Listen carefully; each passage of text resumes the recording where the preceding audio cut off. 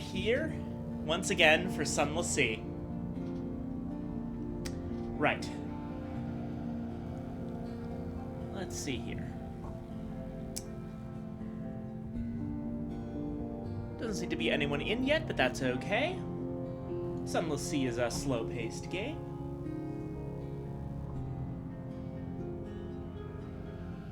Let's go ahead and continue.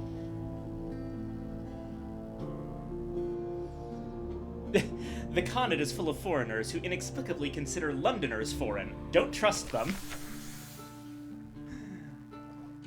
Right, so... at this point, I think that we probably could finish the game anytime we wanted. There's like a couple more things to do. We still have some things to bring over to the impolite investigator over at Hideaway. But the majority of the stuff that we need for the immortality ambition, we have.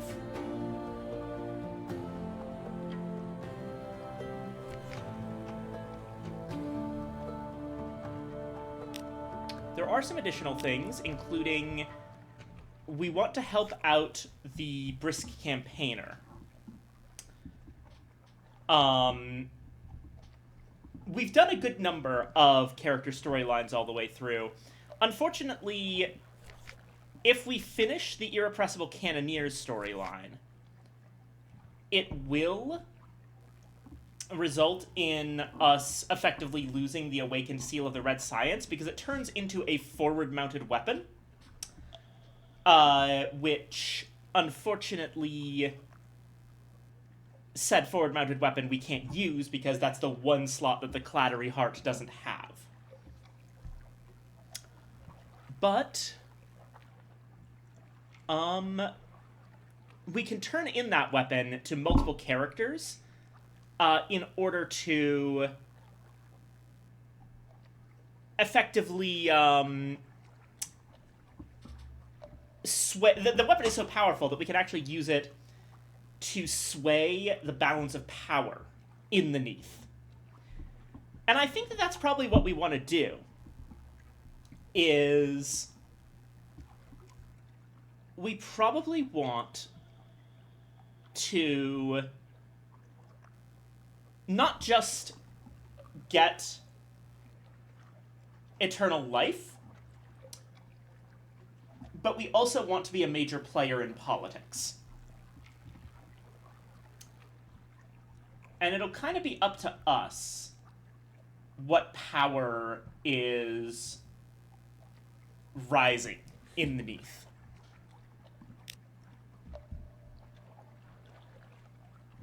But for the time being,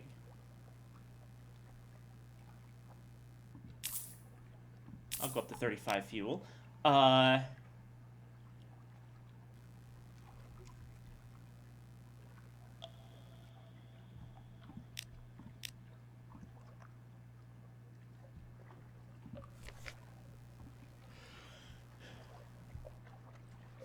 There.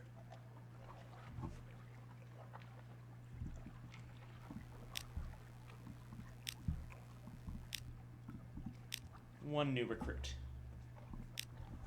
There we go. Let's cast off. So, this time, we're going to be making our way pretty quickly to Hideaway. What else can we do along the way there? Ah! Meowdy base! Welcome in. Okay. If we're going to Hideaway,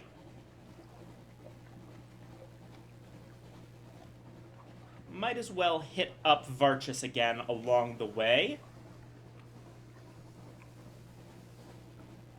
And probably Eigel as well. So we're going to make our way towards Adam's Way.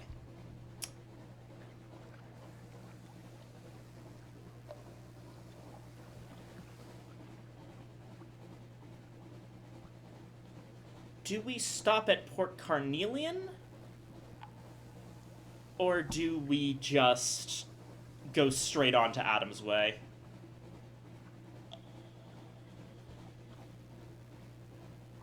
Well, we don't really have a need for anything at Port Carnelian, right? Wait.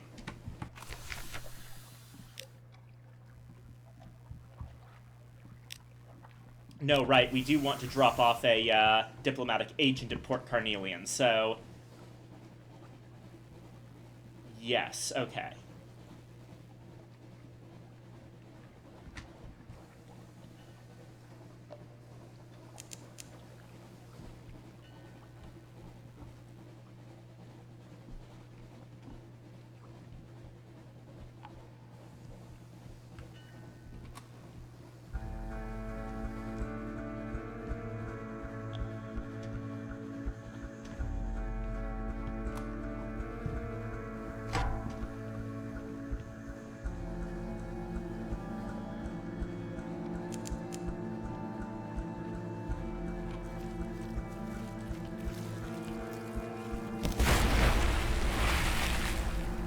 Dissect for knowledge. And yeah, you know what? Let's go under. This'll be fun. Now that we can actually survive down here easily.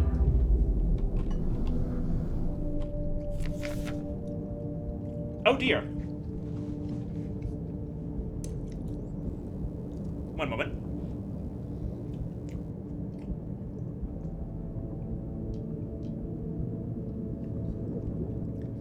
The brisk campaigner collapses. I'm protesting this game for falsely promising a cat island. Oh. Yeah, apologies, Copper. Also, Base for Beans, are you immortal yet? No, not yet, but we're getting very, very close. One moment she's lecturing an apologetic sailor on personal hygiene. The next, she's stretched full length on the deck. By the time you reach her, she's regaining consciousness. Ask after her health. She was indisposed. What's wrong? In the Elder Continent, there is a flame that burns souls. My soul caught alight. It only smolders. Souls burn long and slow. But long before it is consumed, it will sizzle my brain and bake my heart. No, it's not dangerous to anyone else, until I die. You should give my body to the sea when that happens. Yes, there is a little danger. I apologize deeply. I should have told you. I have been selfish. But you might have refused my service, and I hope still there are things out here on the Z that will save me. Animescence. What do you need? Her circumstances are desperate. Her deception is easily forgiven. I swear to you that no matter what happens next, I will keep no other secrets from you. She pauses to think. No secrets of my own. I am a doctor yet. You have my deepest thanks. My very deepest. May we adjourn to your cabin to discuss the matter in private? Okay.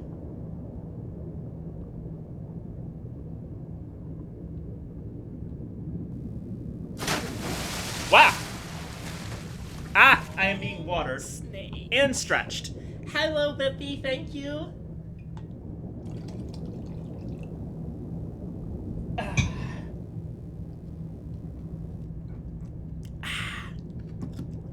Alright, took a drink of water, and... Long snake. Hello. Right, okay. We need a strange catch and a docile Blemigan. Okay.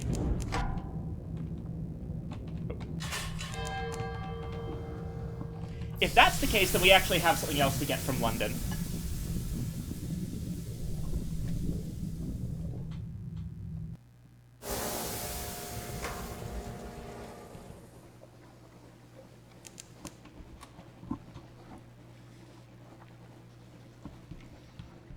But yes, hello, Bentley.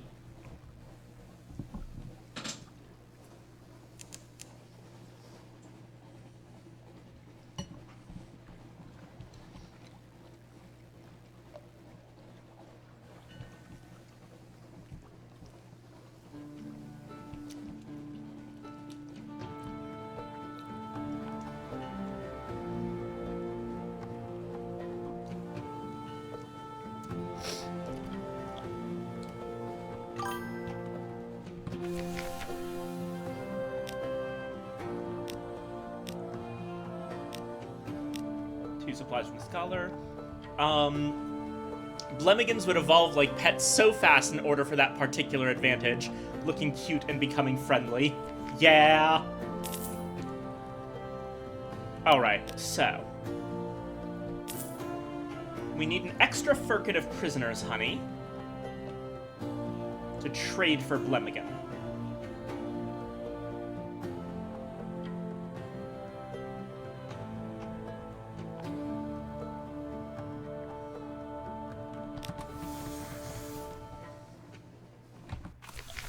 Oh, also, while I'm at it,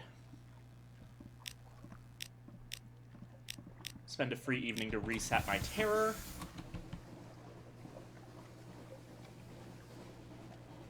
And this actually changes our route somewhat. We want to go on the surface for a bit, in case we find a Gillifleur. They'd have so much eyebrows. I've never been into speculative biology a day in my life.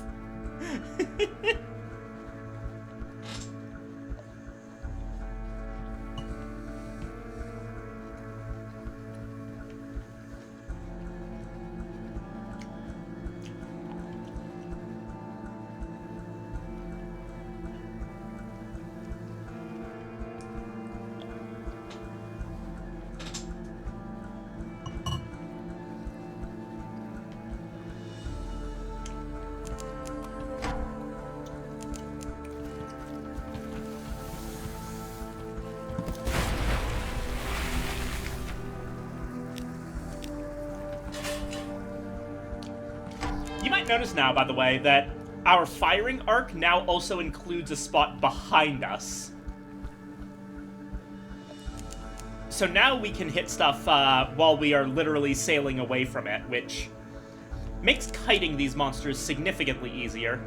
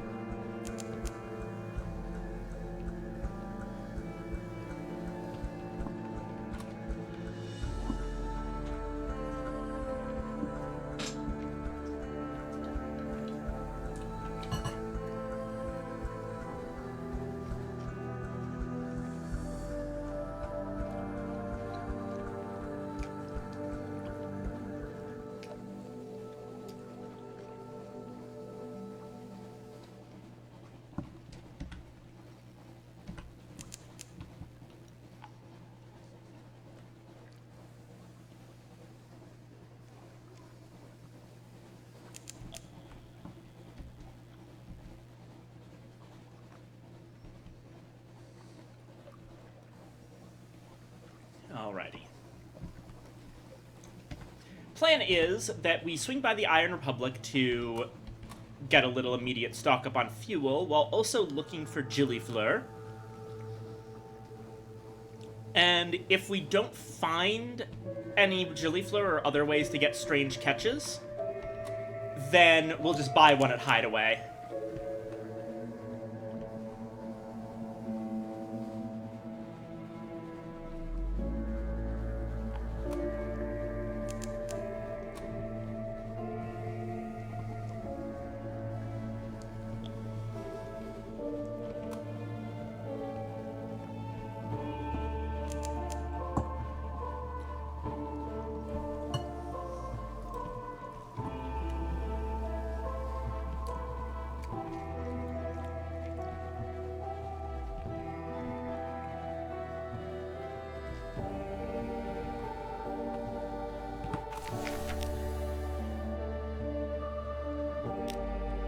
What? Okay. Compile a port report.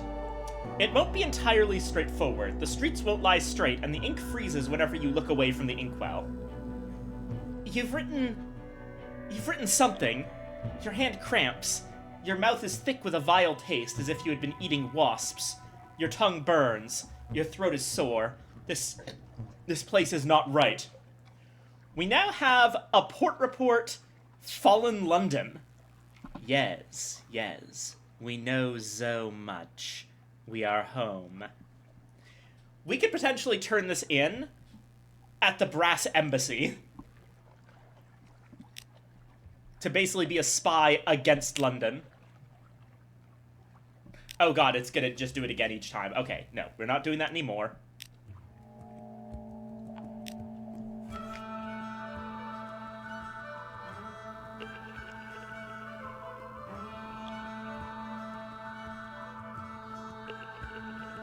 What the fuck? Okay, I guess when you do this, the fuel, the cost has become lamentable relics. That's too expensive.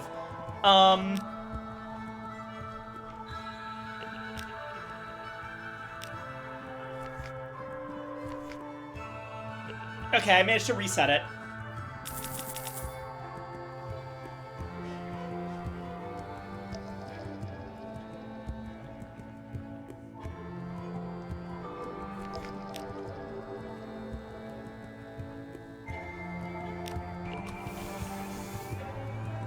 Let's just get out of here. I don't like it here.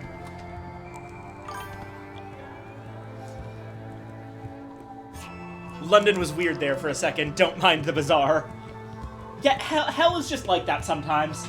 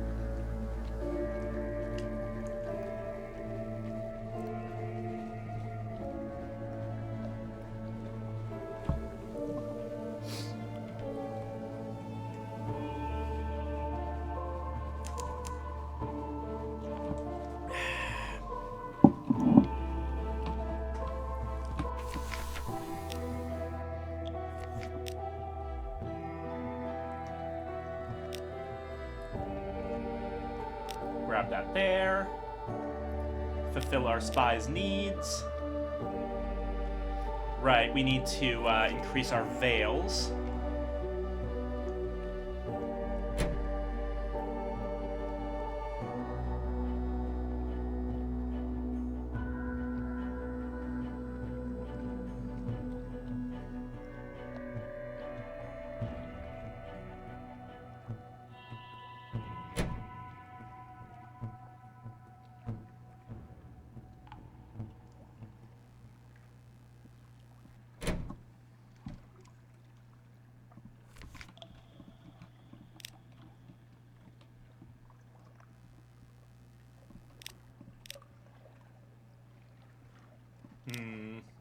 Still not great. And I think that I can't actually spare any more secrets. So I'm just gonna go for it. Damn! Okay.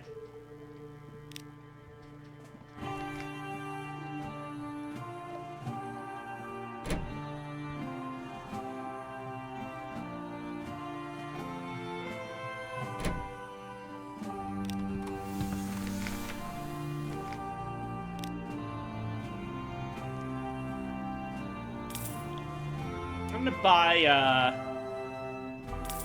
couple things of coffee.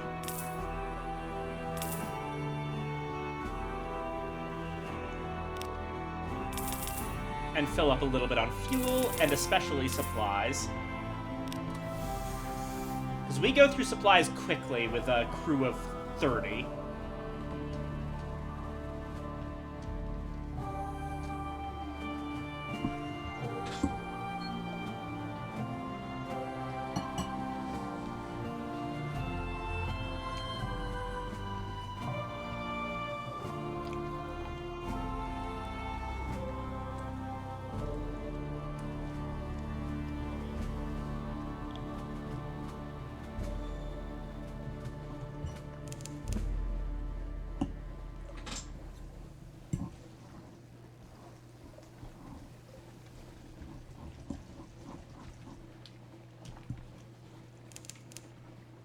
blue profits.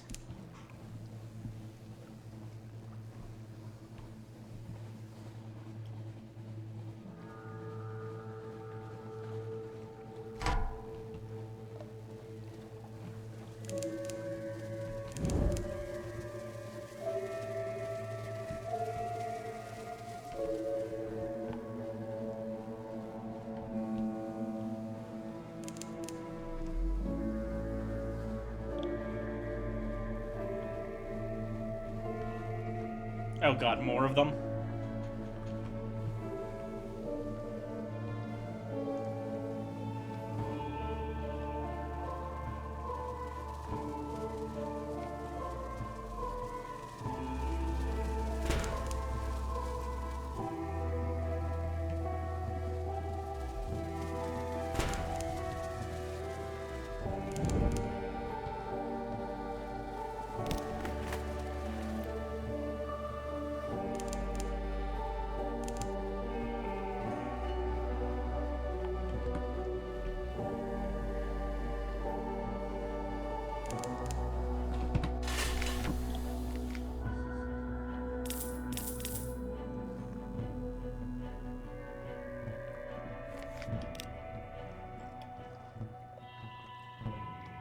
Right, okay.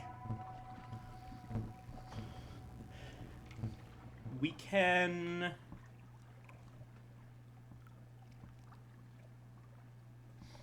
We can use...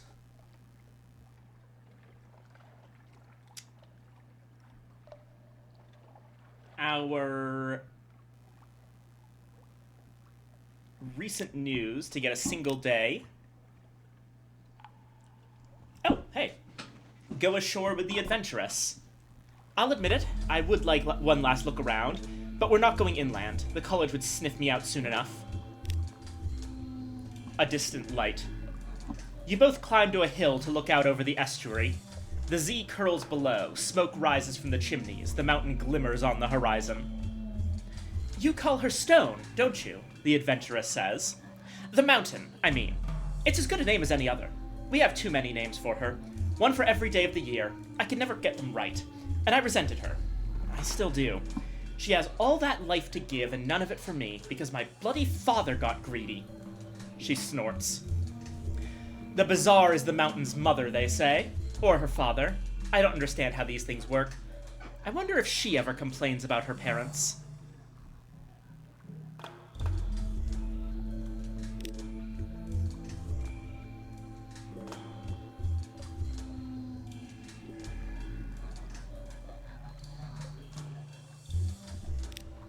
Get the port report.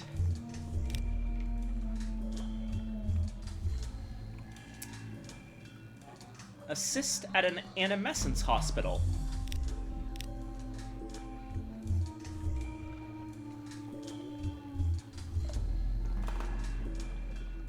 Animescence is a rare disease of the Elder Continent. A slow combustion of the soul, gradually baking the vital organs. Poets suffer worse than most, lovers worst of all. The blistered monks who run the hospital will accept any assistance.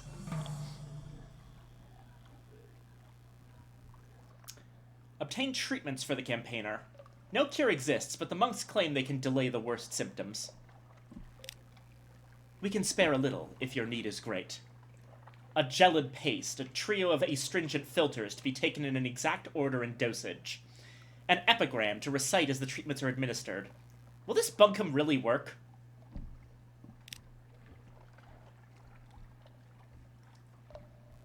Let's see.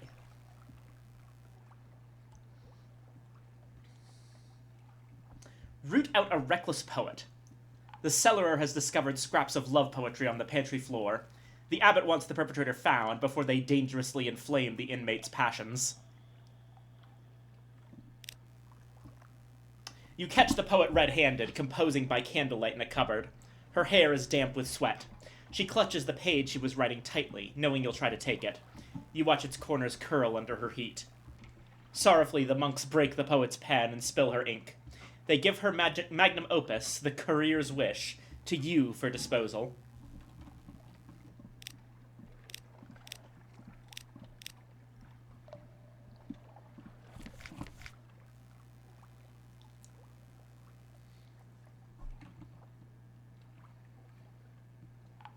right. Okay.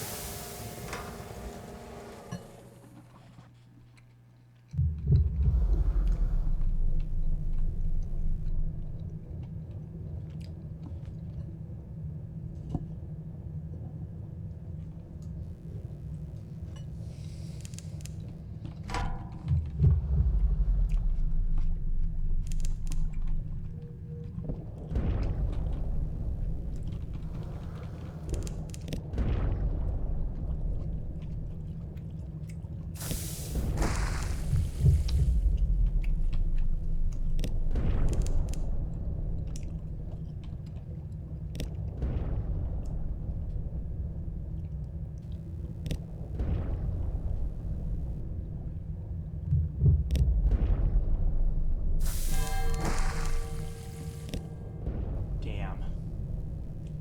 The latte's ranged attack is probably the worst thing about it.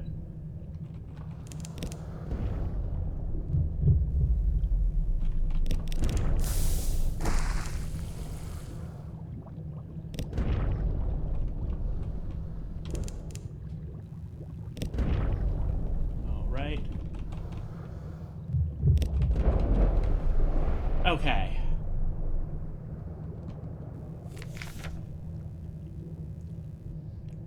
And Gant Pole.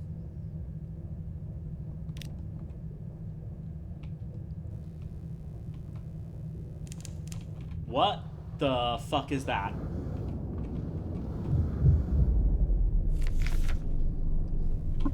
A vast skull, grotesquely elongated, glowers up at you. Its eye sockets gleam with sharp blue light. Its jaw is long and strong as a ship's bow. Look into the skull's eye socket. Violent luminescence shines within. You place your gloved hands to the bone, peering into the socket as if it were a shop window. Behind the light is darkness. Black stone walls rise, 1,000 stone doors, and ancient hunger. In your hands, a knife, coral black. Someone writhes upon the altar. Hooded figures unfold. You draw back from the socket. The light lingers.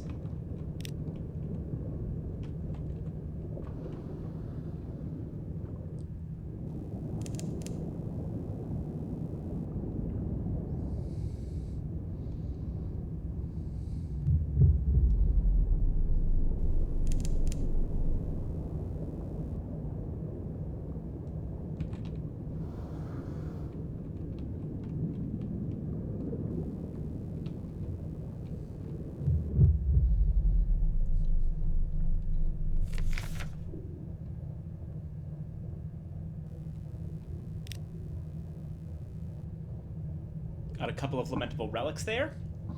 You and your crew don suits and descend to the Z floor. These bones have been badly treated. Most are little more than splintered fragments. Occasionally, a spinal column still cleaves to a skull like a long tail, or a torso remains intact. You gather up what you can. Back in the Zub, you throw a shroud over the sorry remains.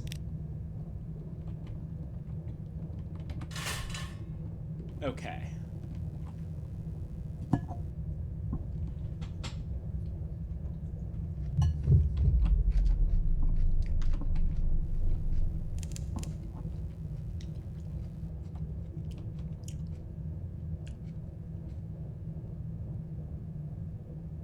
We're actually a little bit low on oxygen, but I think we can make it to Igel, which will refill it.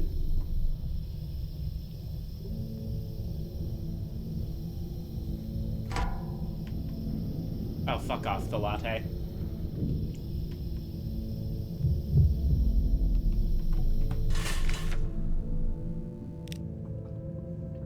Right.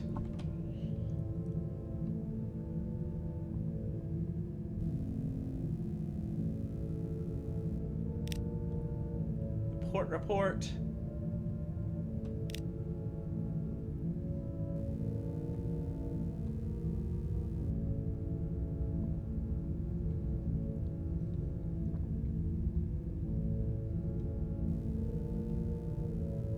Help sort needles. There are so many in different sizes and shapes and colors. Long ones here, short ones there. Some are iridescent, some deep black. The first mate remembers each of them. When it was grown, how long ago, what regret it captures. Consume 10 needles of Fortis. A person may embrace a cactus and survive. At this intensity, there is no sorting one regret from another. They pierce your skin and blend into you. Misunderstandings, injustices, accidents, betrayals, sudden death, and lingering death, and the consuming fear of death that eats up happiness in advance. When there is nothing left of my skin but the spines of Igel, then I will be allowed to rest, says the first mate. Until then, if I cannot alleviate these sorrows, I must at least bear witness.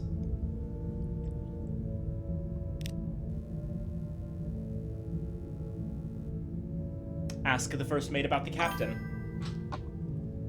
Like the SpongeBob pirate. Are ya winning, Sneck? Well, we're chatting up, an old man filled with regret, and we appear to be friends with him enough to ask him difficult questions now, so I think that's winning. Ask the first mate about the captain. Ask in our hearing, and we too will answer. You are not so indifferent to his suffering after all. The first mate scrubs wet eyes, trying to compose themselves. Finally, the captain was hurt when the kettle went aground. We kept him from the brink of death. The captain is still capable of laughter. It seems every time I return to him, his wound has reopened. The spines in the first mate's flesh are a lance in the captain as well. If there were anything I could do, the first mate would give up anything for the captain, except us.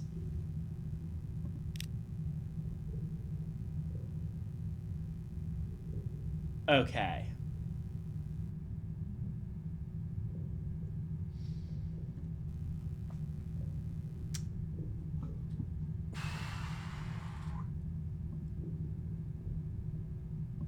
Lot going on here.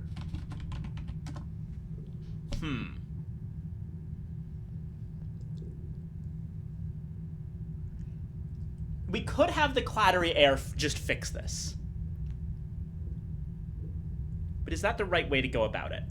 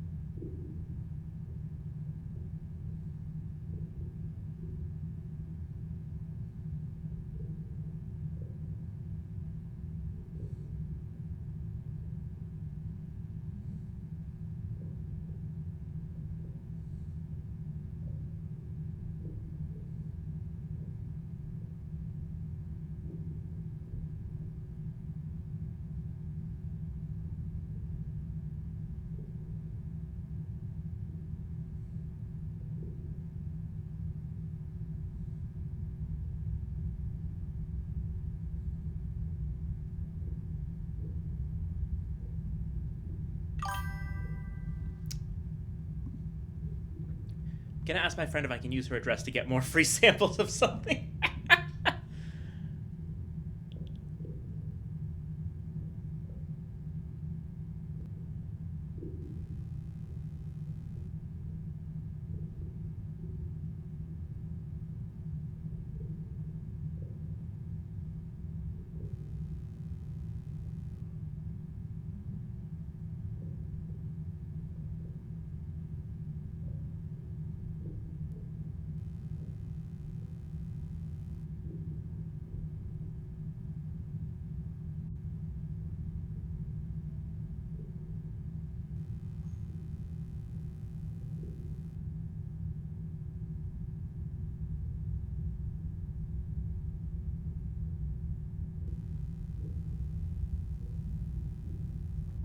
Okay, yeah.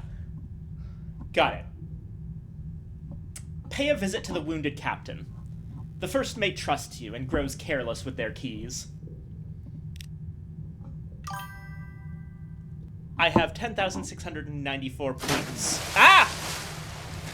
Oh, snake. Waters you, oceans you. Thank you, Holly. Alright, I've got my water.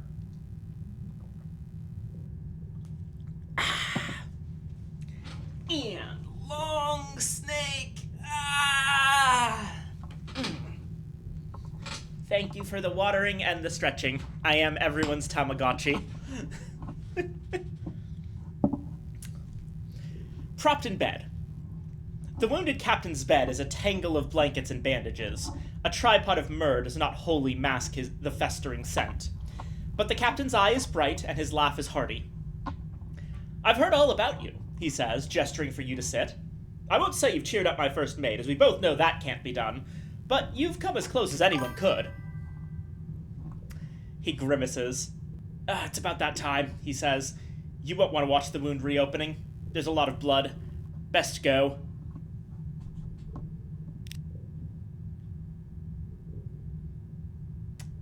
Right, okay. This is the best Tamagotchi game I've ever played. Okay, so, as it turns out, having the clattery air just kind of lets us cheat here.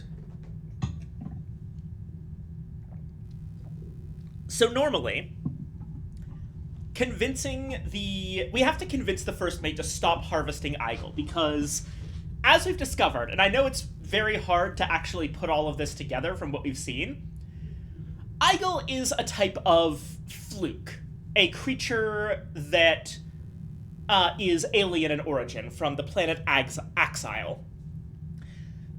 And this one has grown to such a massive size because of the fact that they grow off of regret. And they can absorb other people's regrets. The first mate has been taking on this role after the Fortis Kettle, once a ship, kind of ran into the thing. He's been harvesting regrets.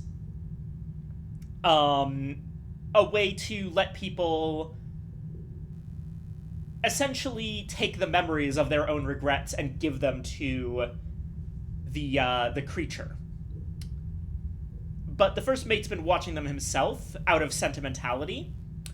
But the problem is that the wounded captain, every single time the first mate goes to harvest, the wounded captain's wound reopens. There's some sort of connection between them.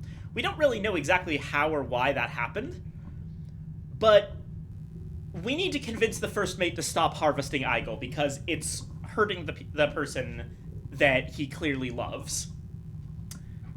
Now, normally this would be a hearts challenge, and there would be either way he stops harvesting Eigel, but it's approximately a 50-50 on whether the captain survives or not. However, we can actually skip to the survival version just by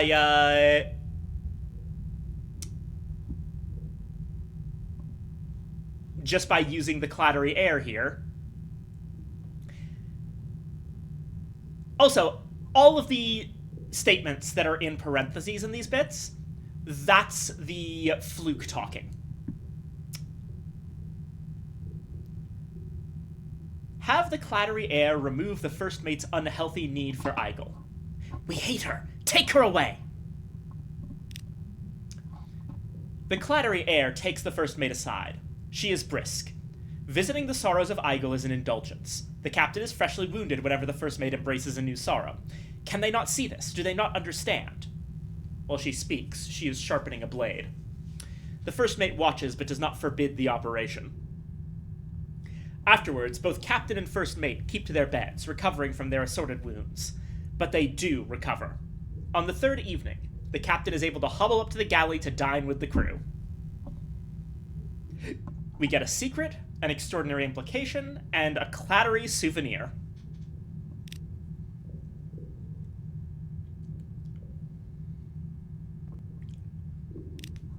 And we would be able to dine with them, but we actually need another, one of those things.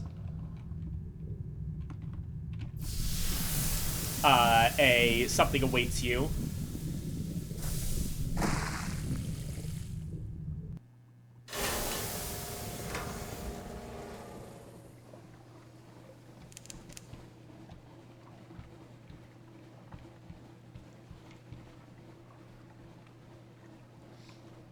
So we'll probably... Yeah, we'll drop by Eigel again on our way back.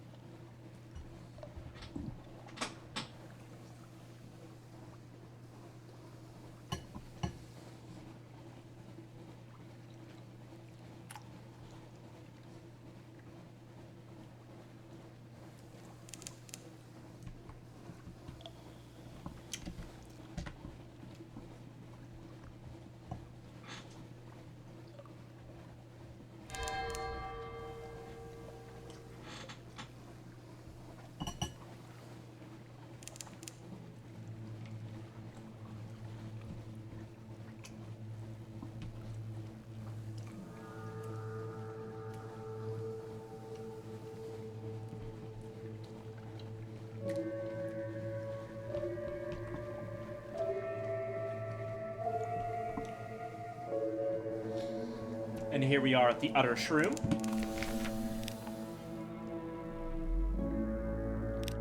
We trade honey for supplies and Blemigan.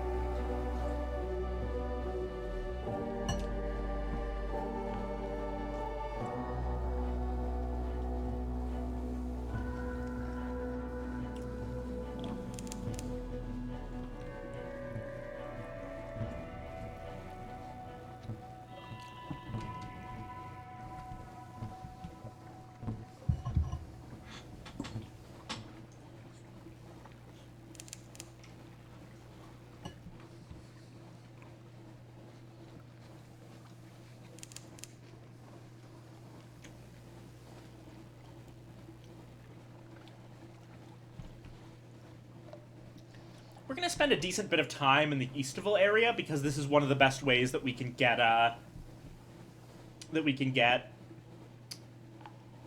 supplies out here.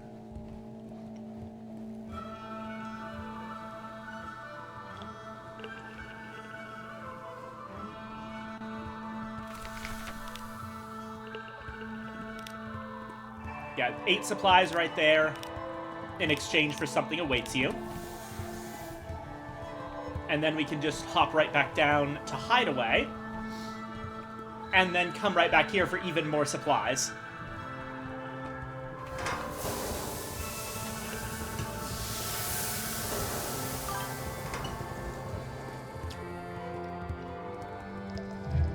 Excited for Anna to have some whack channel points rewards. I'm waiting around the corner with points like Tom from Tom and Jerry and the poor snake is Jerry. Oh, hold on a second. Yeah, I genuinely don't know what I would really do for, like, point rewards for a lot of stuff. Like, I know that point rewards are a big fun thing to do, but I'm not sure what would even be, like, a thing that would be fun. I'll give it a shot. I wish to torment the snack.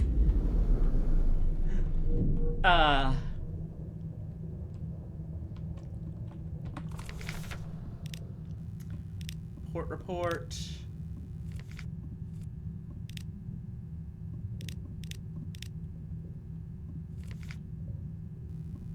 Strange catch. Right.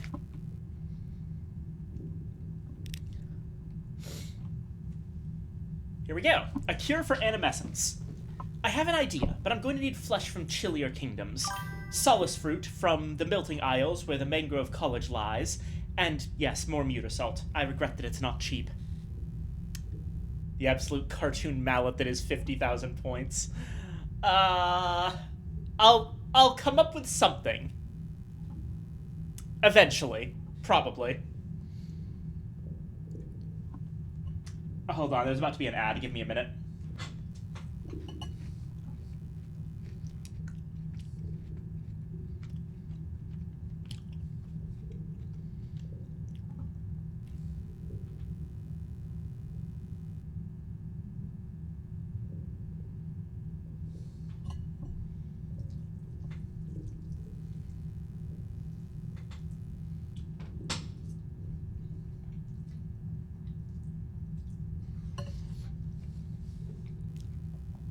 I never know exactly when the ads are going to fire. Huh. Now everything looks fine. Oh well. She returns from her workroom, eyes downcast. No, my blood still runs too hot. It will increase day by day. But I wonder if this matter of blood is the key. Oh, hold on. That might be really good.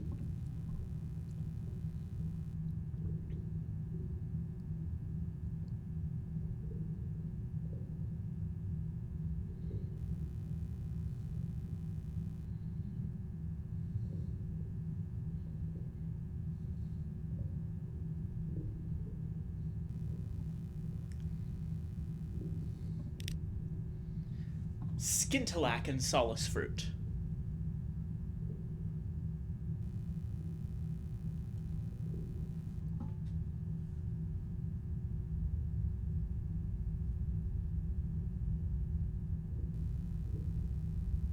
Yes, okay. This is actually really good, because, this actually skips a step. There was a 50% chance that we would need to give a bunch of Drowning Pearls and Zoop, as well as more Muttersalt, but we actually skipped a step, and we're able to go straight to the point where we need Skintillac. Now, there's an 80% chance that Skintillac will do it, and then about a 20% chance that we need to go to the final step, which is the single most difficult step.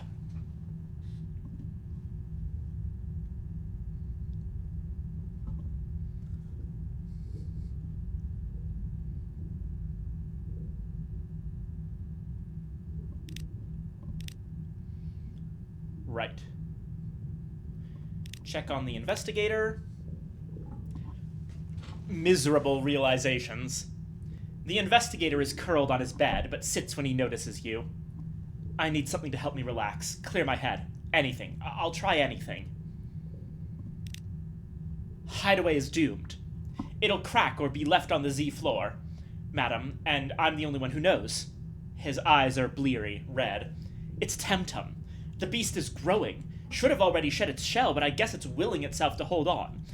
It can't beat biology, though, can it? It's going to outgrow Hideaway, soon. He drags himself from the bed. Everyone here needs to know. They need to leave. I'll compile my notes, and then we must tell them. Please, madam, they won't listen to me. They dislike me. But if you said something...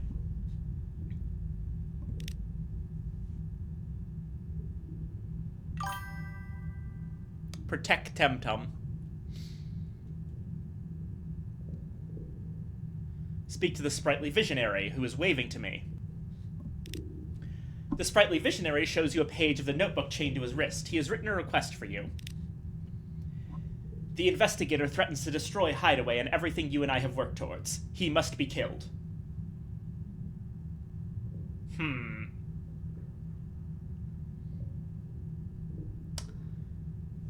This is complicated because we do actually want to side with the sprightly visionary here, but I don't know if it's necessary to kill him. Let me check exactly how Hideaway works.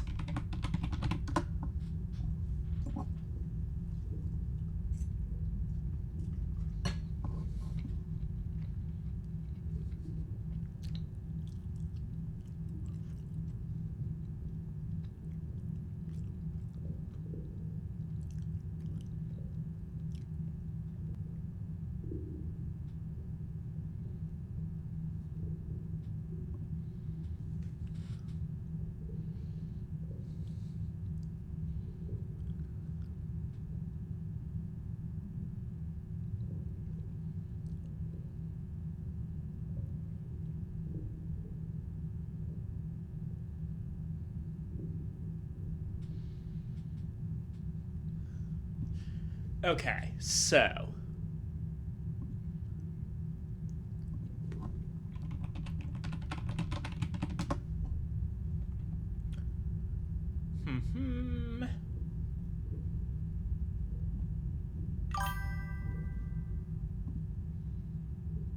Grok, put Temtem in a bikini. Okay, no, we're not doing that.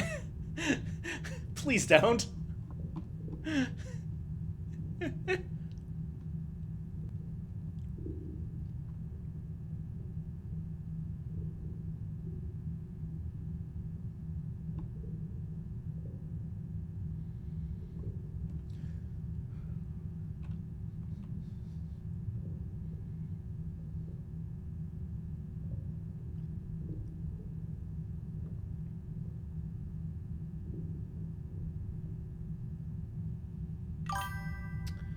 Okay, Sprightly Visionary's ambition has to be 50 or higher, which means...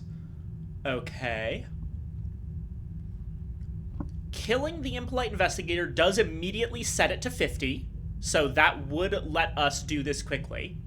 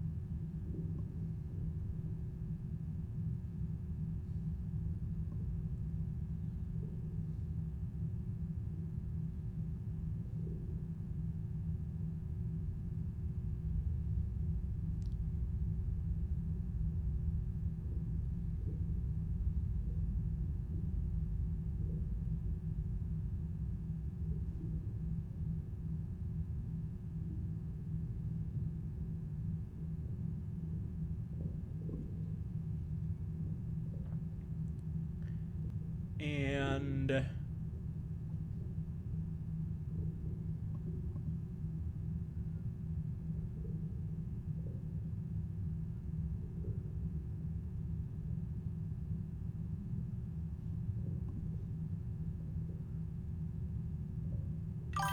Okay.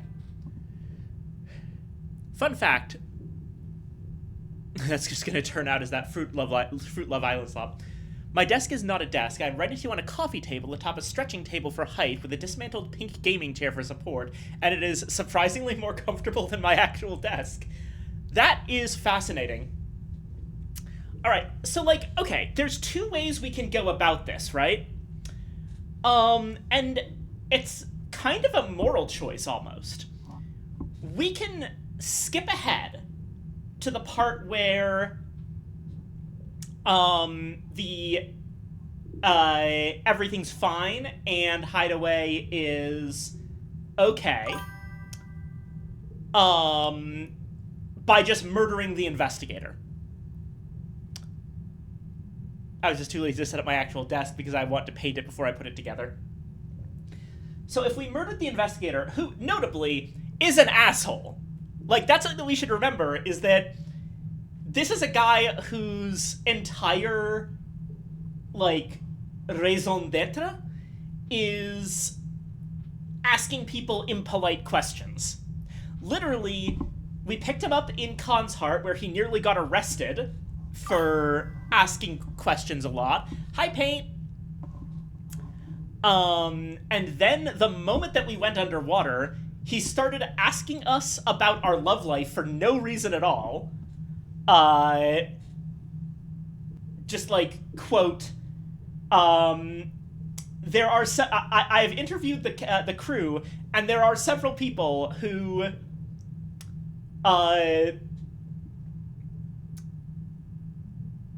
admit to finding you attractive.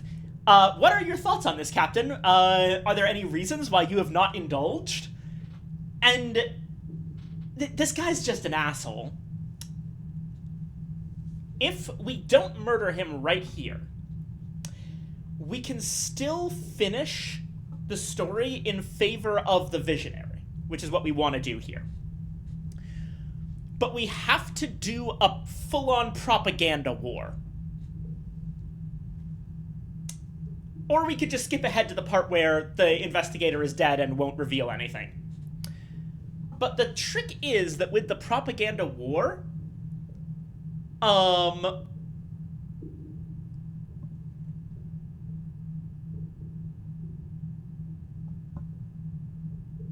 it...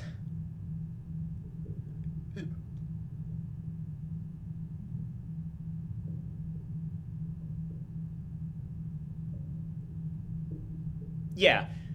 What ends up happening is that people learn that, yes, Hideaway is probably, like, not going to last forever, but you can convince them that it's better this way anyway, like, that they don't need to flee it. And the thing is, ultimately, our goal is to use Temtum and Hideaway in order to breach the walls of Nida.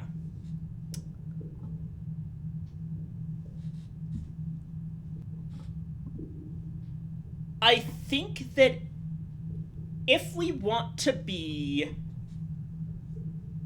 If there's another way to do this, and don't get me wrong, this is going to be tricky, because, or more accurately, it's going to take a lot of resources.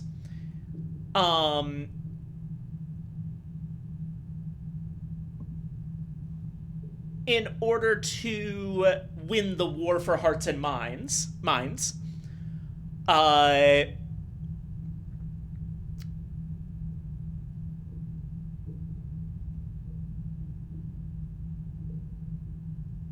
we would need to...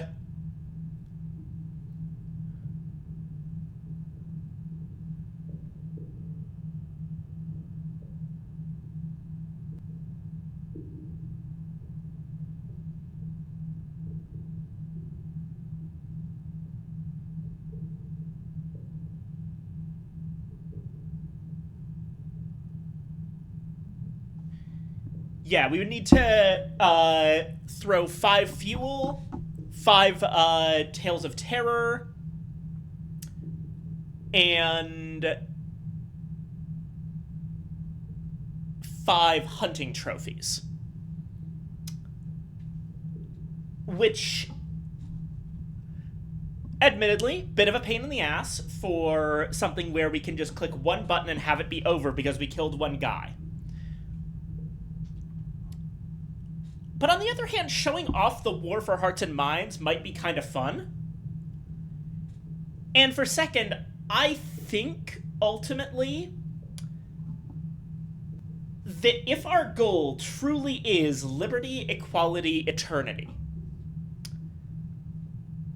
obviously there are people that we're going to have to kill. I'm not completely naive. But I don't think that it should be our first go-to option.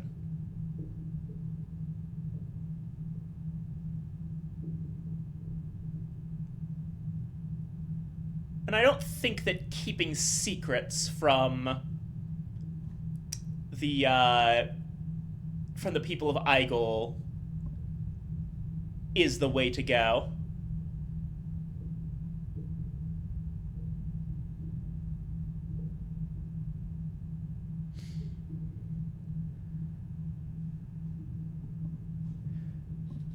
So yeah, I think it's time for a war for hearts and minds. Politely decline. The ancient man can't kill the investigator, and he can't trust anyone else in Hideaway to aid him. If you refuse to commit this murder, the investigator will be safe. The bow of refusal. The right hand is placed over the heart. The fingers of the left hide the bottom lip. The head is tilted forwards. You perform this impeccably. Eric's smile is entrenched. He takes your hands and kisses both, the only acceptable response to a refusal. It indicates that it is happily accepted, that the receiver completely understands. He nearly crushes your fingers, but this does not change the meaning of his gesture.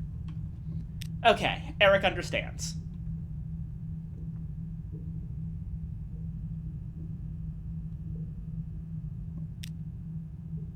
We're gonna need a lot more fuel.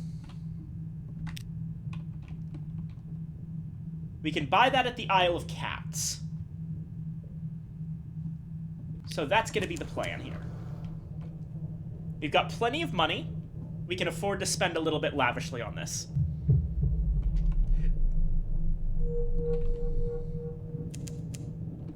Oh, god damn it.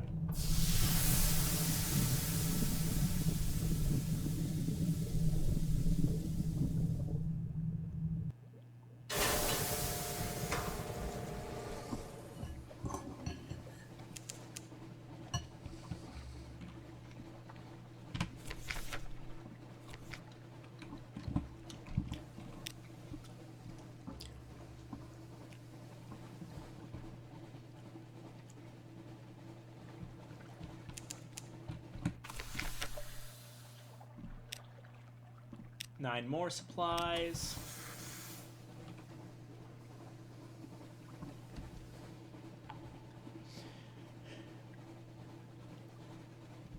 So the biggest issue is going to be hunting trophies. I should have killed that Behe mustache.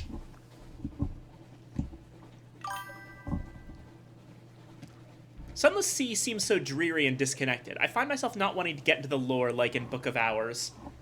That's a fair criticism. I like the dreariness. I think that there's a nice atmosphere here. And I think it doesn't help that one of the major lore sources is the Fallen London browser game.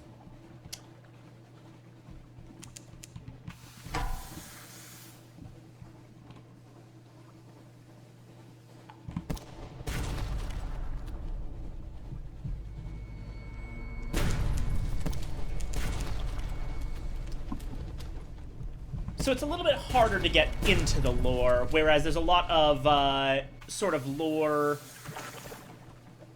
almost, what's the word?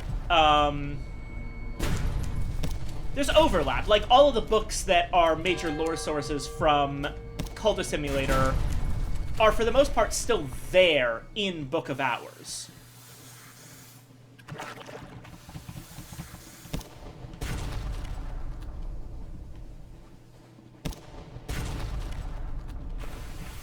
That said, I am sorry that you're not connecting with it as much. It's a little bit saddening to hear because this is one of my all-time favorite games.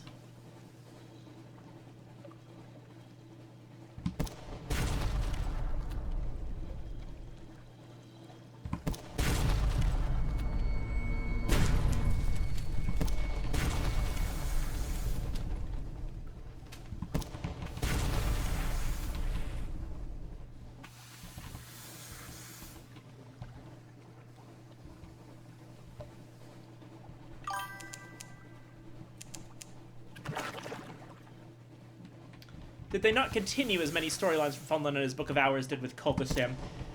So the thing about Fallen London to Sunless Sea is that continuing storylines is a bit of a complicated topic, right? These are not first off, there's no... And this is admittedly also true of Book of Hours. These are not, like, one timeline. They're... So Sunless Sea and Fallen London happen simultaneously to each other. They are happening in exactly the same time period, but following different characters in different places. The main character in Fallen London doesn't usually go out on sea. You can in Fallen London. You actually can be at least partially a Z captain. But it's not at all done in the same way, and you have a very limited number of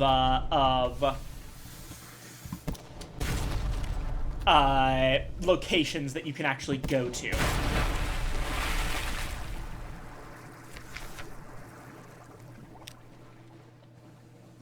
Oh, that one doesn't have hunting trophies. Oh, well. But,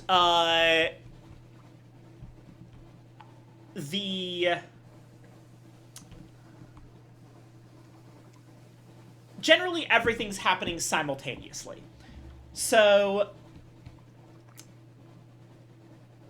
the thing is that nothing that you do in Sunless Sea is implied to have definitely happened in Fallen London, or vice versa.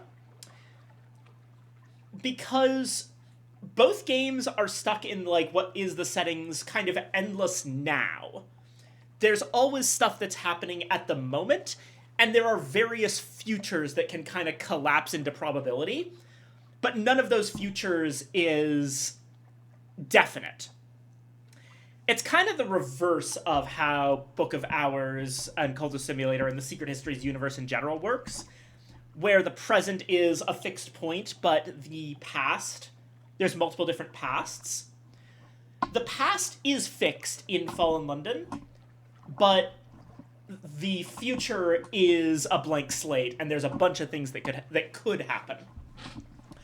Stuff like, so Sunless Skies, for the record, is one of those possible futures.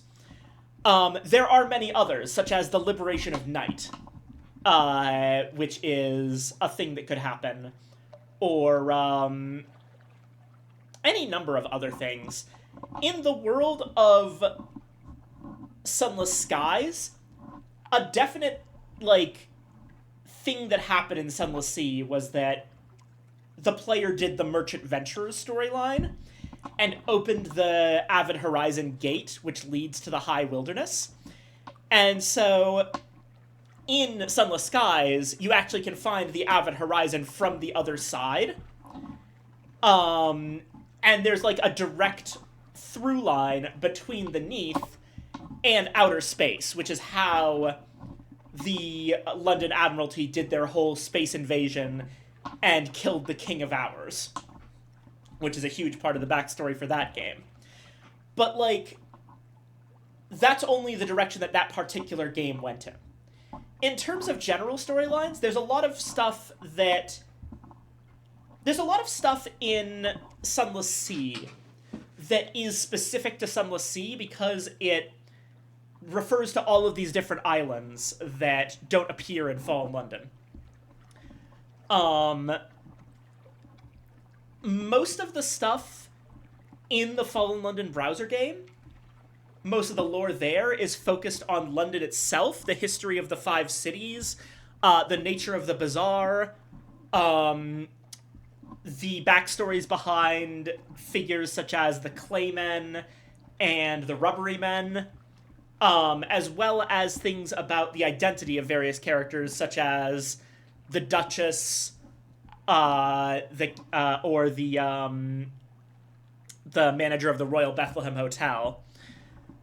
There's a lot of stuff that's very specific to London, and Sunless Sea kind of assumes that you already probably know most of that stuff, or it's unimportant to you. Sunless Sea never mentions the Duchess, even though the Duchess is a major character in Fallen London, because the Duchess just isn't relevant to what you're doing in Sunless Sea. There's just, like, hints and bits and pieces in all sorts of places. I think that part of it is that all of the different things that exist in Sunless Sea and the Fallen London universe, they're all kind of disconnected from each other as well. And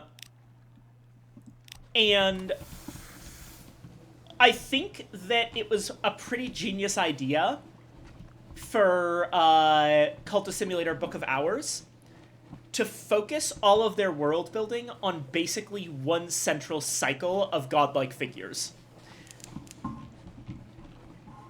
There's the hours, and then there's the aspects of the hours in Cultist Simulator. And all of that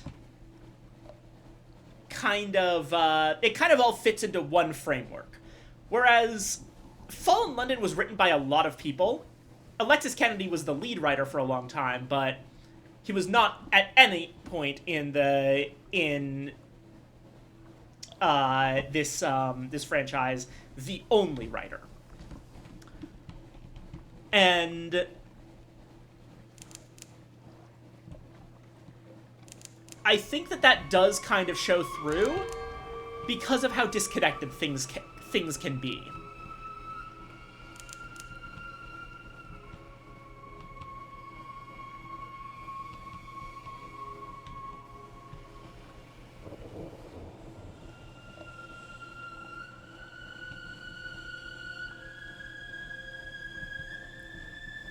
Apologies for rambling for a while about that. I just, it's a complicated question.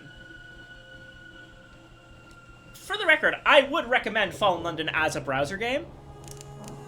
It just doesn't... I'm not doing it on stream because it doesn't make a particularly great streaming game.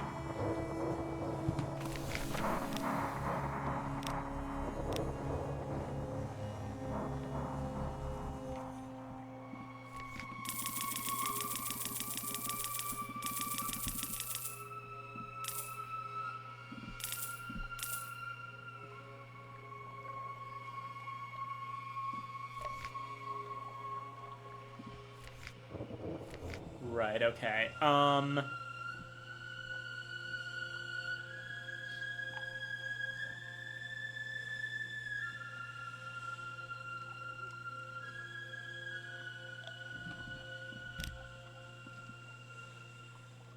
could get things started over in Eastival, but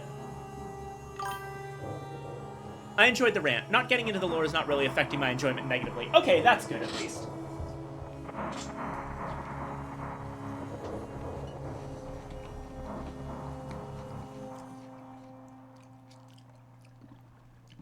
I'd say it's an excuse to make you rant. I'd say one thing to understand about the lore, right, is that think of it almost like the frayed ends of a rope. You've got all these different areas in the game that seem to have their own things going on, but if you know the connecting factors between them, you can start putting them together. Like, for example, the big giant, like, fluke in Igel that I mentioned, the giant, like, sea urchin thing that's there, is the same kind of being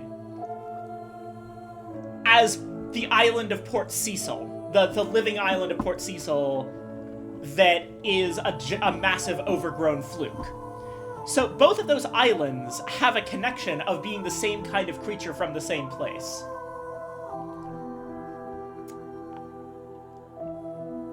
And you can kind of trace that back, along with, like, the story involved with the Pulse of the Principal storyline of the Nacreus Outcast.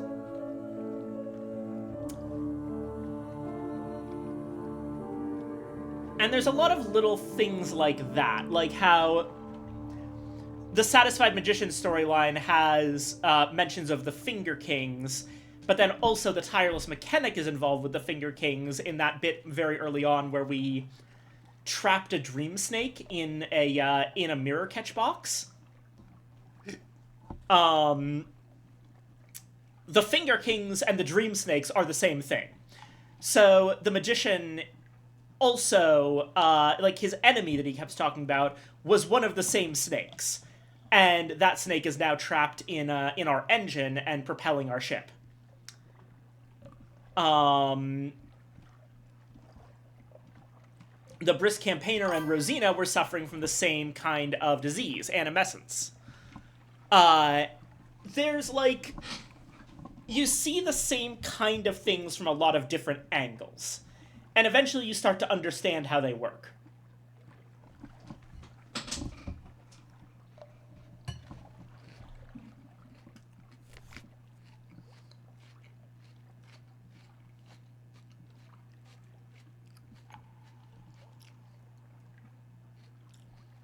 Alright,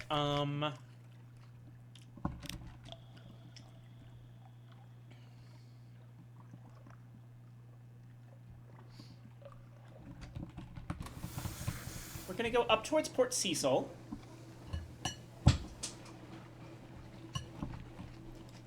And make an attempt to...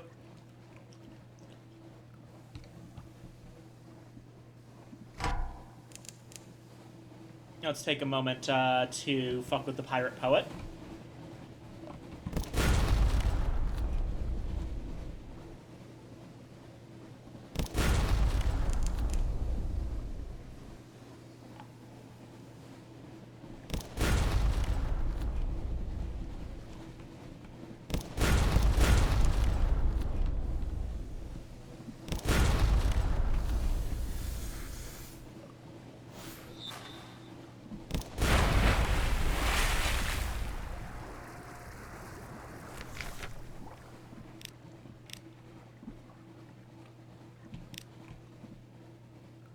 Oh, Crate of Human Souls. But yeah, we're gonna go up there and attempt to, That's the horn.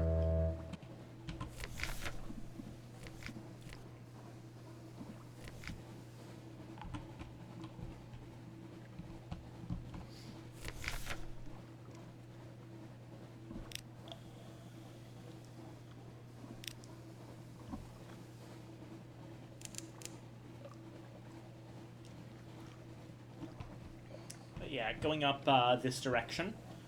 We're gonna see if we can get 7 empty spaces.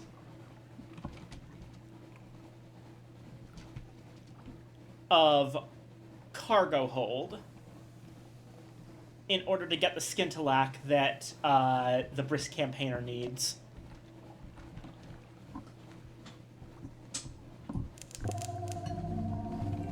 Oh.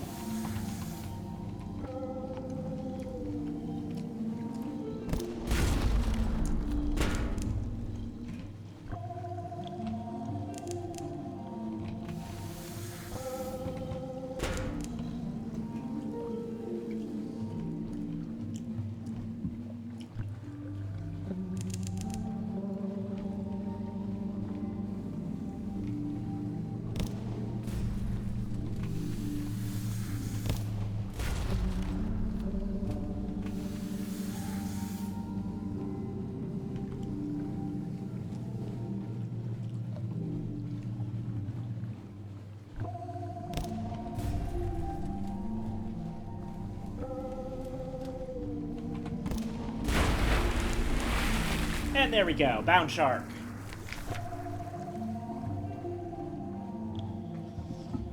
Alright, which one of these gives me the hunting trophy?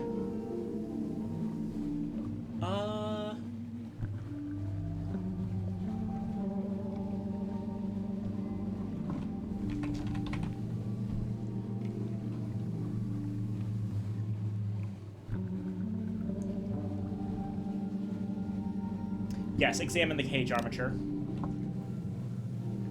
Right, 30 fragments, a hunting trophy. We repaired our hull a bit.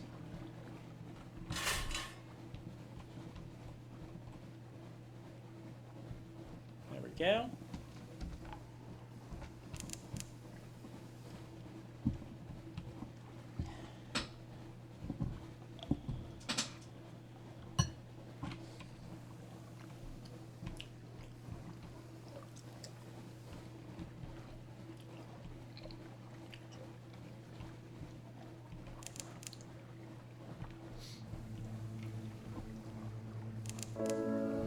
Aha! And an albino moray. Perfect.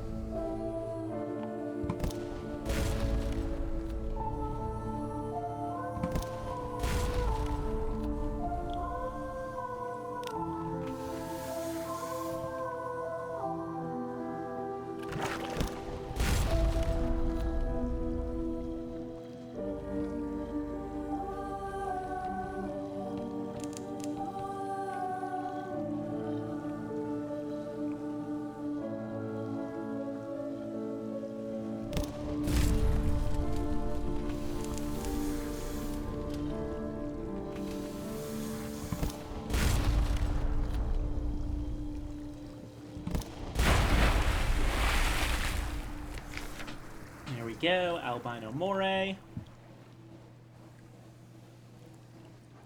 That's, okay.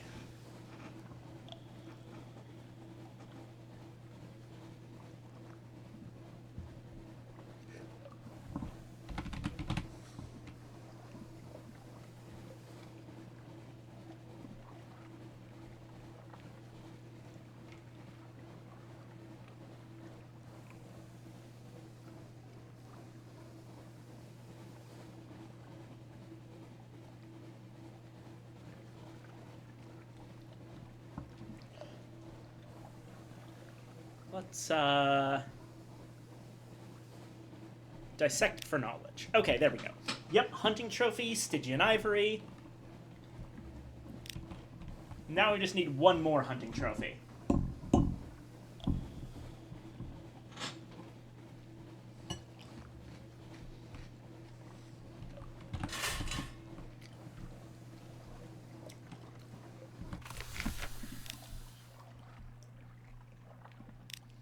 Gather intelligence. Extra move. Okay. Definitely give a fluke core at this point. We definitely need that. This whole thing, as a big thing, there's a big chess theming going on here, which is very specific, but this is another case where the principal storyline, aside from giving us more information about how flukes grow, gives us some information on stuff like the Great Chain of Being. The Great Chain is... Yeah, the Great Chain of Being is rigid, but the Shapelings know its weak places. This is for I have sent my emissary. He knows this is one of his. Thank you. I will be much less, and I will sleep forever. So the Great Chain of Being is a concept that's very central to the Fallen London universe. Basically, everything has a place in this chain of how powerful things are and what authority things have over others. So, like, I've mentioned before how the stars, the judgments, are, their light is literally, like, the laws of physics in this universe. It determines what is allowed to exist. And each star's domain is its own little private kingdom where it gets to shape things how they want. The judgments are at the very top of the Great Chain. The flukes are fairly high up, and the goal of the Principles of Coral is to go down the chain. They're trying to become less than they are because they're tired of living and thinking. They literally want to become a thoughtless sea anemone, basically. Or a thoughtless sea urchin, I mean. And that's kind of what it's talking about here. It's speaking in riddles, but it's mainly just talking about wanting to stop thinking. Oh, my cousin, my enemy. I was of their kind before I began my descent. Now you see me as I am, but I would be so much less. I would dissolve on the waves like old foam. Help me end. Kill my emissary, but not until we are ready. So this is one of the 7 that was quarreling. Oh, is that one of the 7 that was quarreling? Yeah, actually that might be similar. I'm not 100% about Lytton, but I think he might also be technically descending the chain in how the Coral is claiming him. That may also be a Drowny thing, though. And that mainly just has to do with how death is a little bit weird here. I do think that the Fathom King is at least related to Flukes. We know from other parts of the game that the Fathom King has a wife, and that's yet another one of these fluke creatures. And the Fathom King isn't a guy. He's like some kind of massive coral creature that just has like a guy on the top of one of his limbs that he uses to communicate with people. And he's apparently the king of all of those who die at sea. So, who knows what he's up to? Okay, getting into the lore now. Good. I admit, I've mostly been just presenting the lore, but I can start explaining things in more detail at this point.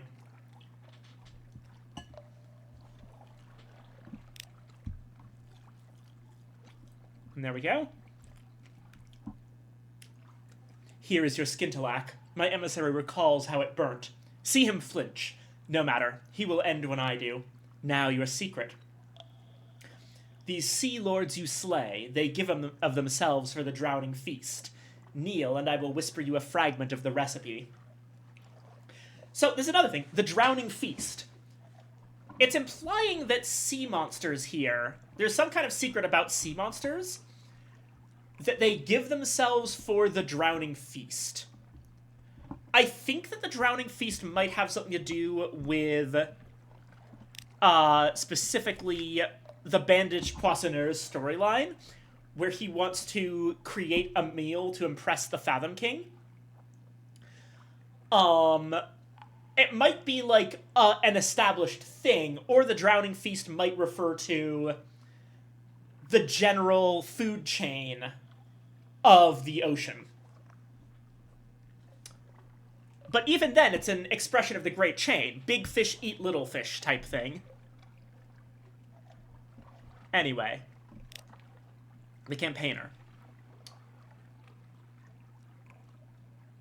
I have a theory about the properties of fluid light and their procession through the highways of the heart. A night, a day, and a night pass, and she returns to her cabin, fists clenched, lips tight. Nothing. It is not even 1B time. But if my soul is irretrievably contaminated, then perhaps... I have one more idea. I am uncomfortable with this matter of Z-gods, but I cannot afford discomfort. Can you help me find this last thing? It is rare, I know. Luckily, we got it beforehand.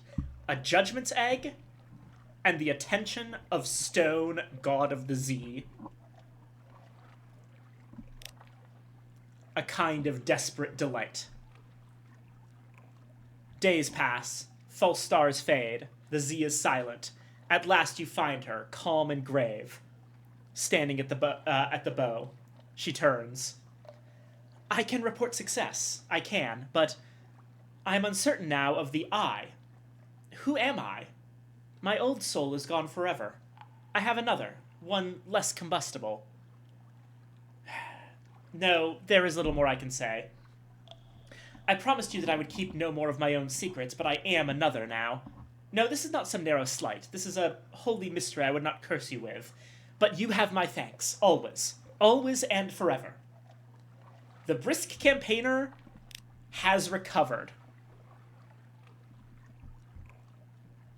And now we just need 1 cask of mushroom wine later.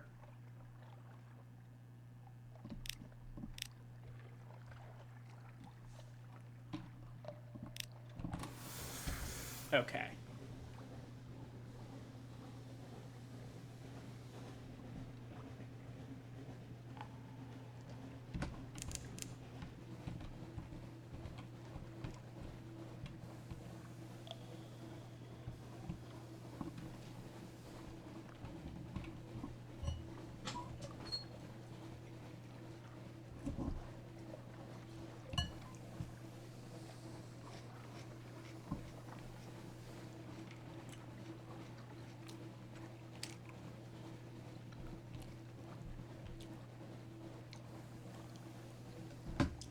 You can actually see if you look closely along the seabed here.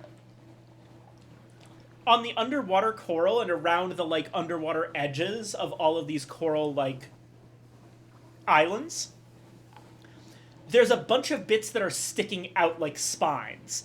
And that's the hint that, the principles of coral used to be a fluke.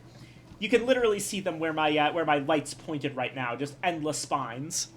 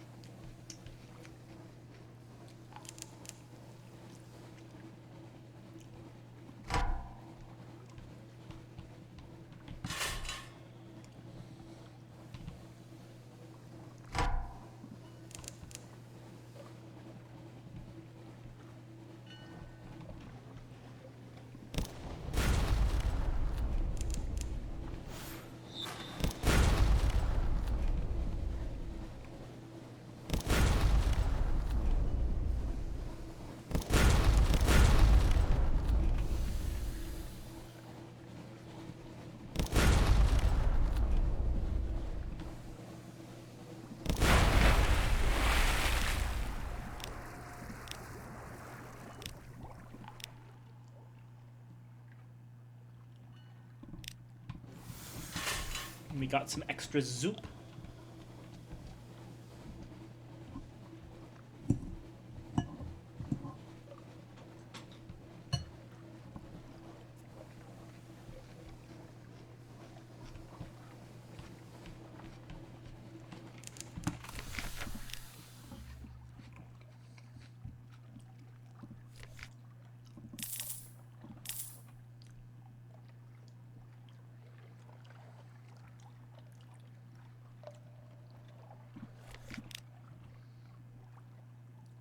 Oh, I also do need to take care of something else, which is, I'm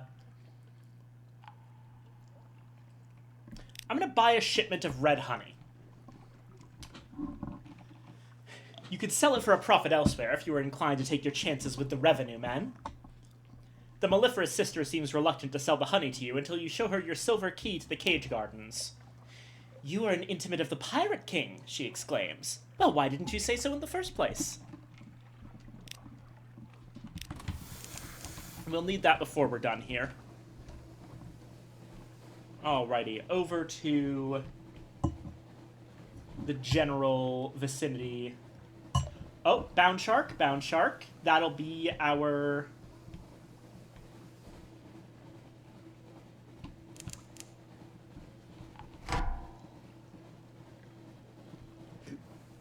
Oh, it's a particularly tormented bound shark, too.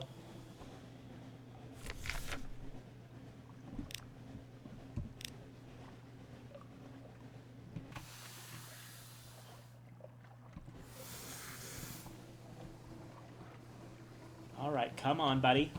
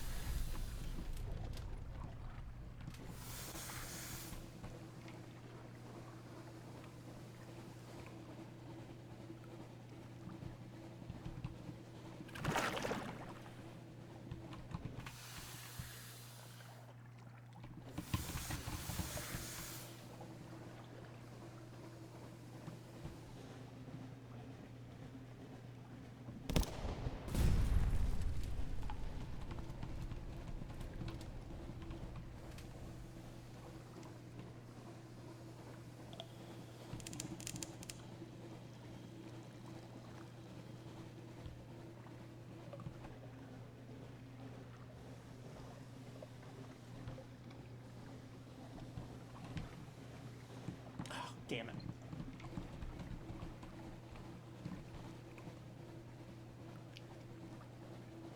Come on.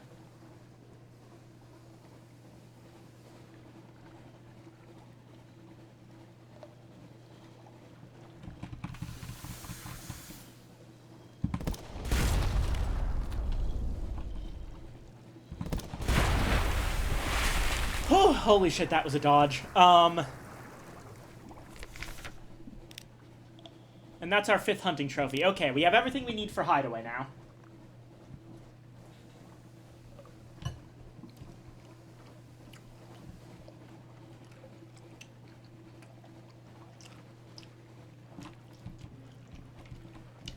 Though I would prefer...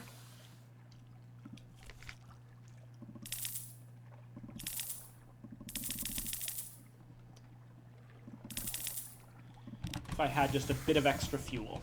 Okay, there we go. Now we go straight for Eastival.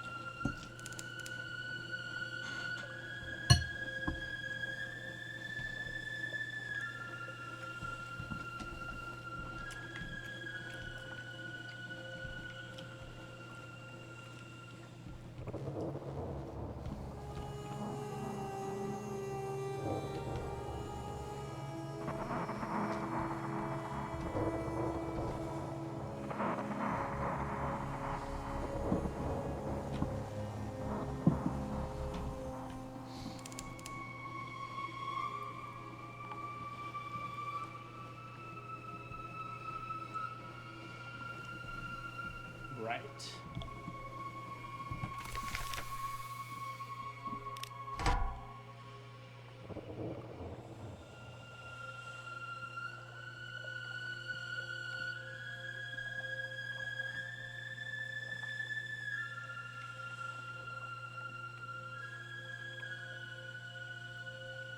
Ah, damn.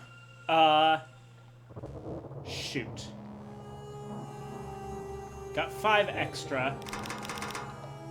Much as I hate to do it, I'm gonna dump the supplies.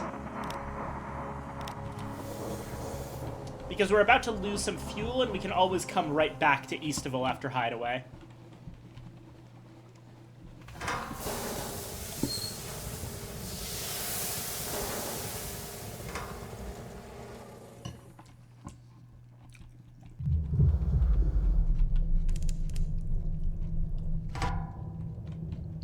God damn it. I'm so sick of Thalates.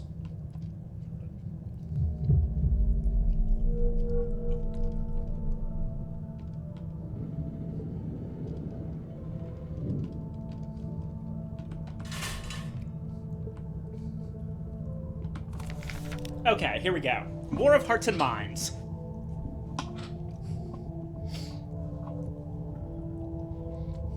The impolite investigator will hold his own festival soon. He plans on revealing the doomed nature of Hideaway then, using an informative pyrotechnic display. On the night of the festival, you join the dwellers of Hideaway around a large wooden model of Temtum placed in the festival square. Some people exchange shrugs, others twiddle their thumbs politely. Eventually, the impolite investigator appears on a balcony overlooking the square. He shouts a hello. The dwellers wince, but maintain their customary smiles. "Hideaway," he shouts, "is doomed. This is a biological fact. Temtem has already begun to outgrow his shell. Our home. Everyone needs to evacuate before..." He gives you a nod. You set the model ablaze, and it begins to crack apart and fall to ruin. The dwellers scream. The sprightly visionary turns his back on the spectacle and walks away. He taps a few cavemen on the shoulder. They follow him. The rest of the people of Hideaway stands idly, watching the wooden city crack and burn. Alrighty. Hideaway deciding the future of Hideaway quality is now 130. The dwellers don't want to acknowledge the truth. A battle for hearts and minds. The silent reel. You've heard a rumor from your crew. The investigator and his followers will break the silence of the silent reel. They will sing songs about the doomed city. The sprightly visionary has collected a group of people willing to act against the investigator. Join them. The visionary's maps of the city are pinned to the wall behind him. Instead of planning the city's electrical grid, they now present lines of battle. The visionary, wearing the tattered patch of a white and gold fish over his heart, details his plan of attack to you and your brigade. Your group surrounds the investigator's band, then attacks. The skins of makeshift drums are kicked in. A violin is shattered against a wall. A trumpeter flees with their rusty instrument, but are cornered in an alley. Once the scuffle is over, the silent reel continues in perfect quiet. The investigator is stopped, at least for tonight. Dwellers are maintaining their belief that all's well. You've heard a rumor from your crew. The visionary has set up a troll around the suggester. Apparently, the investigator is attempting to entreat the suggester to speak the truth of Hideaway.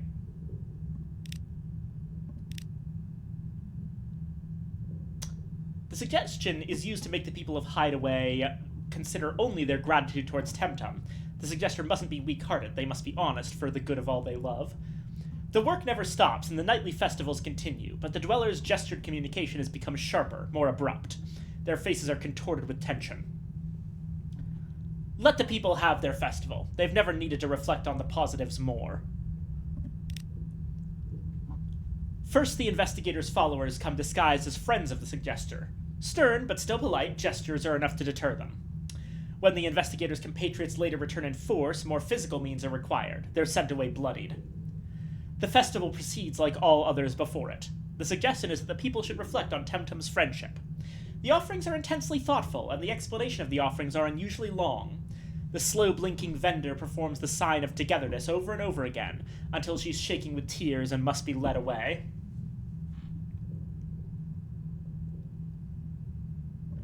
And finally, the rainbowing. Thanks to the efforts of the sprightly visionary, the upcoming Rainbowing Festival will be an unparalleled spectacle of color, unless the investigator can destroy the visionary's kaleidoscopic lights. Guard the sprightly visionary's headquarters. He has arranged to control the city's lights from a central location, ensure no one gets in. Something has given way. Though weapons are banned throughout Hideaway, the teeth and spines you provide ensure the battle is bloody. After being sent away from the alternator, the remnants of the investigators' group converge on a building behind an iron gate. Their bodies are bruised and they are bleeding. It is easy to repel them, and many of the visionaries' forces enjoy the sport of beating their fellow dwellers. It is also a distraction. The investigator is attempting to scale the building.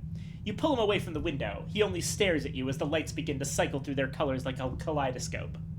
But then there is rumbling, screaming from the festival square.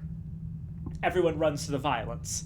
Even the visionary leaves his center and waves you to follow him. Something has given way. The dwellers choose to believe that all's well. All of Hideaway has gathered in the festival square, around tables of gaudily colored food. A hair-thin crack runs across the ground, where one never was before. Join the visionary. He stands on a raised platform at the center of the crowd. He gestures for you to join him. The dwellers of Hideaway have come together around the visionary. Some are shocked enough to have broken into speech, but all fall silent when he raises his hands. He performs the wide-armed toe twirl sign for Hideaway, followed by the clawed hands and sidesteps for Temtem. He describes togetherness, of Temtum and Hideaway, but also of Hideaway and its people. When the visionary rallies the people return to work to maintain their home, the one place they love that loves them, they leave, subdued. Only the investigator remains, pale-faced. You've ensured that Hideaway will be well maintained for Eric.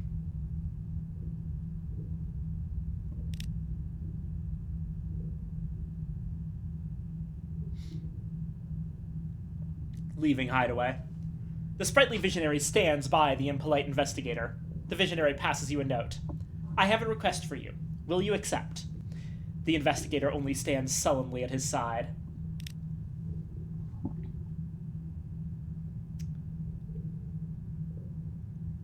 The sprightly visionary presents you a letter.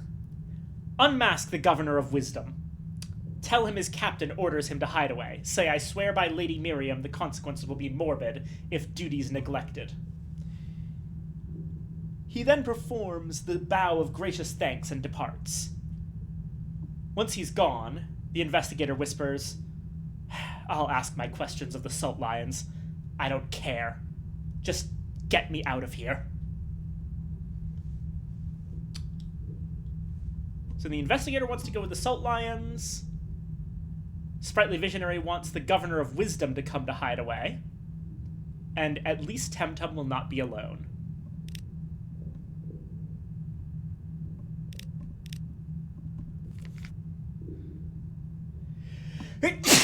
Sorry.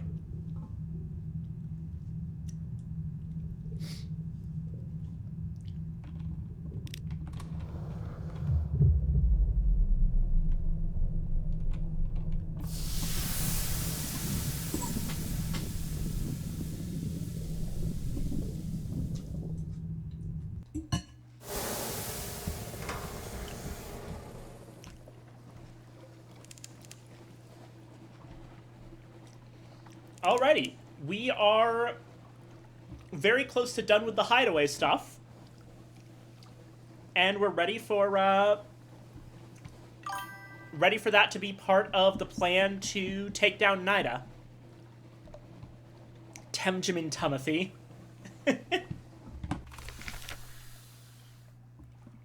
Oh, wait. We don't have something awaits you. Hold on. Oh, hold on.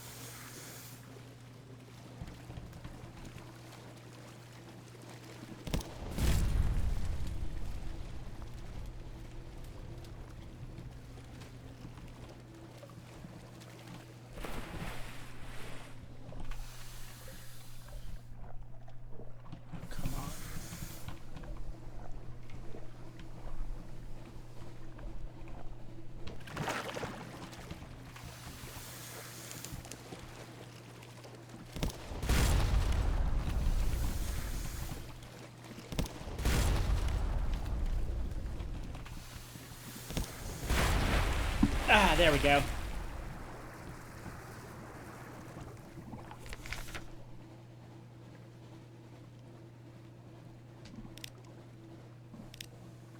Butcher it for supplies. And... oh!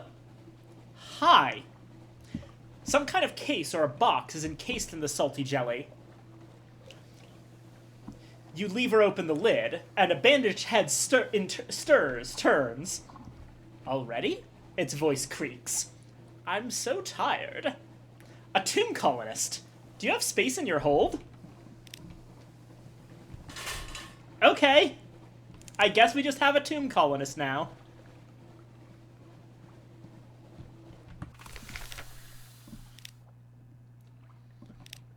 Okay, back up to 21 supplies. You should be golden.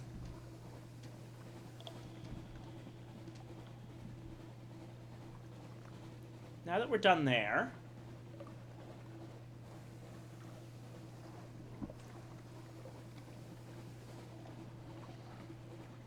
probably... back through Eigel, then up to Wisdom.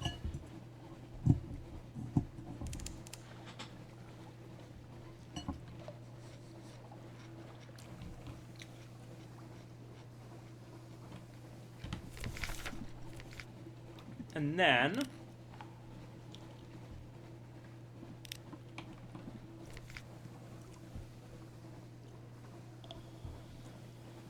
what was it? It was under Journal.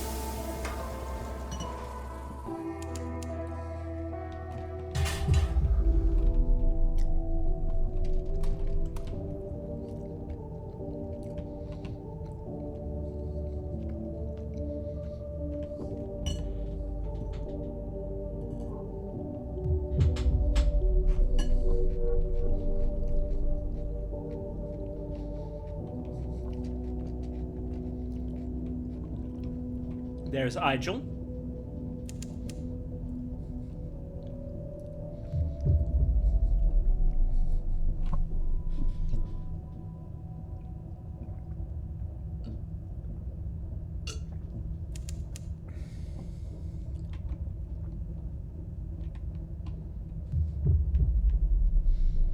Oh dear.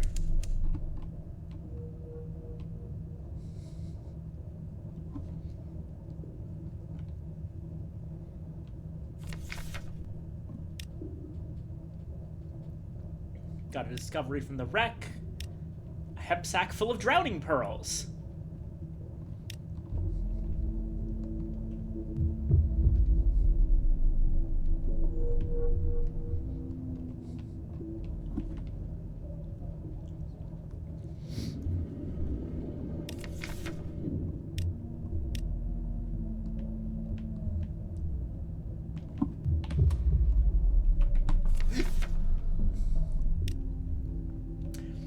Here we go. A honeymoon atmosphere. The kettle is exceptionally cheerful. You are welcome at the Fortis Kettle's table. The first mate and the captain sit side by side, and no one rushes off to change bandages. Now and then a pilgrim comes to visit the face of Eigel, but the first mate does not collect the regret afterward. One day it might be time for us to travel on, says the captain. Now that I'm healed, we'd leave the kettle where it is, of course.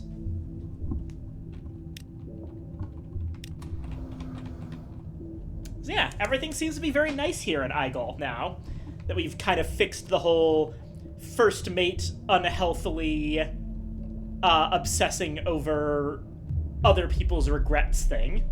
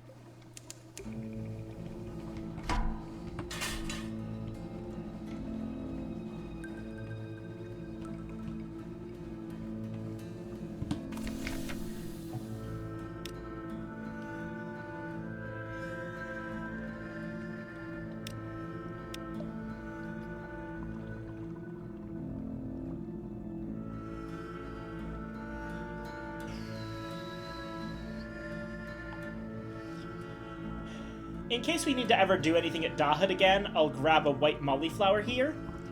It looks like a fish in water and a flower in air. The Drinies recommend owning one if you are going to their cousins at Dahut. Place it in water if it needs reviving. Crush it and bite it when the need arises. It is proof against seeing things that aren't there, which is the only trick they know in Dahut. A sniff and a jealous song go with this observation.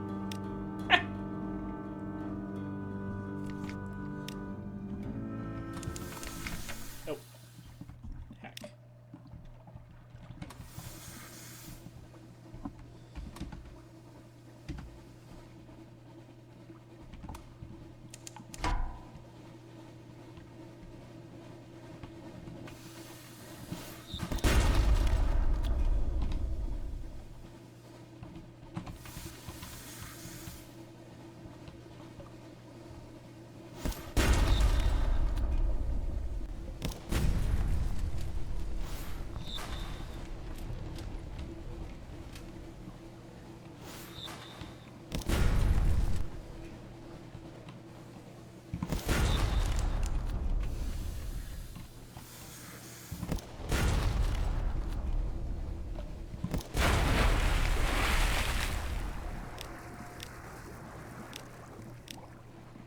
And prisoner's honey.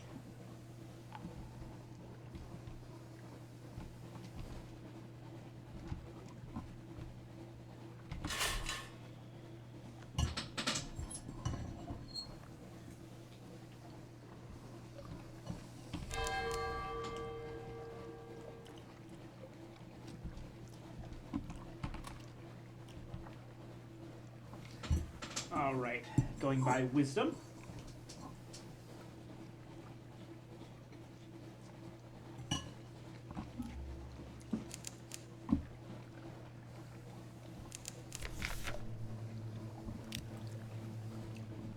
Get a strange catch.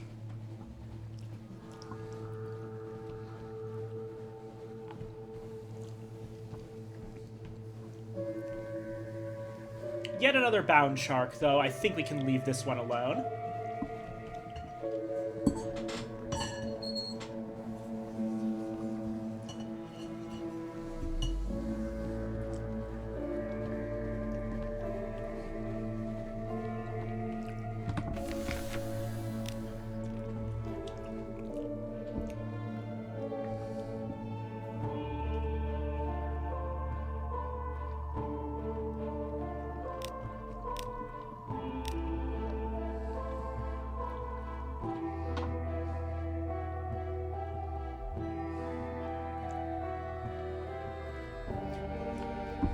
Nutmit built this place as a prison for the Khanate.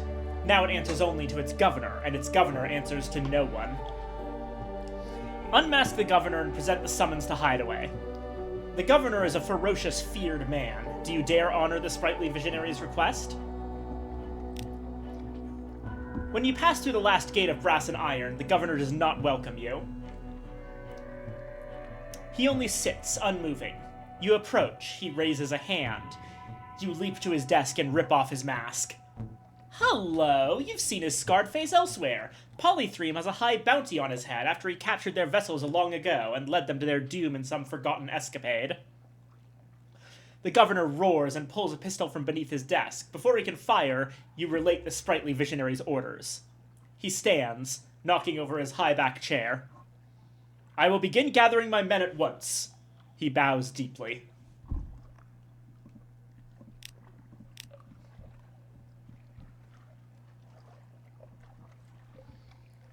Alrighty.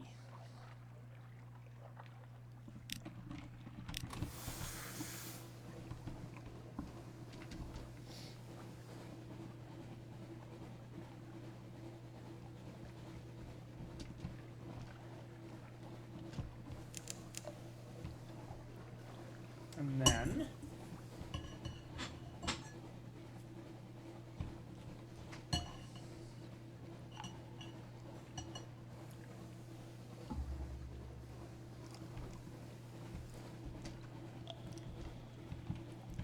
we make course for Station 3.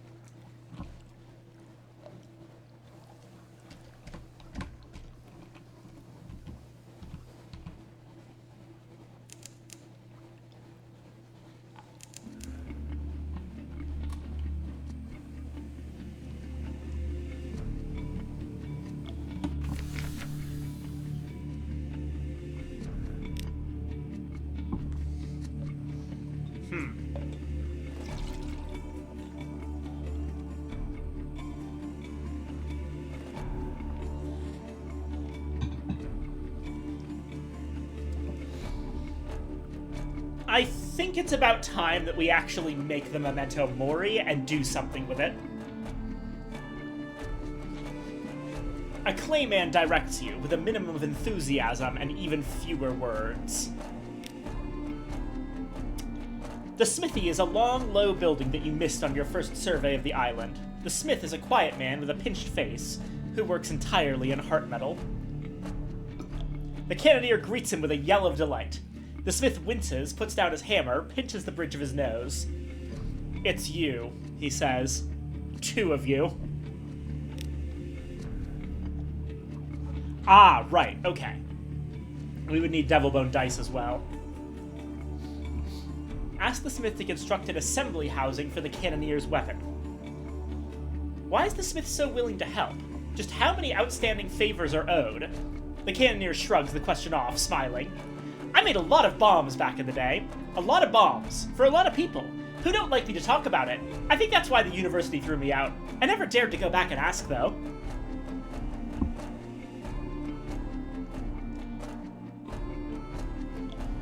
Ask the smith about life on the island. He doubtless has his own perspective. A disinclination to talk. He tells you that folk here keep to themselves. He says he doesn't go up to that building with the steeple, and the acolytes hardly ever come down here. It sounds like a solitary sort of life. He claims he prefers it that way. When he turns back to his work, you see the chain of heart metal links he wears around his neck, and the closed locket that hangs from it.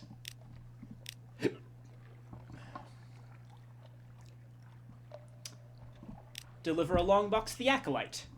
More secrets of the heart. It's difficult to read her expression behind those goggles. Perhaps she's pleased to see you, or perhaps she's only eager to continue her work.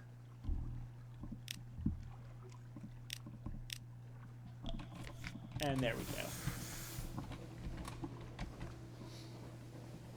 Alrighty.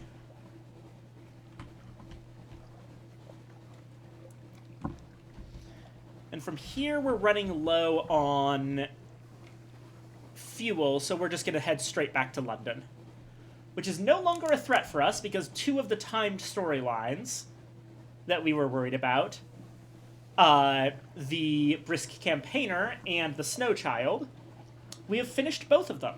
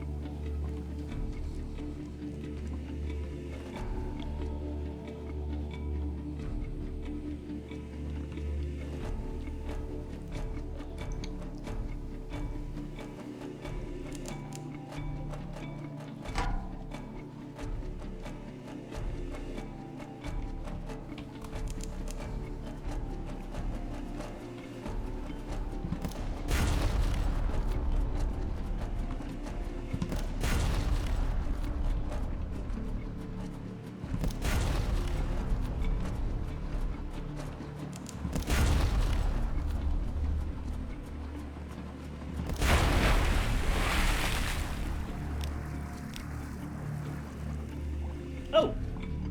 Okay, this new catch of curiosities is a page from a journal. On the day we saw the pillars of Irem, they are not what I expected. Irem is the place one does not expect. That is its nature. You have seen it in your dreams. Yes, you, who found this page long after my death. I knew when I wrote these words that you would read them one day. Irem taught me this, and now Irem's lesson is all that remains of me.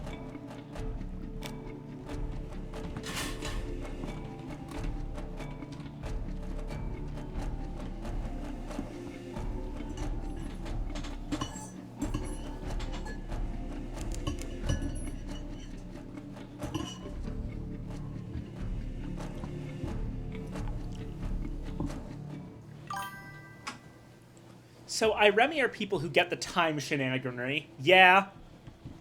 It's because Irem is close to Parabola, which is the realm of dreams and the realm behind the mirrors.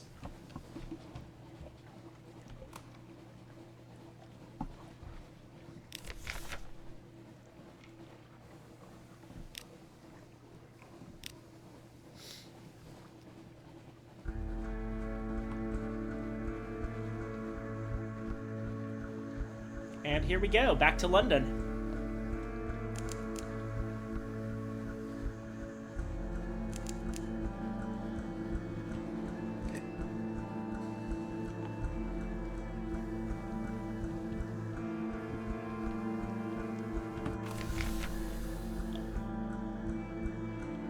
Oh shit! I forgot that we had the red honey. I did not remember that I was going to do something with that. Okay. We've got a 42% chance of success here. Come on. Yes! Okay.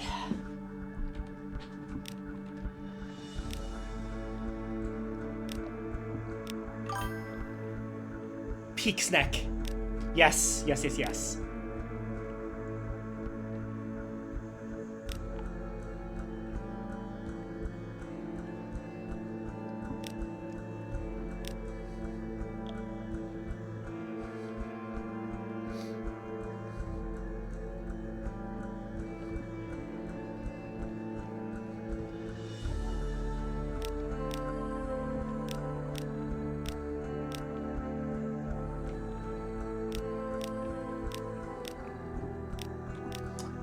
Now we get our payment from the various places that we've been.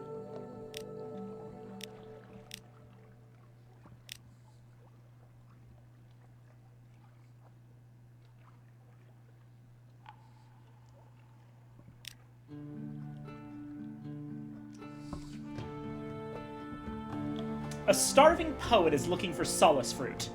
I sold a sonnet, he exclaims, jangling a pocketful of echoes. With his proceeds, he could dine frugally for a fortnight, sensibly for a week, or on solace fruit for supper.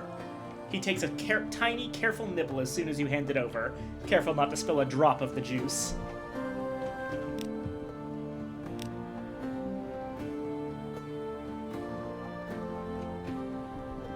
Sell the human souls to the brass embassy. Tasty. Ah, the fizz of them. Like champagne made from puppies. Thank you, dear friend.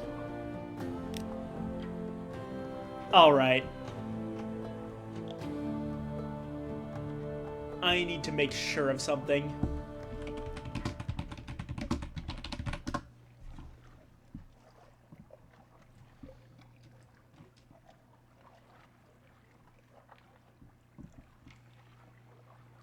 Oh, actually, this is huge. I completely forgot what the Fallen London Port Report actually gets us. Why did you come here? Yes. Have you been to the Republic, then? Did you want to tell me something?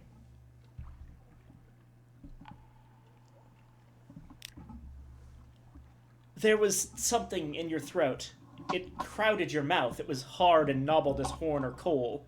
It spoke rapid, gleeful sentences in one of the languages of hell. It cut your lips when it crawled from your mouth. You're in the street outside the embassy. There's a lump of scintillac in your hand. For memories, the urbane devil told you. We lost a Fallen London Port Report, but we gained a lump of blue scintillac, the exact thing that we would have gotten if we had, if Pigmoat Isle had managed to stay independent.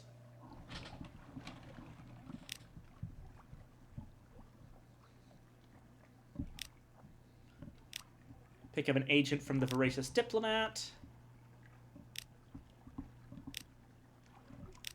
Read the papers. Spend time with the family.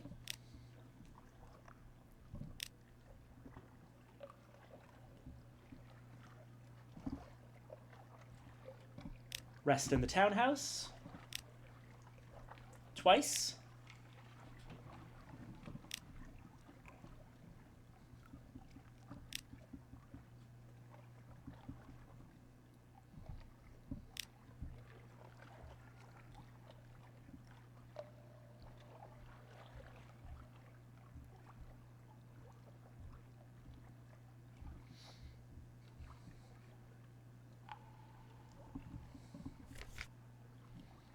There's a lot of stuff we need to sell here.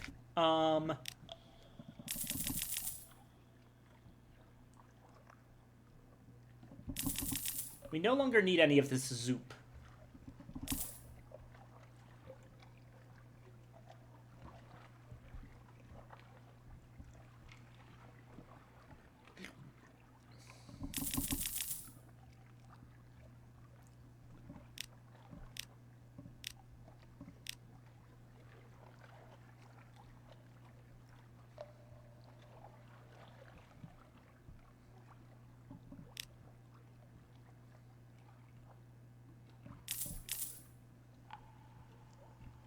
There we go.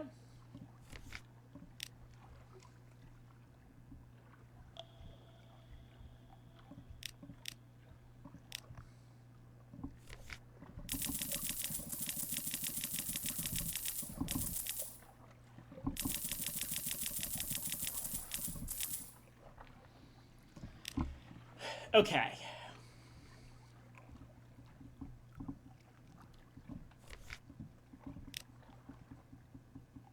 Right, the bandaged poissonnaire still wants to go by Khan's heart.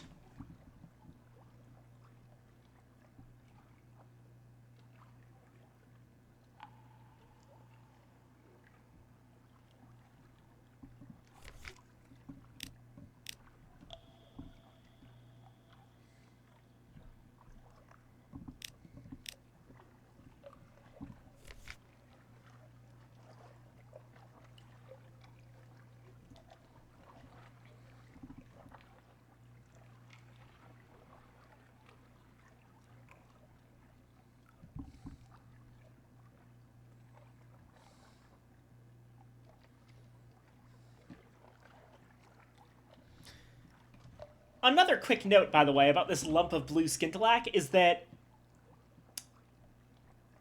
it has infinite use in combat.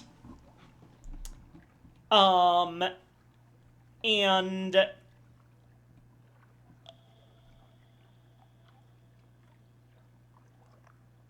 it fills the firing solutions instantly.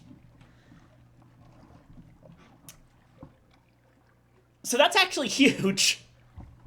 That makes us significantly more powerful.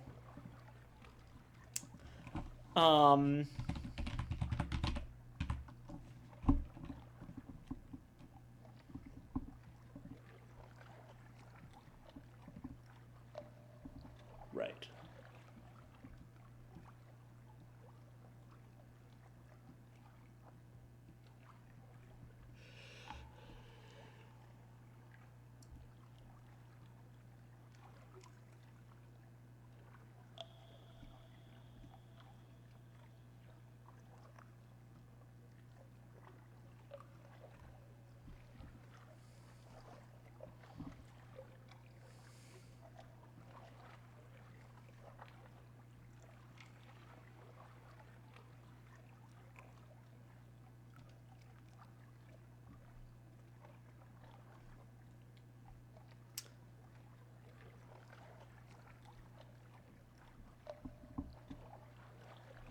There's the thing. I'm trying to find the trade options for Wild Wheeled Court.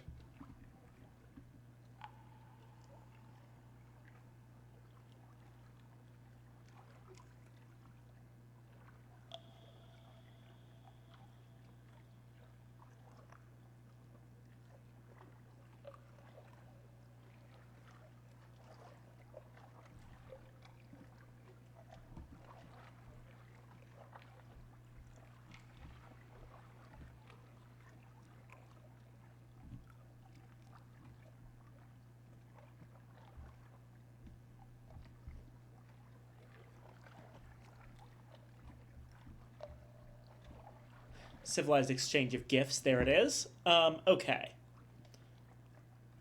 So the red honey is definitely something we want to do. And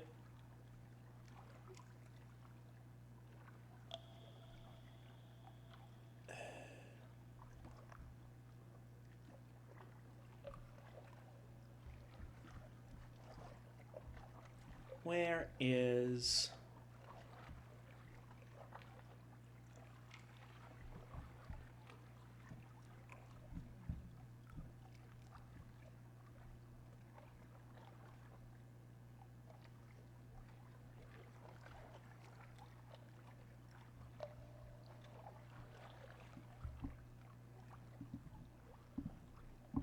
What was our next thing to do with the delightful archaeology storyline? That's what I'm trying to figure out. Okay. It was Fountainhead Island.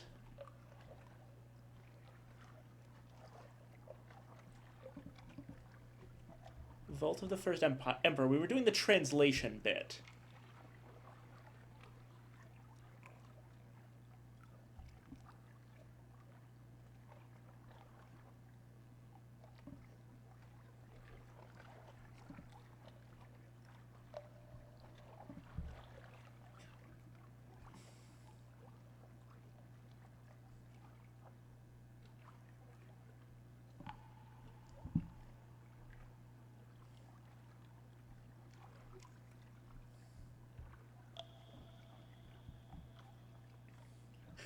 Right, okay, we need Wild Yield status for that. Alright, what is... So we need to just increase the status. We need to increase our status.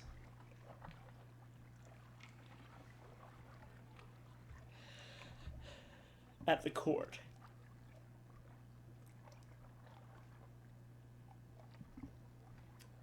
It's currently at 15. We need to get it up to 30. Which means we probably need to bring 3 gifts. The one I have planned will be 5.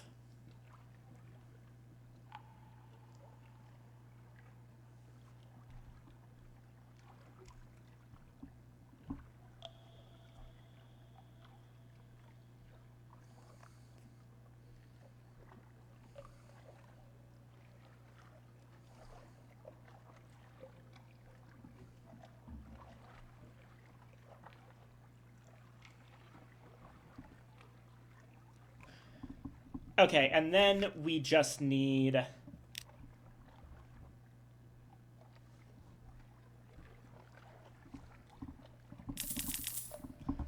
5 firkins of prisoner's honey, and that'll be good. Okay. Also, cask of mushroom wine, because... Brisk campaigner. Celebrate with the campaigner. The campaigner has changed.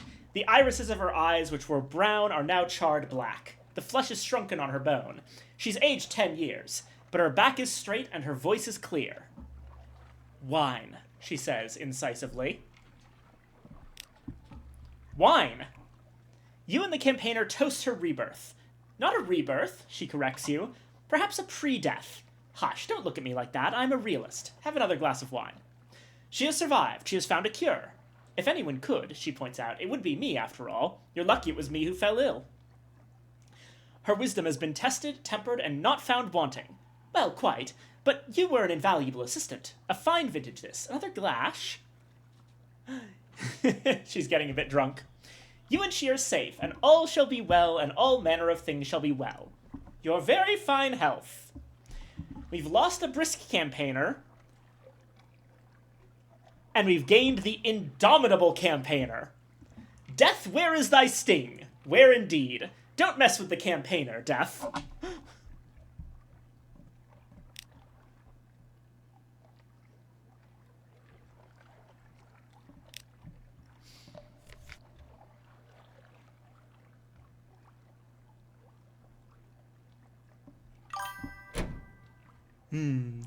So yeah, this actually, for the first time across this entire thing, has made the Indomitable Campaigner easily our best surgeon. We can finally let the clattery air rest for a bit. We do lose 1 point of iron in doing so, but we get, like, 3 extra points of hearts. It's a good exchange. Alrighty.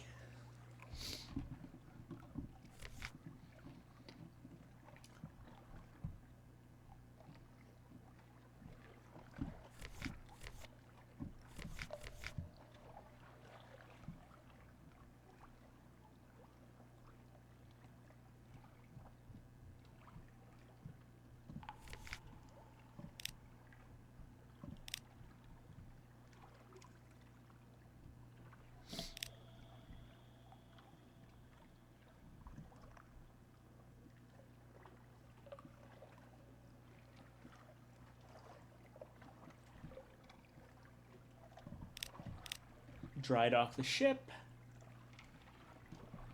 100 echoes for Cotterell and Hathersage. We're fully put back together. And we can cast off once again. This time, up to Venderbite, over to the Salt Lions, down to Port Cecil, up to the Empire of Hands.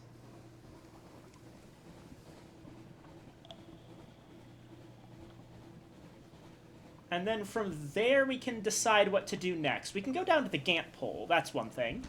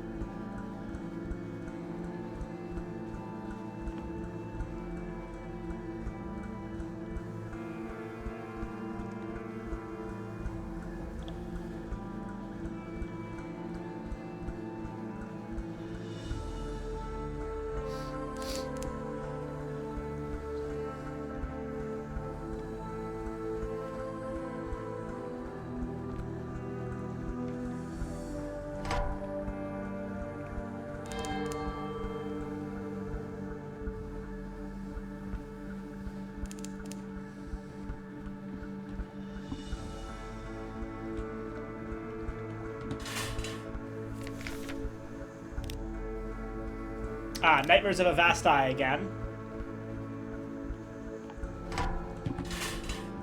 Well, we managed to break through the Vast Eye last time, so...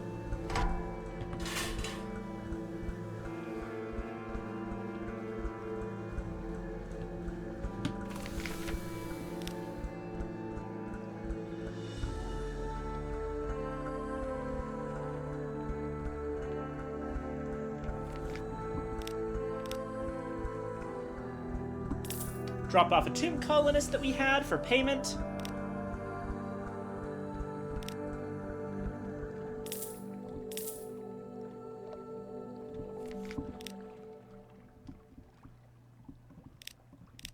Get a port report.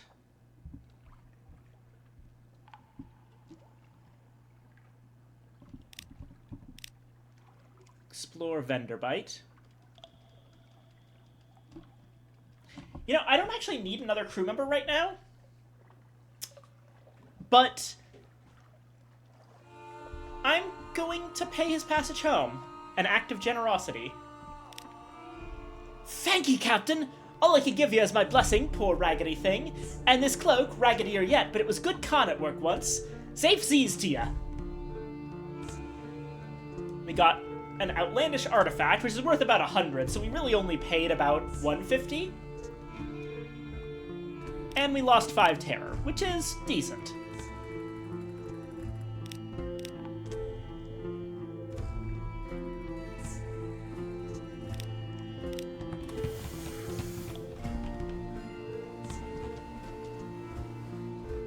So next up is the Salt Lions.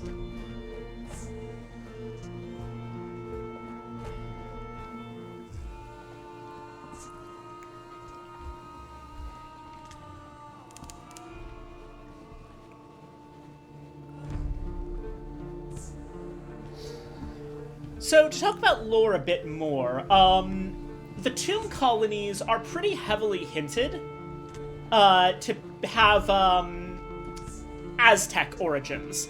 If you look around, you'll notice that the buildings of the places look very Aztec.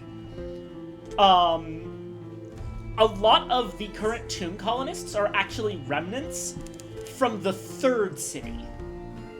The Aztec one. Remember, 5th city is London, 4th was Karakoram in Mongolia, 3rd was an Aztec city, 2nd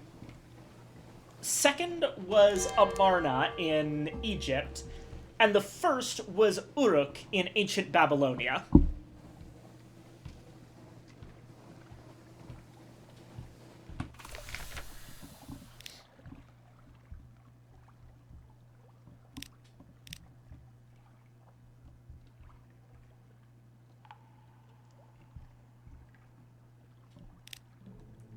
With the factor to get us supplies and lose a little bit of terror.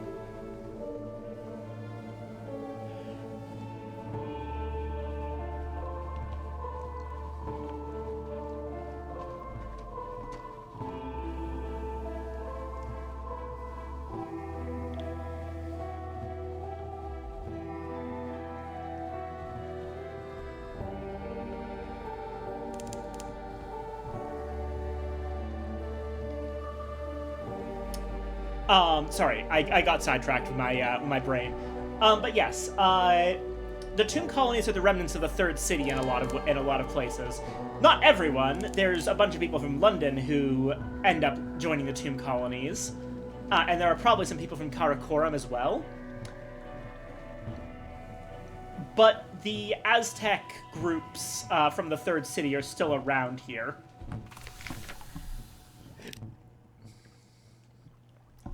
Drop off the impolite investigator. The impolite investigator listlessly watches the unmakers toil beneath the sphinx stone bricks. Before he disembarks, the impolite investigator turns to you and asks, Madam, why did you fight to maintain an illusion which will kill a city? What do you gain? What? No, sod it. For once, I think I'd rather not know. Good day. And with that, he walks down the boarding plank and into the Salt Lions.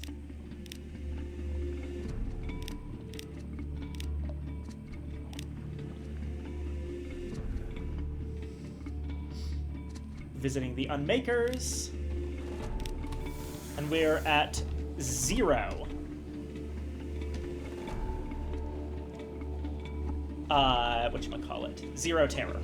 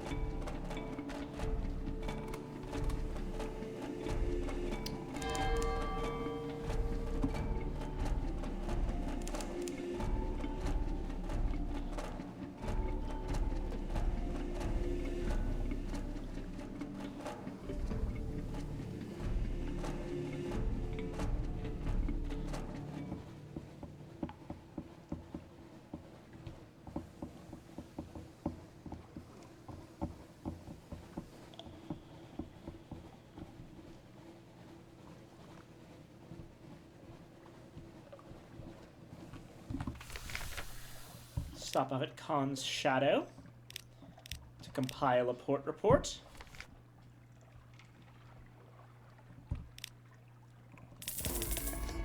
You can get a decent price for fuel here and a price for supplies.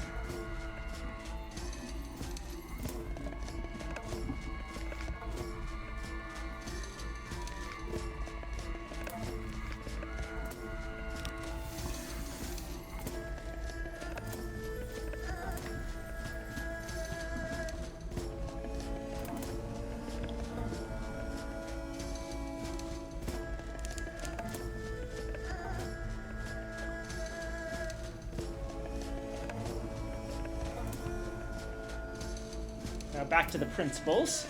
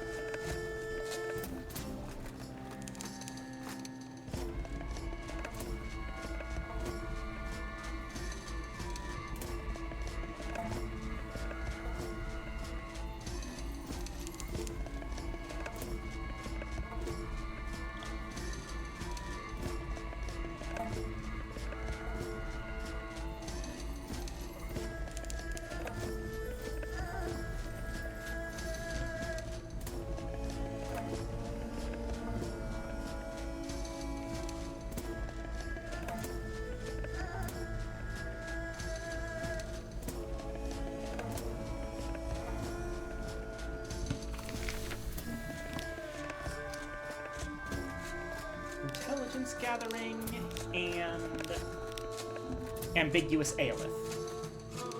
The great chain of being is rigid, but the shapelings know its weak places. This is for I have sent my emissary. He knows this is one of his. Thank you. I will be much less, and I will sleep forever.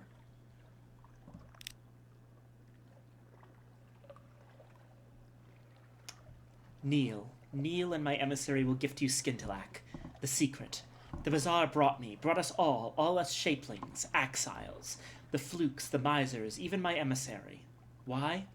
Too deep a secret for me, my friend. Even here, too deep for me. Perhaps when you end me.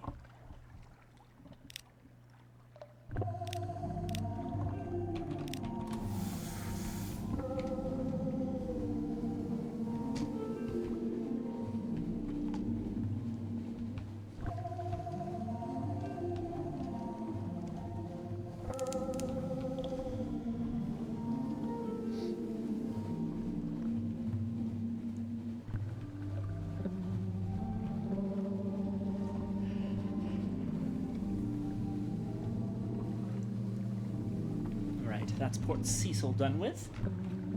And the Gamp hole should be nearby. So let's go under.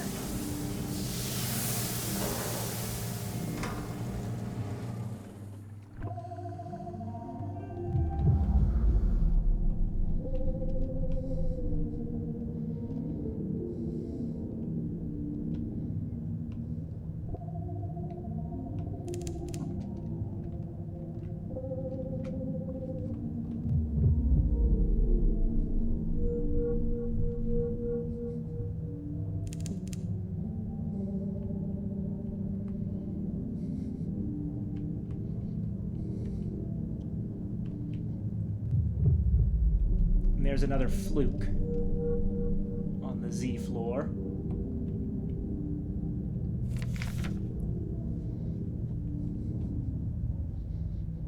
A cluster of quivering spines shiver in the current. A dead fluke's flesh dissolves in water. These brittle remnants, however, remain stony hard.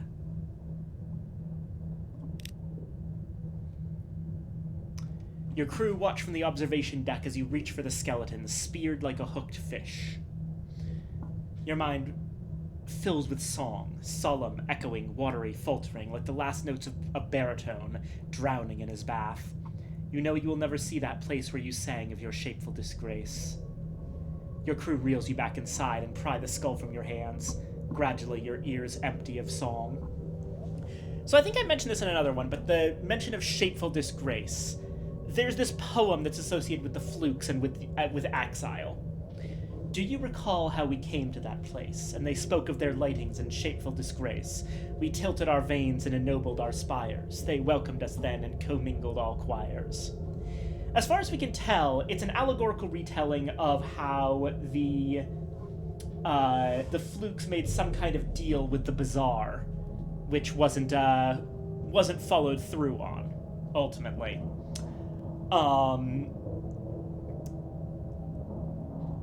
We know that the bazaar is what took the flukes down to the Neath, from where they were on Axile. So it was probably some kind of deal that they would help the bazaar with something down here. And then the bazaar would do something for them, but both sides have kind of failed to figure it out. I can probably talk a little bit more about the bazaar at this point, because love stories are actually a major thing.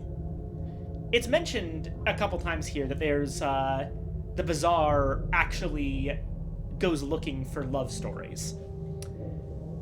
As far as we can tell, what is going on in the storyline of Fallen London is that the bazaar is an outer space creature, a courier of sorts. Basically a giant crab, physically, that fell in love in a way that it wasn't supposed to. I believe it's a courier in love with a judgment. And the problem is that that would be in violation of the great chain of being. The couriers are a lower form of life than the judgments, and the bazaar could never be allowed to love something higher than itself. So it's come down to the Neath in search of stories, and specifically stories of forbidden love. The idea is that if it can gather enough evidence, it might be able to persuade the great chain of being itself to reverse. And allow the love between the bazaar and the judgment. That's why it does all of its love story stuff. That's why it makes these... that's why the deals for the various cities are made in the way they were. With one exception, which is the third city. Every single... I mentioned before that the reason the cities get brought down here by the masters of the bazaar is that they make some kind of deal. The ruler of the city makes a deal with the masters in exchange for the city, which then gets pulled down. As far as we know, with the only exception being the third city, every single one of those deals was to save the life of someone that the ruler loved. In the first city, it was Gilgamesh and Enkidu, with Gilgamesh making the sacrifice for the sake of keeping Enkidu alive. This didn't work out for them because the king with 100 hearts was a result, and he had to flee across the sea to Polythreme so that his overflowing life wouldn't destroy everything around him. So he's alive, but he kind of wishes he weren't. Then the second city, Amarna. That's where the Duchess comes in. One of the things that you find out about the Duchess in Fallen London is that while she looks like a stuffy old British woman, that's actually multiple hundreds of layers of makeup she's got on to look like that. Underneath it, she is a significantly younger Egyptian woman. In fact, she was a princess of Amarna, whose lover was bitten by an asp.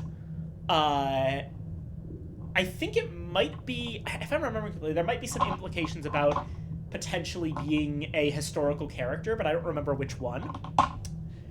And ultimately, while they did manage to once again save the lover, it wasn't in a way that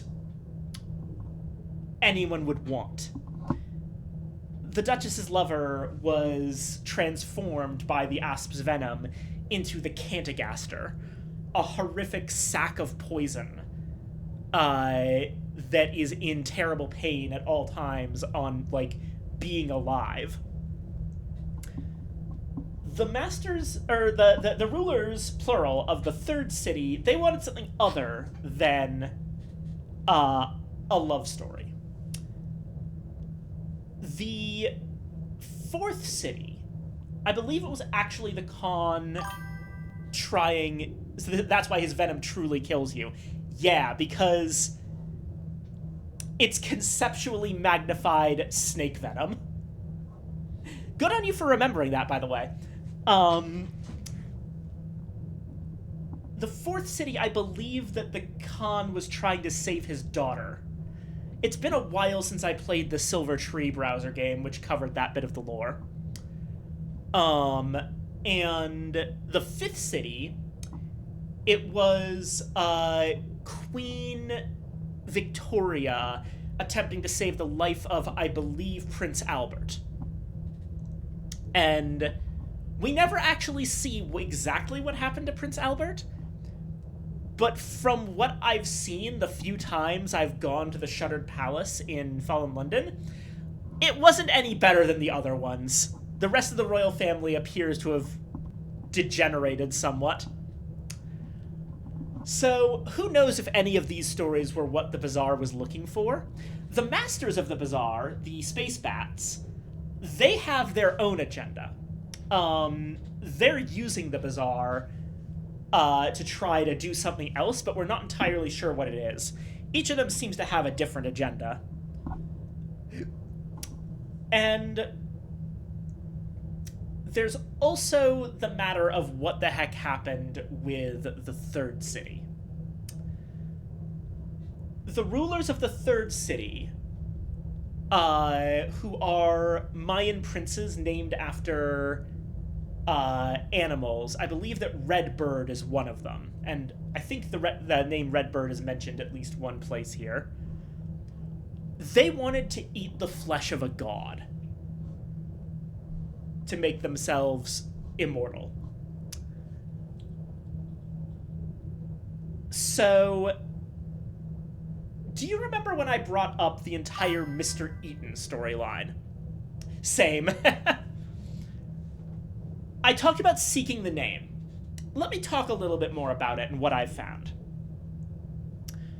So, Seeking the Name is a storyline in Fallen London that is intentionally destructive to your character. And there's elements of that in places involved in Sunless Sea as well, like the Chapel of Lights. But the actual content of it is that there's some kind of figure known as Mr. Eaton. And you're looking for what his name was.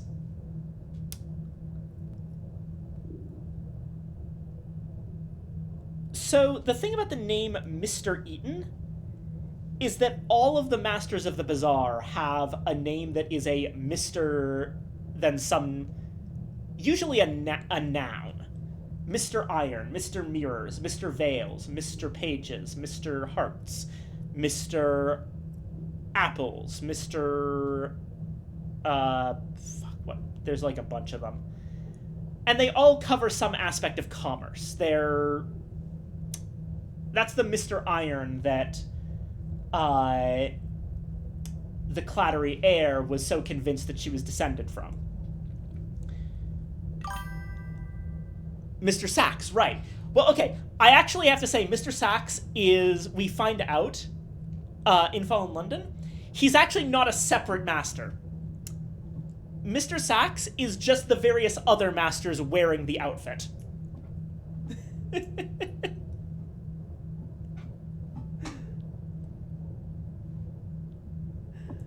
But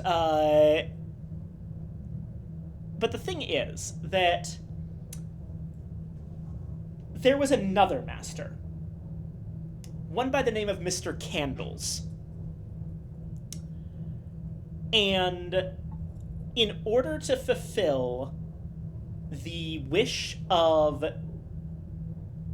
the rulers of the Third City, the other masters got Mr. Candles very drunk and then drowned him in a well. And then fed his flesh to the masters of the Third City. This act of betrayal had unbelievably catastrophic cosmic level consequences. Somehow, instead of just dying, Mr. Candle's essence did something with the Great Chain of Being. And he became something of a... I almost want to call him a sucking black hole on the fabric of reality itself. He's a gaping wound in the world of betrayal and hunger. And that's what Mr. Eaton is.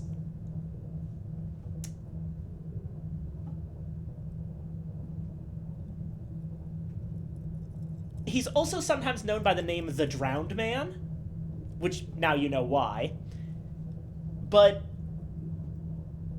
this act of betrayal has woven itself into the fabric of reality in horrible, destructive ways, and it's all the Master's fault, and it's probably why the Bazaar is having so much trouble with the whole love stories thing, because there's now this other force that is the Master's fault entirely for trying to rush things and not just finding another city, because that's explicitly why they agreed to this, is because there's a massive gap between the Third City and the Second City and the Fourth City, and there would continue to be that gap.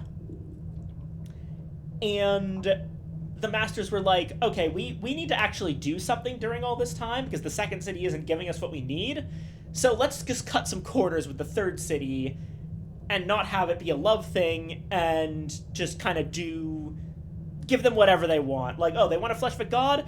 Hey, Mr. Candles! Blah, blah, blah, blah. And they tried to cheat the process, and that caused everything to go wrong.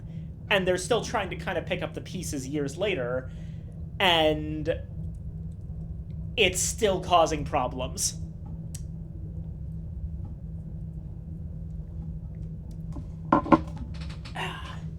And a lot of this has to do with the flukes as well, because I think one of the later portions of the Seeking the Name storyline suggests that by making the flukes aware of the full extent of what the Masters of the Bazaar has done,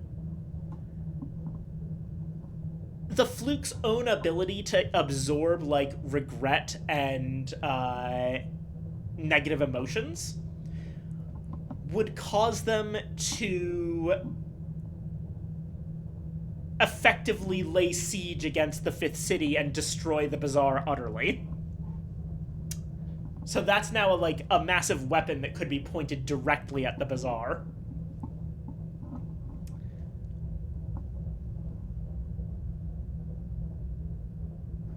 And yeah, I think that's everything that I can think of to really bring up for the major central plot lines revealed in Fallen London.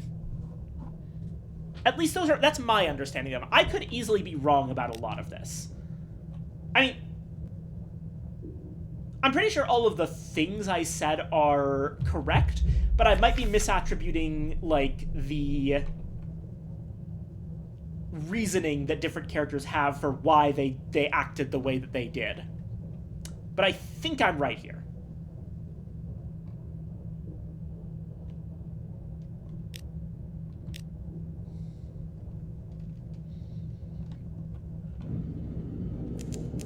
Anyway, the Gantt pole.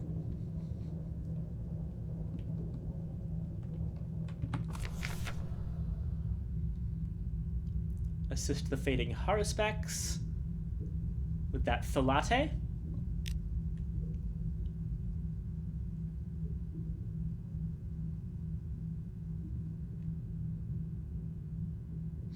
A few pointed jabs with one of these old Zaylor's own harpoons keeps the mob at bay. Sever the flesh, whispers the Haruspex. Let the entrails form my path. Somewhere in the blood, guts, and blubber, a pattern emerges. She closes her eyes. There shall be a new horizon. All shall know it, but the king's city will witness it first.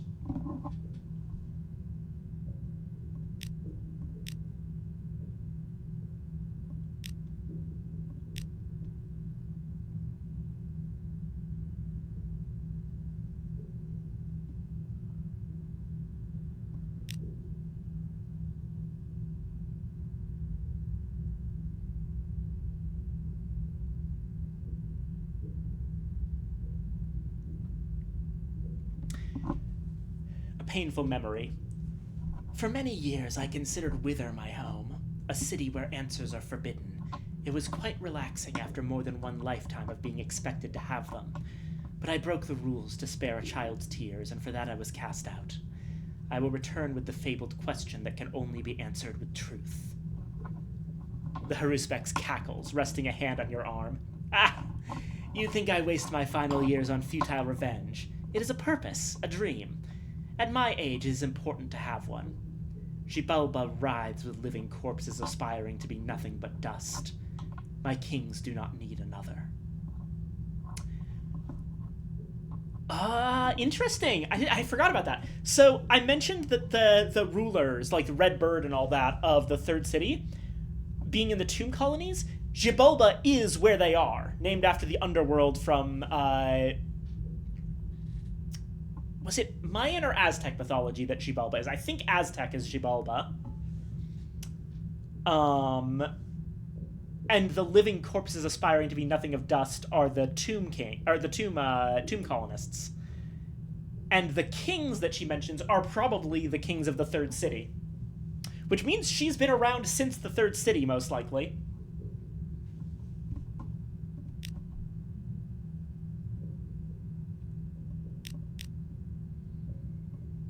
Report.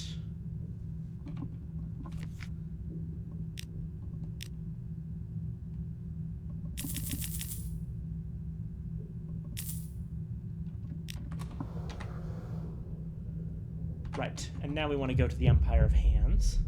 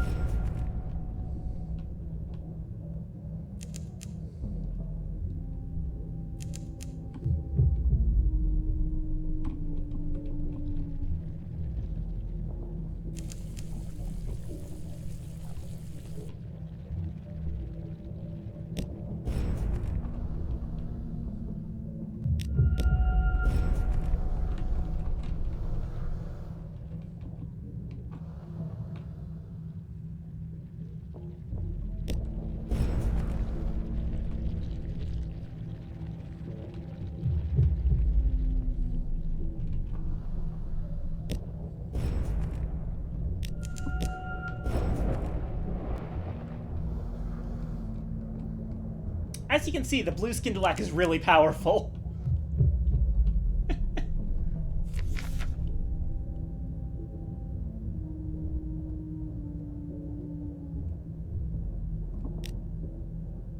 That sends it right back to the Gant pole.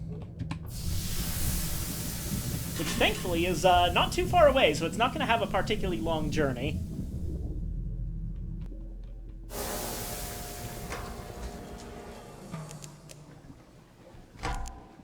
Oh, boy. No, I don't really want to deal with a Lorn Fluke right now.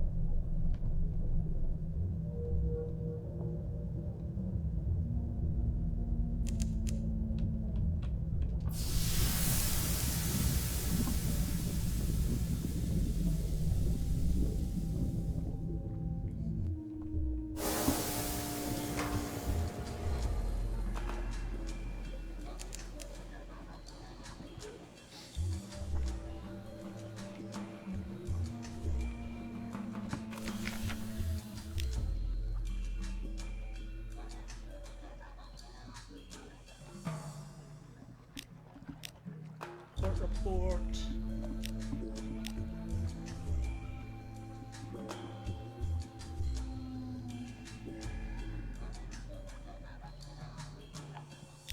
The Wild Weald Court. And we go to a civilized exchange of gifts. First off, our firkin of red honey. It is so hard to come by, muses the Mandarin, idly fondling a pot of rare Violent ink. A pity.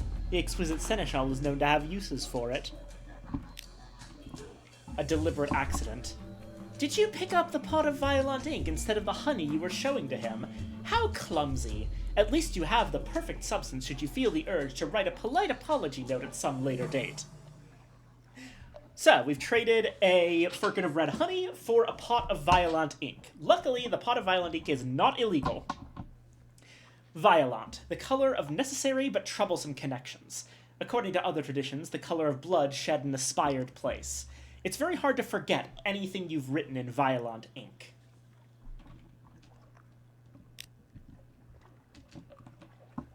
The gift of prisoners, honey. This far east is so hard to come by, say the mandarins. Then they sigh as one. Is it so wrong, they ask, to seek a brief escape and to dream now and again? A monkey is introduced with the soul of a poet. Ordinarily, that is not meant quite so literally. His words alone transport you into another world, through a veil of sad tears, and out into a reality that feels somewhat warmer. At the Mandarin's nod, he leaves signed copies of his work behind. A gift for one of a land where such stories are prized and properly appreciated.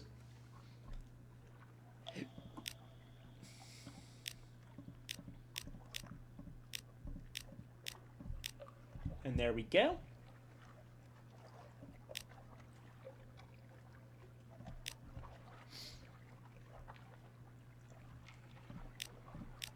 Now that we have 30 Wild Wield status, we can ask for help translating the vault inscriptions. The exquisite seneschal often finds herself looking to the past for assistance. She may have an idea. A chip of the past. The exquisite seneschal looks around cautiously and bids you follow her into a small room behind the Emperor's throne. She fishes for a small wooden box, and from it produces what looks like a shard of salt, the glimmer of red honey inside. The memory of an architect, long dead. They were scribes also. This is not like the honey you may know. It is frozen, saved. Let it melt into your tongue. Should anybody see you, it will be said that you stole it. She glares. From the Emperor. And we now have a frozen drop of red honey.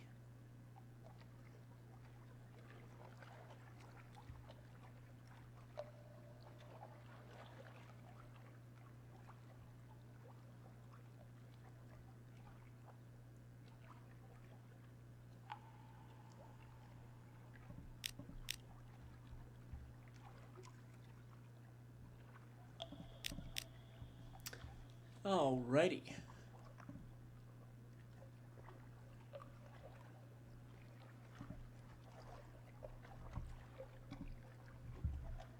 Was...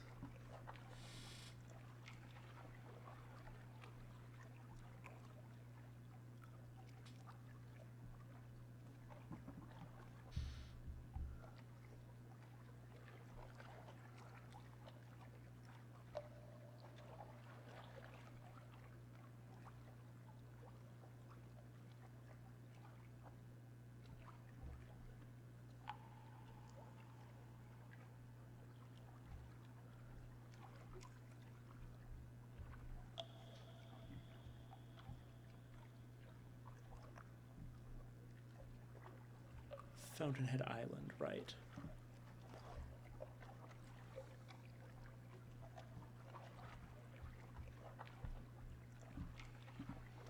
Vault of the First Emperor.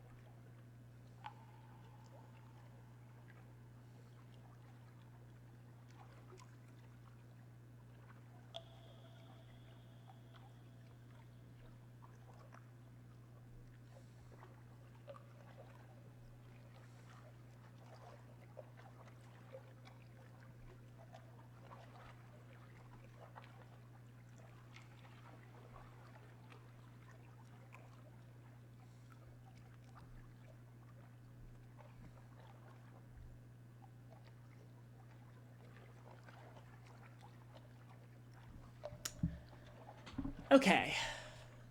Right. So now, we go back to Fountainhead Island, straight to the Vault of the First Emperor.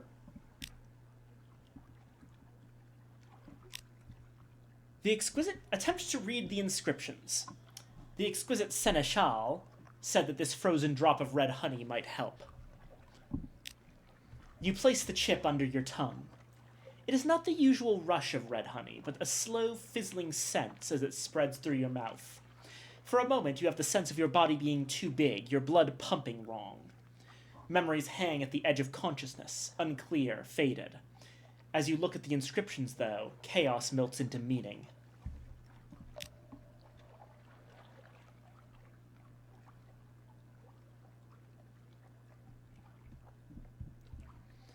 The ancient carvings shift between complete nonsense and easy readability as the memories wax and wane. A slightly dubious retelling of history. A terrible light cast from afar, a sliver of cosmogon in the darkness, burning cinders ashore the sea of the dead. The apes who are not yet of the Pentecost fear them, but their covetous natures will not be denied. Those who hold them burn harder, yet are cursed with tortured ambition no blood spilling can sate. It is an addictive melancholy. This is the Icterine age. Uncounted times hence, he who will be the first emperor is not yet the first emperor. It is he who is first blessed to conquer the blue-clad emissaries from the waters of the dead, and drink deep of their stolen life-breath by cinderlight. So dawns the Cerulean age. The Pentecosts reach ensorcels the world, shore to shore, and all who are not ape are cast to the dark. The life-breaths of emissaries from the waters of the dead have birthed the empire eternal in blood and light. All forever bask in the glory of the Amaranth Age.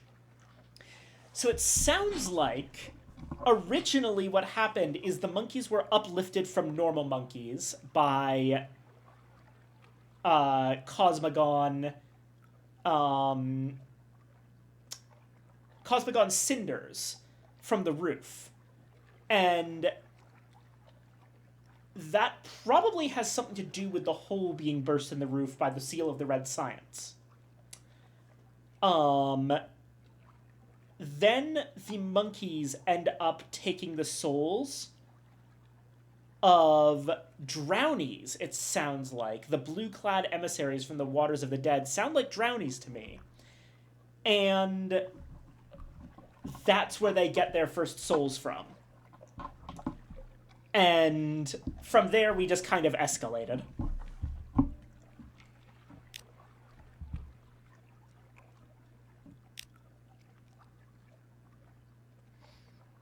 Icterine, Cerulean, and Amaranth. Okay. I need to look up some of those words. Icterine is yellow. I know Cerulean is blue and Amaranth is red. Got it. So it's yellow? A cautious step. Death does not, however, seem to follow. Blue. The tile creaks, but you remain unpunctured. Red. With deep relief, you step off the mosaic tile and make a note of the correct sequence. If your mental map is correct, you are near your destination. A pit of venomous snakes! You see them through the door, thousands of them in a pit crossable only by a thin beam lit by inconsistent neath light through a hole in the roof. It would be no problem for a monkey to cross, but a human? It is the delightful adventuress's turn to go first. To her credit, she does not try to weasel her way out of it. Lantern held between her teeth, an adventurer's rapier bouncing casually on her hips. She steps confidently onto the thin beam and swiftly crosses foot over foot without so much as a glance down. Your turn. Well, if she can do it. Your foot slips. You tumble into the snake pit, landing up to your shoulders in a sea of some of the most dangerous creatures ever to slither the Empire of Hands.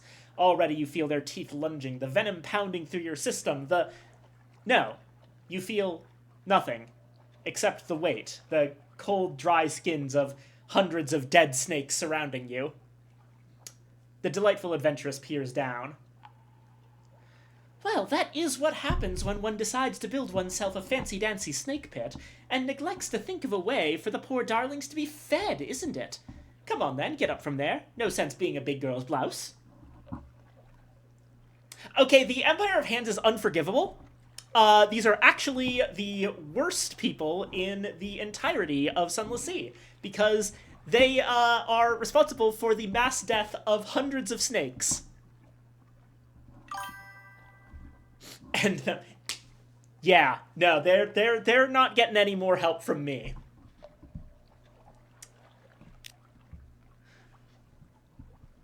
An underground courtyard, down a flight of steps, the center of the vault. This is very obviously the oldest part of the temple, around which all else has grown over time. Ancient tapestries hang from walls decorated with portraits of a single ape clothed in violet and crowned by the sun.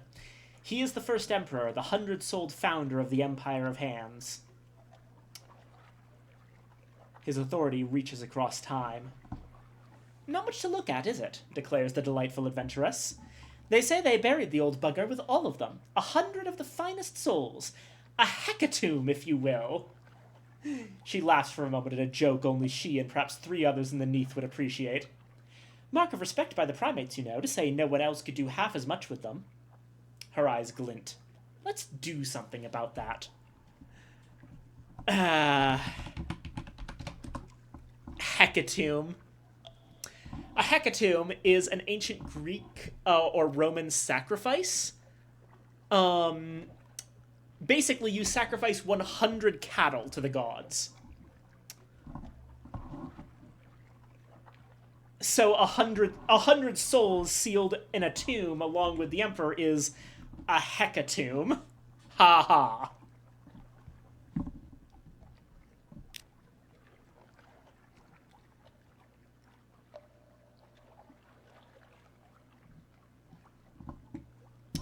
The final door. Huge, imposing, impassable. Is there a way through it? There is no obvious method. There is no handle, and though there is a gap that a crowbar could fit through, the door seems too thick to get any leverage. Scratch marks around the side suggest that more than a few monkeys have tried. Around it are gaping holes where gemstones were once seated. You press a hand to the door, holding a candle to the cracks. Stone. Very thick. Even dynamite is unlikely to make much of a dent without bringing the whole temple down around you. There must be a way to open it, though. Why would anyone bother building a door that they never expected anyone to be able to get through? A dusty bowl of glassy red chips. It stands on a plinth in the middle of the room, its contents seemingly untouched by the monkeys who have tried getting through the door. A drop of red honey hangs in the middle, bleeding out through cracks in the salt. Red honey contains memories. Why would the chips be here? The memories are diluted, largely unspecific, but that is not important. What this red honey carries is something far deeper, a connection of souls across centuries. The birth of an empire in which even the lowest could be uplifted, and sparks of greatness itself passed on. Magnified, never lost with the passing of flesh.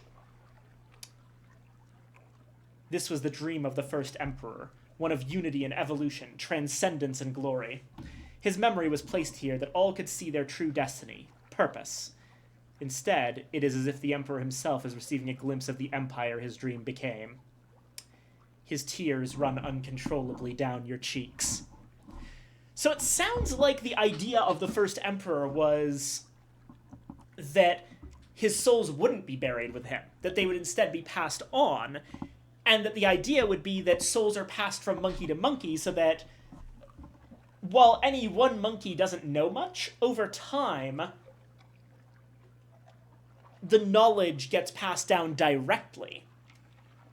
And the monkeys of his time completely misunderstood his dream, buried him with all of his souls, and then started stealing the souls of other people instead of just, adding on their own souls over time. And yeah, the emperor's memory beyond death is just shocked and saddened by what's happened here. Good lord. Wow, dum dum dum dum. Yeah, the monkeys are kind of stupid.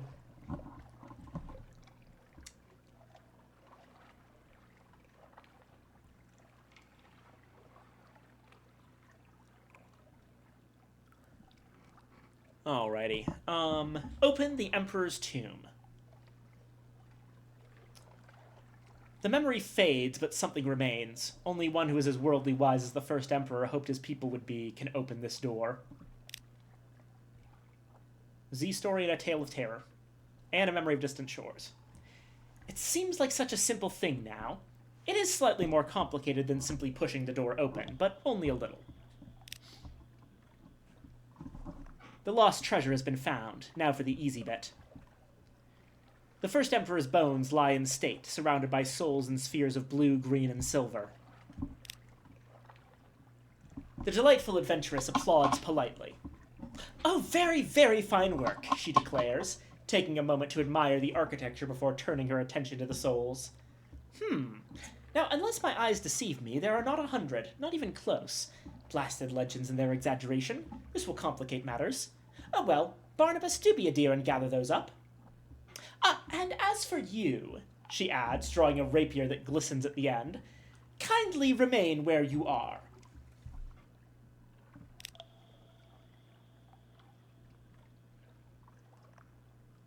This entirely unexpected betrayal will not stand.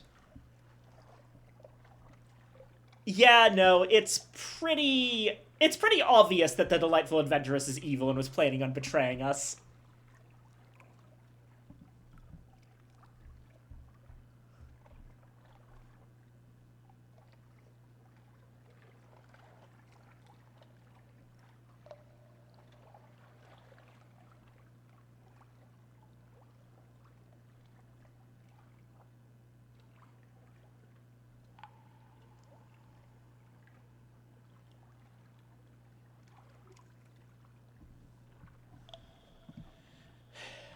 Right.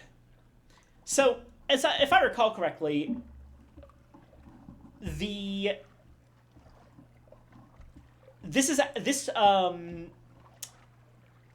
thing here is actually kind of a lie. It actually doesn't even tell you what happens. Instead of actually doing any sort of roll, it just skips ahead to this. A blade with a sting. The delightful adventuress tuts. "I would not," she warns. "There is just a tiny but efficacious little drop of Candigaster venom on this tip, purchased at considerable expense for just this kind of eventuality." "Oh, don't sulk," she adds. "When I tell this story, your death will be glorious. Your crew especially will be most moved on our journey home. All the Neath will know of your great sacrifice. Though I may change your name to something that rolls a little better off the tongue. Something with a little more pep. I'm sure you understand." The Clayman finishes gathering the souls. This could be going better. "Such simple things, aren't they?" says the delightful adventuress. "Goodness only knows what the devils do with them, but opportunity is opportunity, is it not? My friends in the Iron Republic were quite happy to agree safe passage to and from their homeland in exchange for this legacy. They will have to be satisfied, I suppose." Her lips turn up into a smug smile. "And next time I bid the accursed Leonora Fortescue go to hell, well, I shall be able to recommend the bloody sights!"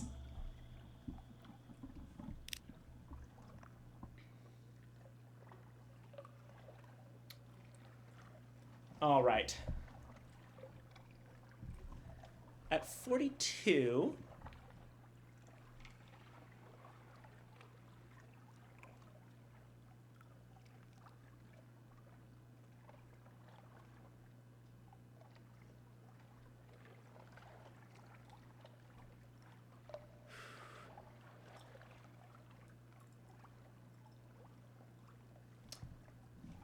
Yeah. The poison sword is too much of a risk. Do nothing, form a plan later. The monkeys built this tomb by copying stories. The stories always have a way out. Not, however, the door. "Well, that's that, then," she says, backing out of the vault. "Oh, except for one minor detail.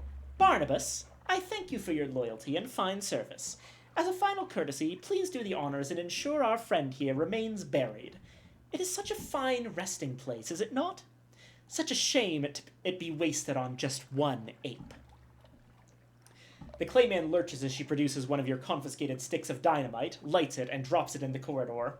Before either of you get close, it explodes in a cloud of dirt and rubble that seals the exit. Barnabas has no face. He does, however, most definitely have expressions. The one he wears now is chilling. Attempt to dig a way out. She won't get away with this. Barnabas immediately joins you in the excavation. Were he a regular clayman, he would likely be obeying his last order right now and ending your life for his mistress. Being unfinished, however, he is no mere golem. In her arrogance, the delightful adventuress appears to have forgotten that loyalty is a two-way street. Even with both of you digging through, it will take far too long to clear the rubble. If the delightful adventuress gets back to your ship with the legacy, she will no doubt persuade the crew to leave without you. The monkey foundling to the rescue! If any of your crew was going to save you... She slides down a rope into the vault. Captain! She salutes, hanging upside down by your face and grinning. The Empire of Hands used to be her playground, and she couldn't resist a last spin around some of her old haunts. When she heard the dynamite go off in the spooky old temple of the boring dead monkey, somehow she knew she'd find you close by. Helping! Grins the monkey foundling, letting you climb her rope to safety. Barnabas remains behind, too heavy. He continues to dig his way out, rock by rock. It appears the delightful adventuress is having problems of her own by the rowboats. A double betrayal. Whatever the once flea-ridden mayor of Port Stanton took from the delightful adventuress's soul, it evidently came with her loose grip on ethics. He suspected she would try to sneak away without giving him his cut. He was not wrong. Unfortunately for her, he has a small squad of monkeys at his disposal. Unfortunately for him, she has both her rapier and one last stick of dynamite for mutually assured unpleasantness.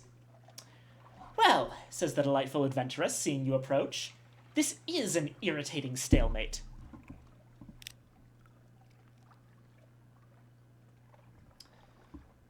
Okay. Team up with the adventuress. With her poisoned rapier and your wits, you can take out these uppity apes. Team up with the mayor. Even if you defeat him, there could be an army of his kind between you and your ship. Or propose a fair deal, split the souls 3 ways, and everyone can be happy.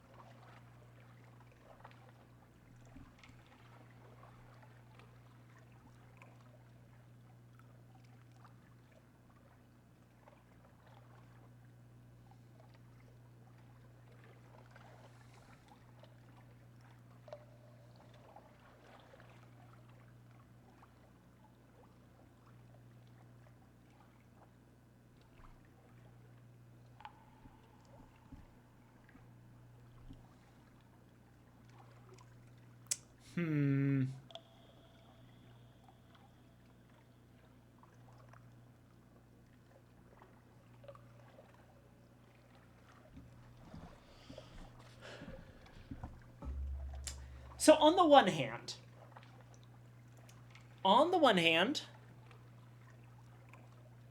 the monkeys did kill a lot of snakes. On the other hand, the delightful adventuress is absolutely in need of some amount of karma here.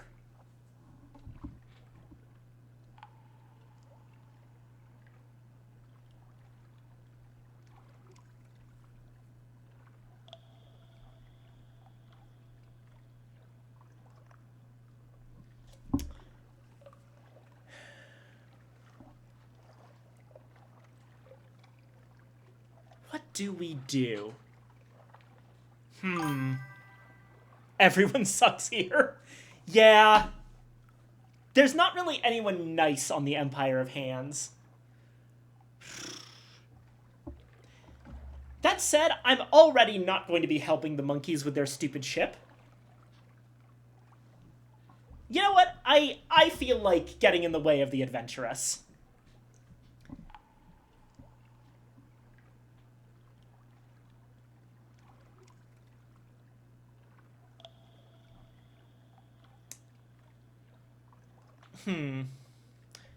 Or maybe a fair... No, fair deal is too nice to her. Team up with the mayor. The delightful adventuress snarls. Species traitor, she spits, lowering the rapier. Even she acknowledges that now she is outmatched. But then comes a rumbling sound from the jungle. She glances over her shoulder and back with a sudden look of endless smugness as Barnabas slowly trudges towards her from the vault. "Splendid," she declares. "Barnabas, do please deal with this smelly animal. And also the monkey." Oh, that's a classic bit. I remember that from wrestling. I remember Chris Jericho, when Stephanie McMahon was managing Rhino. There's that one bit within a promo where he says, at the pay-per-view, "I'm gonna take care of that nasty, greasy, filthy animal. And I'm gonna get you too, Rhino." That kind of joke never gets old. Triumph of the delightful adventuress. Barnabas's clay muscles seem to swell as he lumbers forward, silent but purposeful.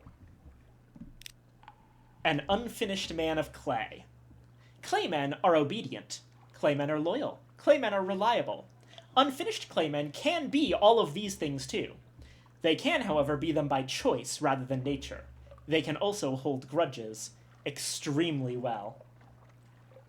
The delightful adventuress shrieks in fury as Barnabas effortlessly picks her up, dangling her upside down by one leg. The obscenities are muffled by her skirts falling over her mouth, but the gist is quite clear. "Well then," says the mayor, carefully eyeing up the clay giant's spare arm. "Should we talk deals now, perhaps?"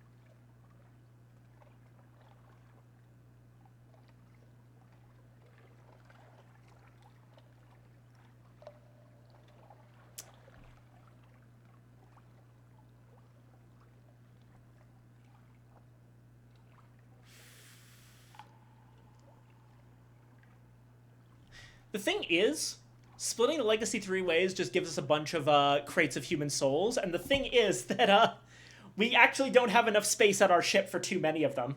So, honestly, I don't need these. I was here for the historical context. Donate the legacy to the Zeppelin. This will completely fulfill its requirement for souls. The mayor keeps the remainder to do with as he chooses. You receive the payment from the Wildweald Court. The mayor agrees. Of course he does. The boost to his courtly profile will be tremendous. The deal is struck. "Also, we will take that one," adds the mayor, pointing at the delightful adventuress. "Trying to sneak away our emperor's legacy? Tisk! Oh, do not worry, the punishment is not severe. We approve of the avarice. Still," he grins, "we will teach her a little lesson, yes, then banish in shame. A gift to you from the Empire." Punish the delightful adventuress, let Barnabas decide her fate, or refuse.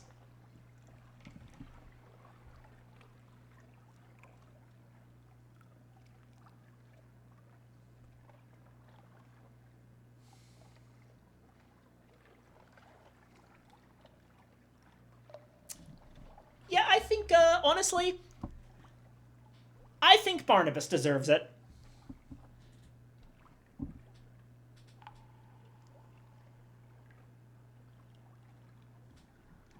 He is, after all, the one that she betrayed the most. Barnabas nods, ignoring the angry protests. He follows the monkeys into the woods toward their boat, still carrying a thrashing, delightful adventuress. He will not allow her to come to any real harm, but appears to concur that a little humility may be in order. But that is their business. Yours now lies elsewhere. We actually have one more thing that we are going to want to do. We travel to the Wildweald Court. The delightful adventuress. She stands fuming, her head and hands locked tight in a pillory near the center of the palace. She glares as you approach. Do not even think about it, darling, she spits. When I return to London, there shall be a reckoning. My friends in the Admiralty will not stand for this. Mark my... Oh, look. A monkey selling rotten vegetables.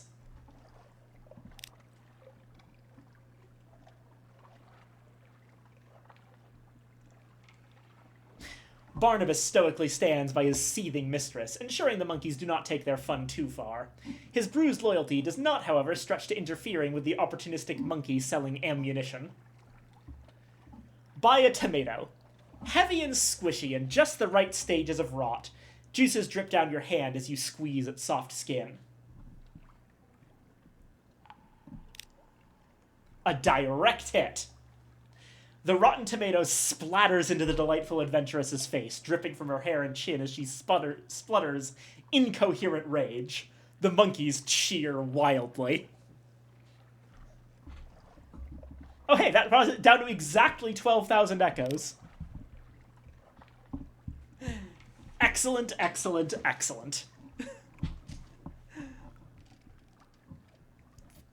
Anyway, your wanderings... yeehaw indeed. Your wanderings bring you to the cramped laboratory of the Imperial Alchemist, wreathed in the smells of honey, wax, and lacquer. Experiments in souls. He dips them one at a time in a bowl of lacquer, neath snow. They fizzle in the frozen sorrow, something beyond a scream cutting the air. No good, mutters the alchemist, discarding what remains. No good at all. He kicks the rest of the crate. Worthless. All worthless. Well, if he has no need for them... Oh, quick note about lacquer. It's mentioned to be neath snow, but obviously this is underground. There wouldn't be normal snow here. It's actually the bazaar's tears.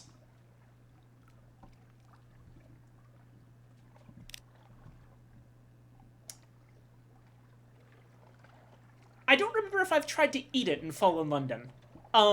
If I did, I remember it being unpleasant. I don't remember if it was me that did that or if it was something else. One note about that is that it is basically liquid sorrow. It is actually just sorrow as an emotion in physical form, which means doing anything with it is potentially psychologically dangerous.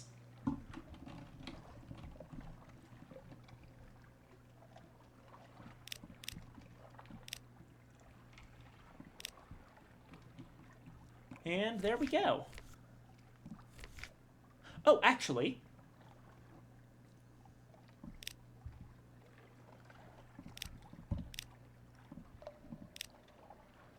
the treasure hunter...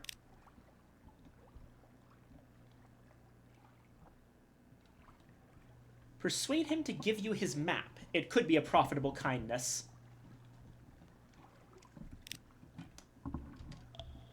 You bury the treasure, and with a few careful coughs and prods, push the lost treasure hunter towards it. He falls to the ground, digging furiously until he unearths his prize, bright, shining, his gaze pulled into its revelatory core. But soon his excitement fades. Having found what he thought he wanted, his obsession is over and the reward merely a bauble, as diminished by being dragged from desire to reality as the face of an angel in mere paint. Sadder still is that once you persuade him to give you the map, it takes but a moment to realize his mistake. It's a fountainhead! The fool had it upside down! You now have an ancient-ish treasure map.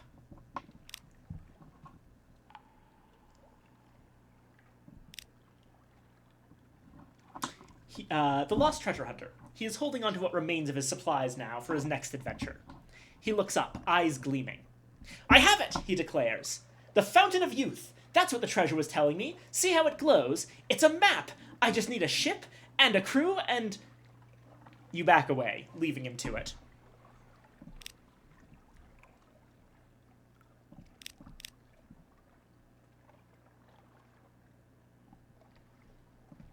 Right, over to Fountainhead Island. Ah, we need something awaits you.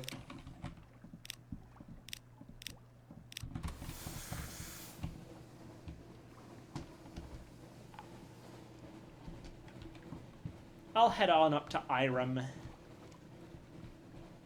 And then back down here to get something awaits you. And then we can grab the treasure map.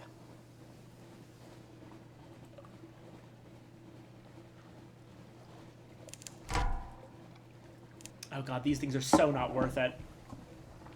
We found out last time that, like, you kill these things, and they don't give you anything better than killing, like, a very basic, like, 30 HP ship from back near London. So it's best to just ignore them.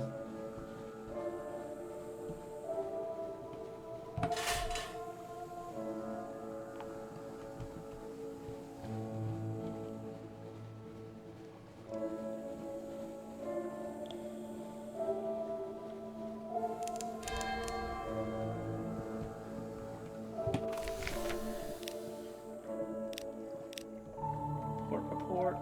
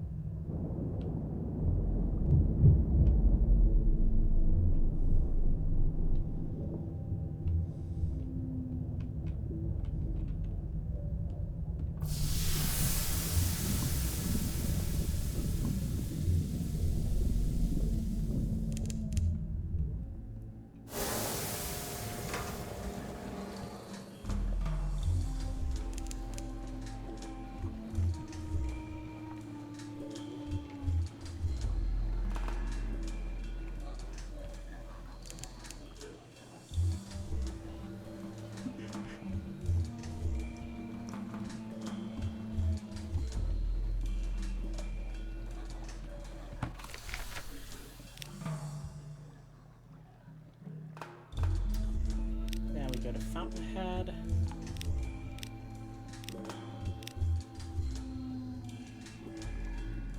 An old sea-shanty finds your tongue as you row. And left him treading water, all for the sake of the night he shared with the rubbery captain's daughter.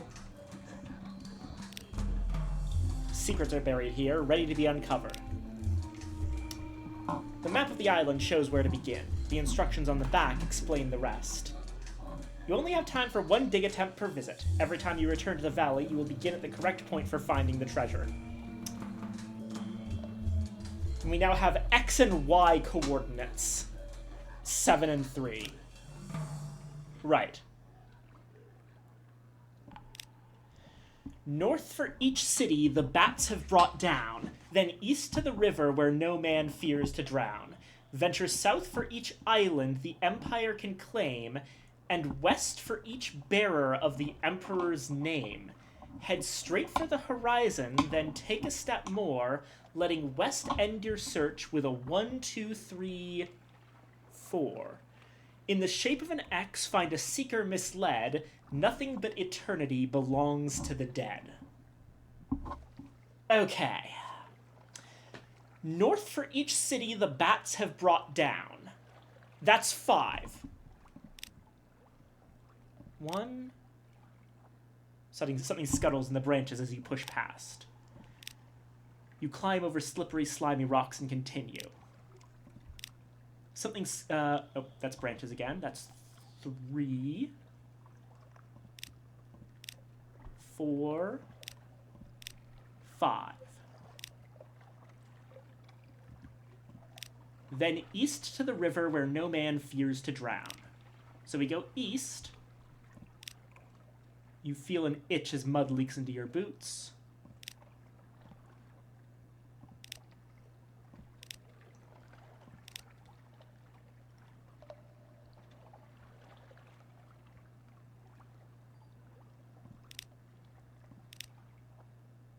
Ah, a dried up riverbed.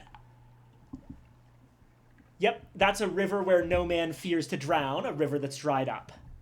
Next up, venture south for each island the Empire can claim.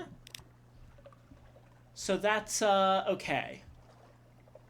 There's Ash Isthmus, Fountainhead Island, Hearthsake Island, and the main island, I think. So I believe that's 4, if I'm remembering correctly. No, wait, okay, Ash Isthmus, Hearthsake Island, Fountainhead, Sovereign Island, 5. It's 5 again, I think. Unless, are they counting the mainland as a separate island?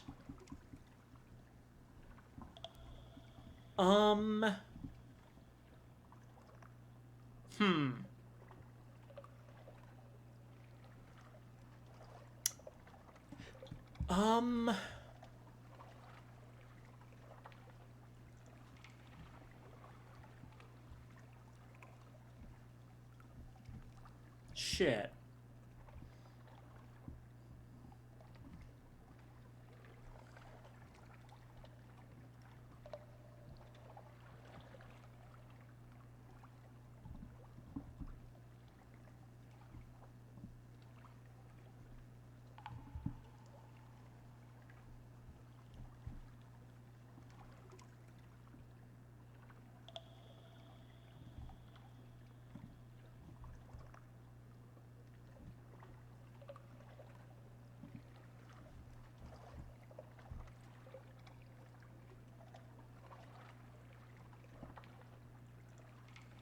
No, wait. Oh, God, the Ash Isthmus is 2 islands. Right. Okay, it's 6. 6 south. South for each island the Empire can claim. 1.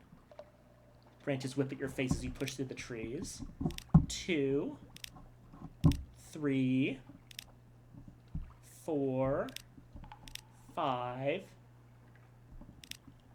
6.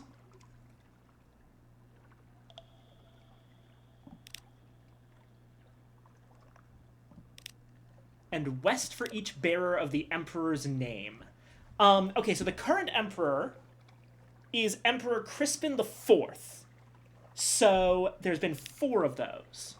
1, 2,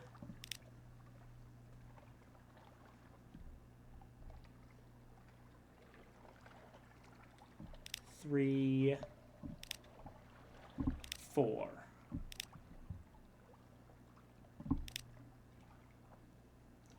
Head straight for the horizon, then take a step more. So the Avid Horizon is to the north. And then take a step more.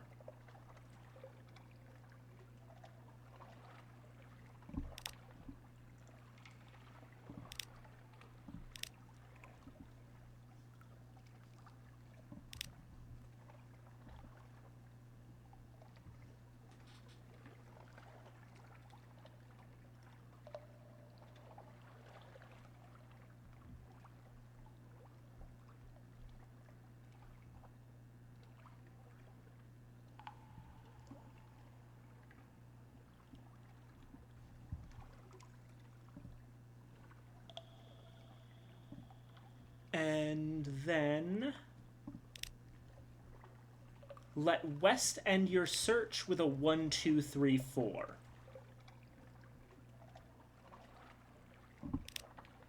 1,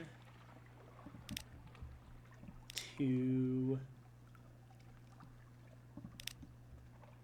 3, 4. And we get a marker of crossed bones.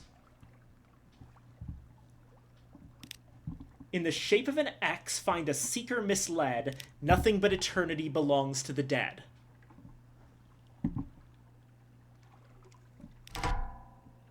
Oh, God.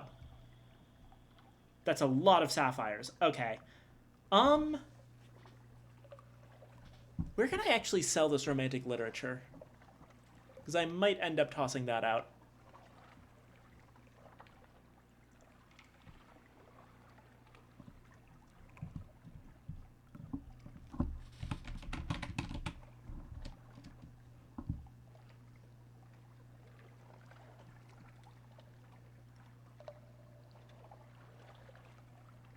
Port Carnelian, mainly.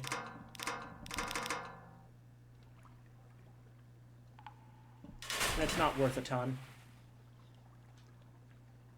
Oh shit, another pot of Violent ink.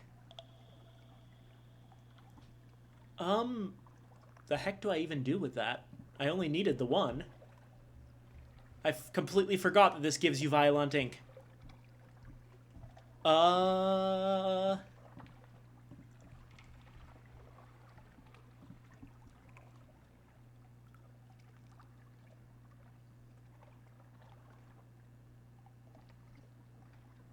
We can sell it for 250 in Scrimshander, which is as good as anything. Well, 10 sapphires is not bad. Your shovel clinks against a box. Who buried this mountain of loot here? It's not your problem. If they ever come back, they will be sorely disappointed. Excellent.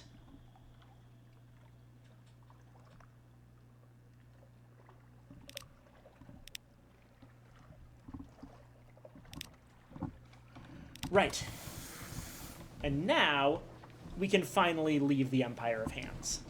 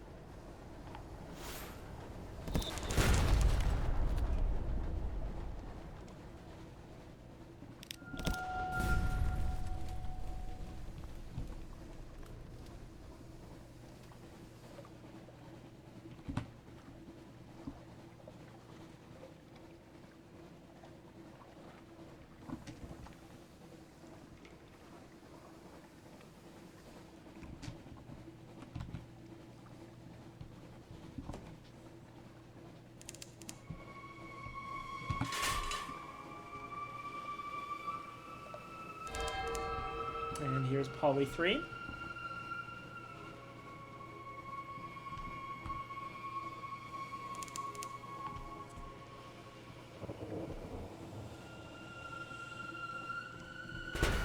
Ow.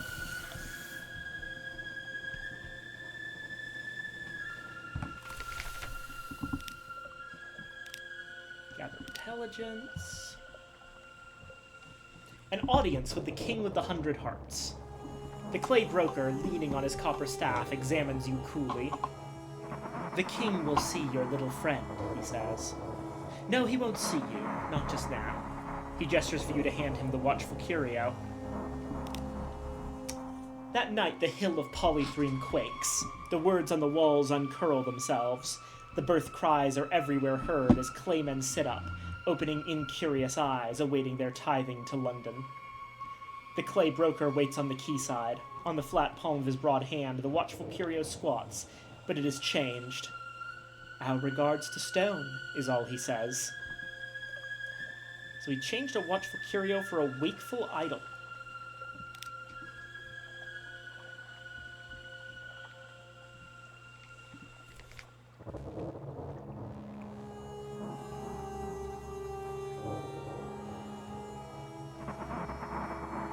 Yeah, I think we can just sell these sapphires right here. Pretty sure that sapphires go for more in Polythreme than they do in London.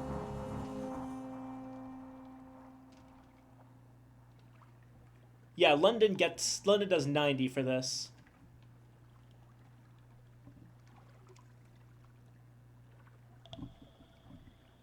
Though actually, no, apparently we can get even more for them if we just go down to the shell in it, which is... What if I was a hipster from the future and I was just back here to enjoy honest streams before it was cool?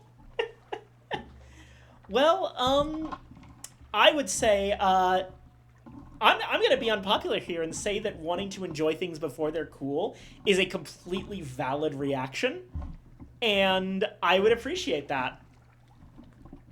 Don't tell me anything about the future. I'm not sure my heart could take it.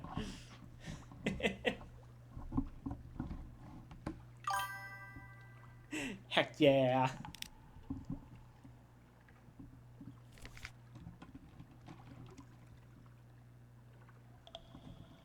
Alrighty. Right.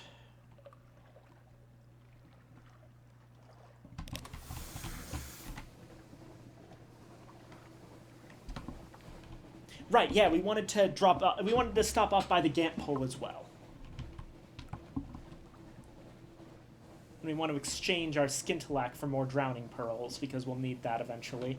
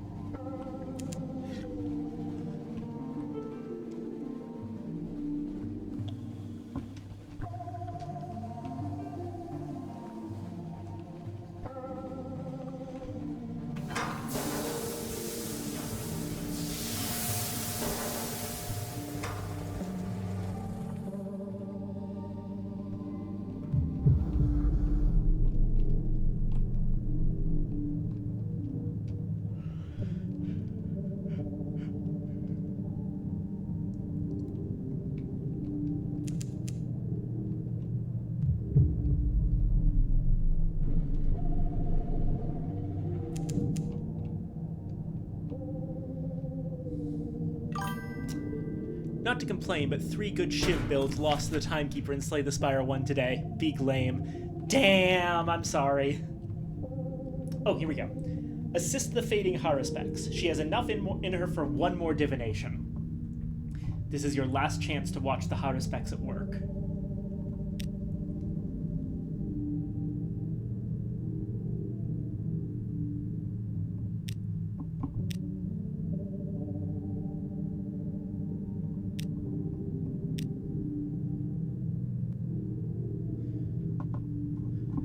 So, okay, the next one we send here is going to be the end of it. Oh, yeah,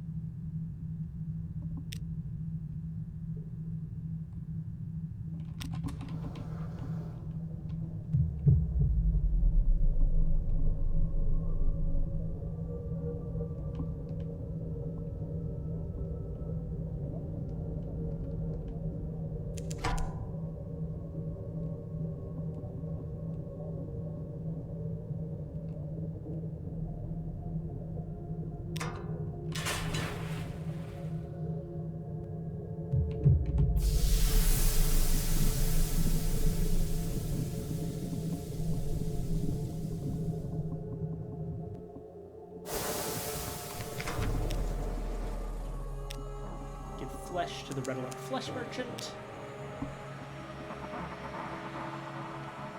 Report.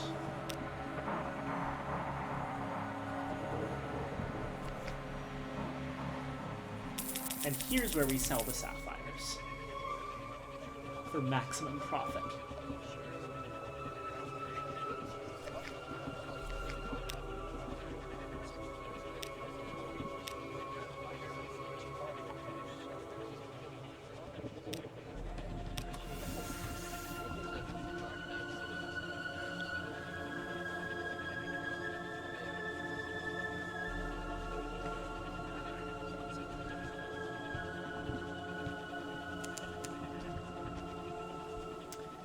Now we're going to go back by Port Cecil, down to the Fathom King's Hold, and then all the way back up to Khan's Heart. Because we want a bunch of drowning pearls. I'm hoping we'll have enough. If we don't have enough, we can skip the trip back up to Khan's Heart.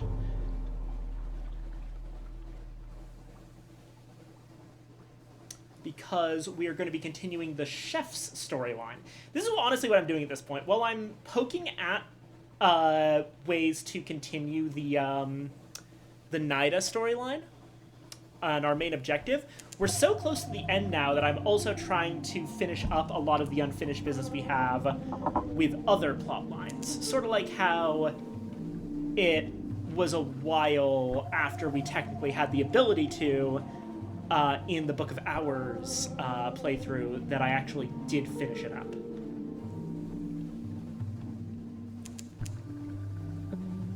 Here we go. Curve around.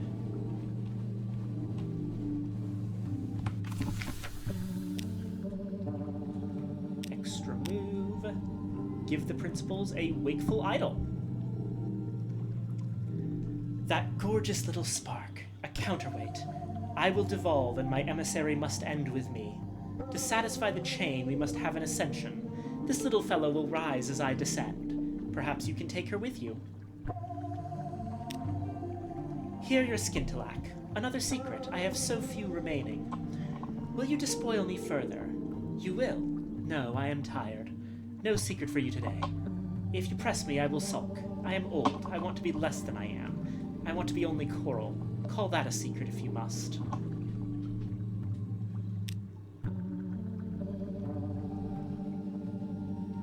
Oh, here we go.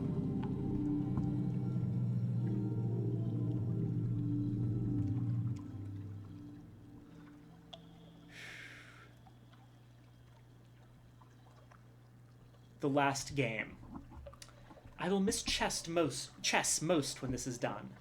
The black waves, my children's glows, let them pass. But oh, my sweet diagonal, it's time.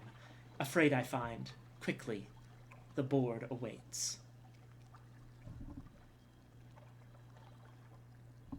Let me check to make sure.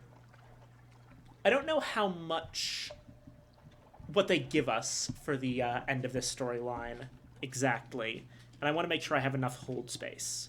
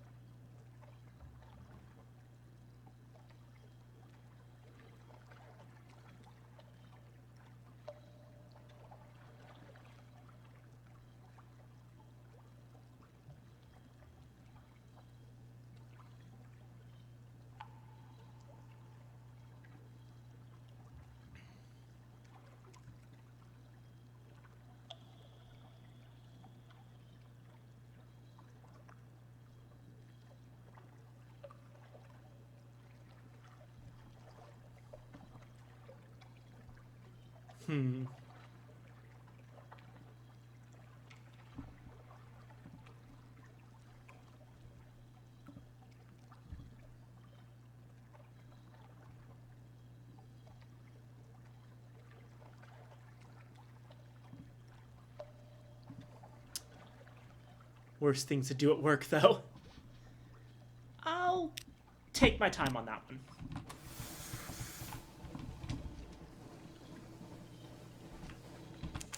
Unless, okay. I'll give this one straight.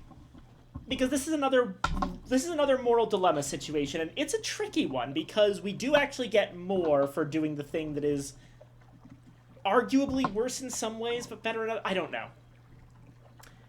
So the principals wants to be less than it is. We know that part. But the Nacreous outcast is an additional element to this. See, okay, the rubbery men are what are known as shapelings. They're effectively created they're effectively homunculi that are created by the flukes of Axile. And the flukes don't really have a lot of... They don't really consider them fully people. They consider them tools.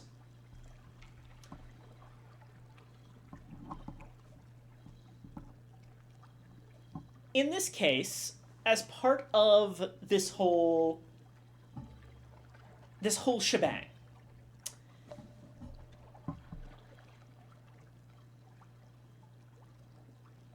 the Nacreous Outcast is there to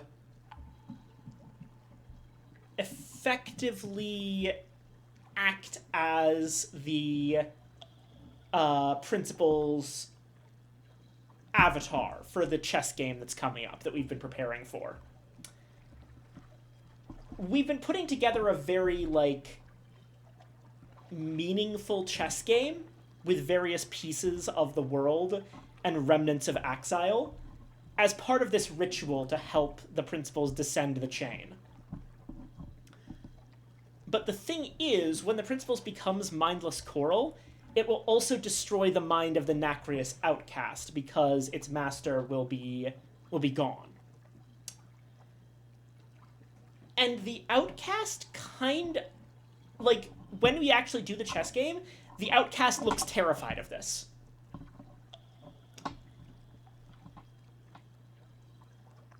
If we were to throw the game,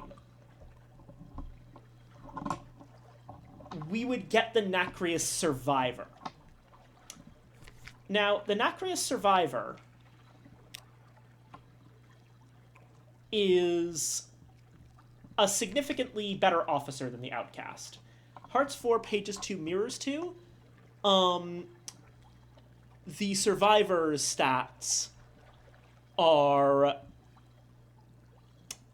Hearts 8, Pages 4, Mirrors 4. So literally doubles his stats. But on the other hand, from a moral perspective, this does mean we're betraying the principles and not allowing it to descend the chain as it desired, and it forces it to stay here and keep thinking. And also, in exchange, no matter what, we get a piece of a Pasayan to help out the,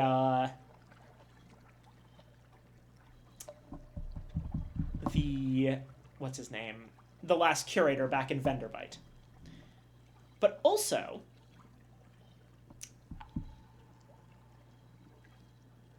if we were to assist the principals, we would get another 4 lumps of blue Skintilac, which we can sell, as well as 12 standard Skintilac, as well as 21 secrets.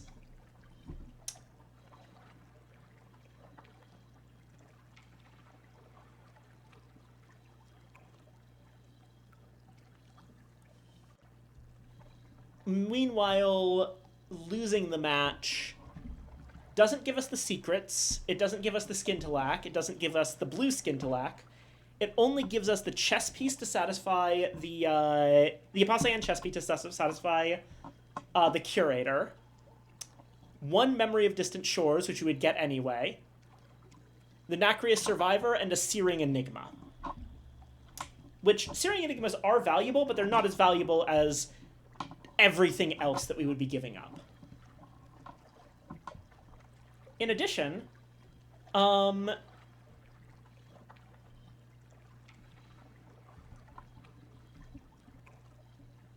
Bandaged Poissonneur,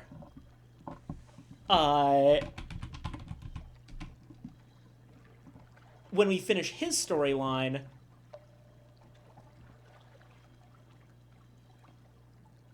will become a quite good cook slot character. 1 more hearts and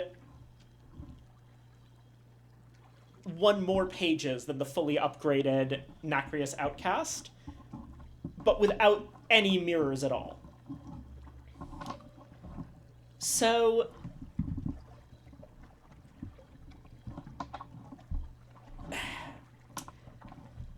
it's difficult. it's a difficult choice to make, but because either way we're betraying someone. If we go forward with the principal's storyline and let it descend the chain, then the Nacreous outcast dies. But that's kind of what he was built to do. But on the other hand, is that really right?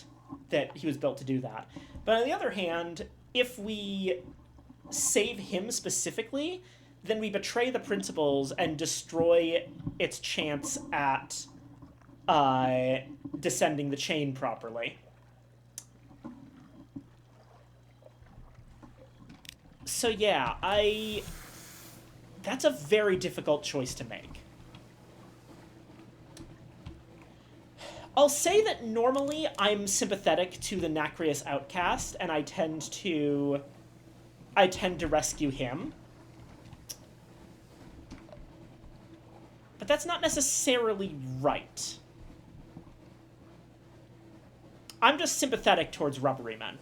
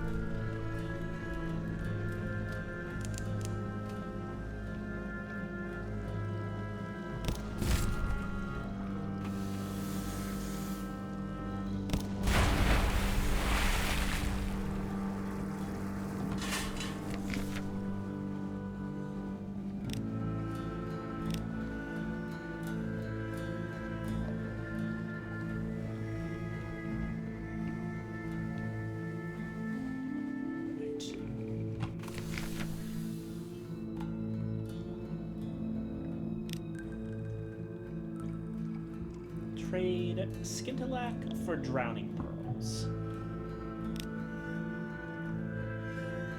Alright, 7 Skintillac for 30 pearls. Where do the Drownies find their pearls? Do they rip them from oysters? Evolve them from the alien machinery of their throats? Here they are, chilly and lustrous, and just a little streaked with slime.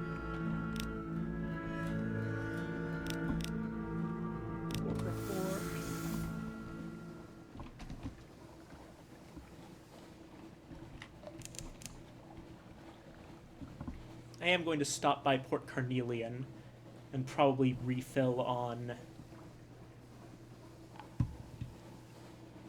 fuel and supplies while I'm there.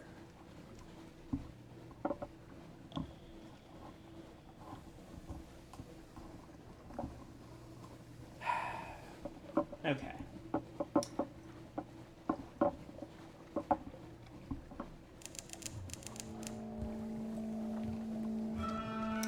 The one who originally gave us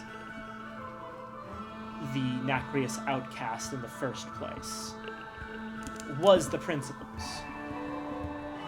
When we originally were there playing chess, the Principals entrusted us with this and gave us the Nacreus Outcast as a guide. Now, he's been on our ship for quite some time after that. But this has always been kind of what the plan was. Does that make it right? Is it okay for someone to... Is it okay for us to prioritize the Principal's wishes over that of its creation? I don't think so. Oh, hey, Spider Silk.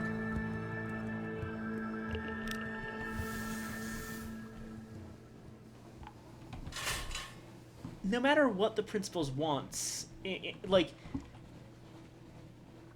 it's effectively assistance in no longer existing. And, like, I'm not against that. But I think that when you have something that you've created that is other than yourself, you can't really make the decision of whether it dies for it. Don't get me wrong, we'll be passing up quite a lot of rewards if we do this.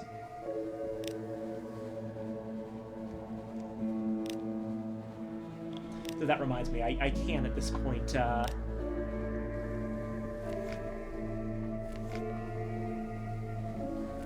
do a bit of increasing stats.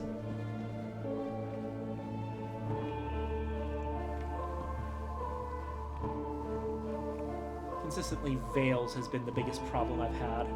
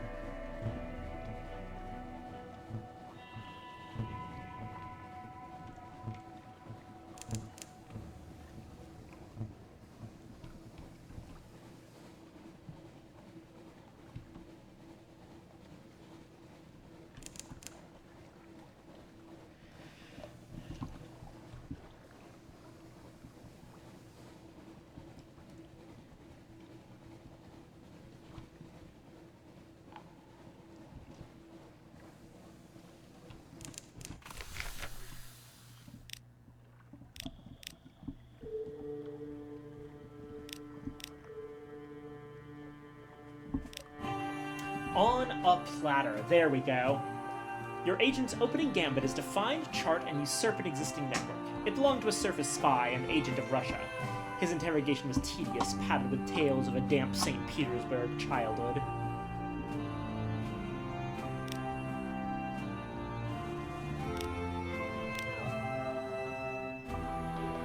An asset, once forthcoming, has grown reticent. Oh, we have exactly enough Tales of Terror for this. You tell the asset, who perspires appropriately, of the bloody rites conducted in Storm's temple at the Shelinet. How they are always looking for celebrants, willing or otherwise. The requirements are meager. Bones to break, a voice to scream. Your asset is eager to change the subject. Here comes the secrets they owe you, gushing like spray from a cracked drain pipe.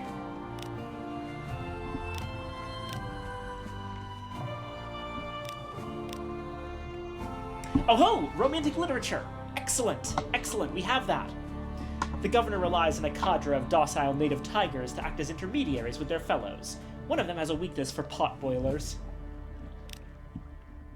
Miss Jenny's diary. The tiger is pleased. He asks you to read from one of the more explicit volumes. An hour later, he rumbles, "One more chapter," for the third time, lazily flexing his claws.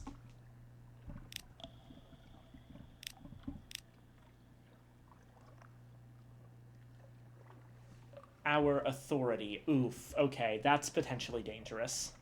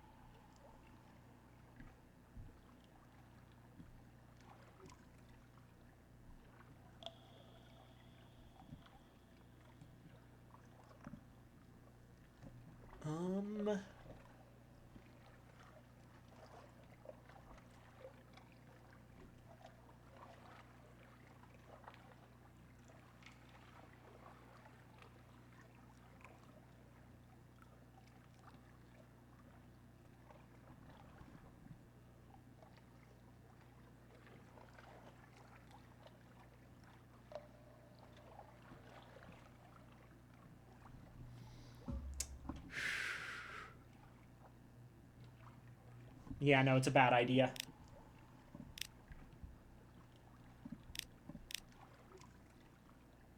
Bait. A rival agent besets your network. You need to draw them out. Hook, line, sinker. No spy could resist these secrets and maintain a shred of professional respect. Your quarry betrays himself. Your agents pursue him into the fungal jungle. The matter ends with knives in the violet shadows and blood on the stalks.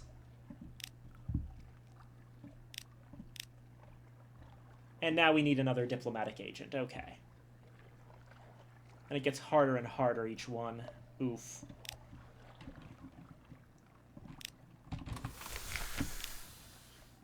No. Okay.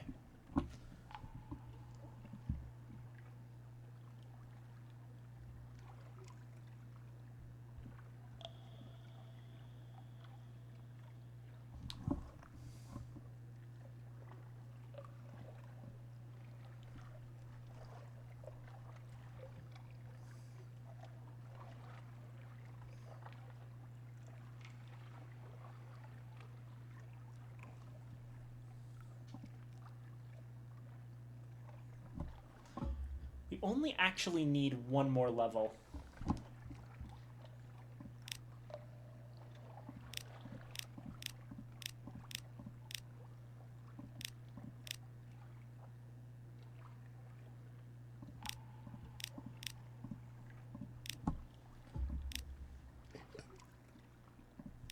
There we go. Terror basically reset.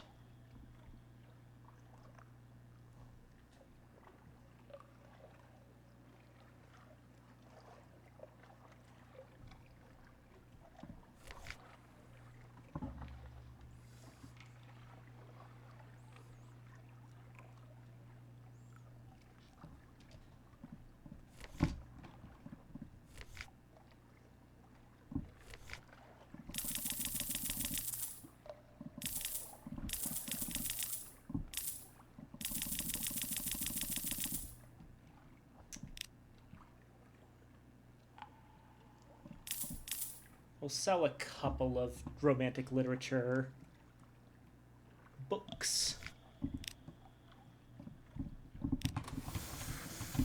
Alrighty.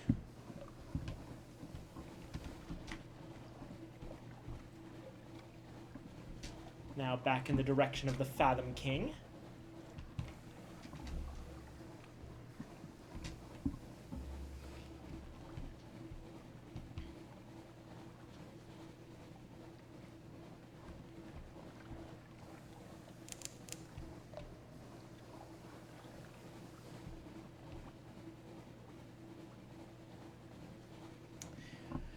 We're very close. In theory, all we need to actually finish the game is one more fluke core.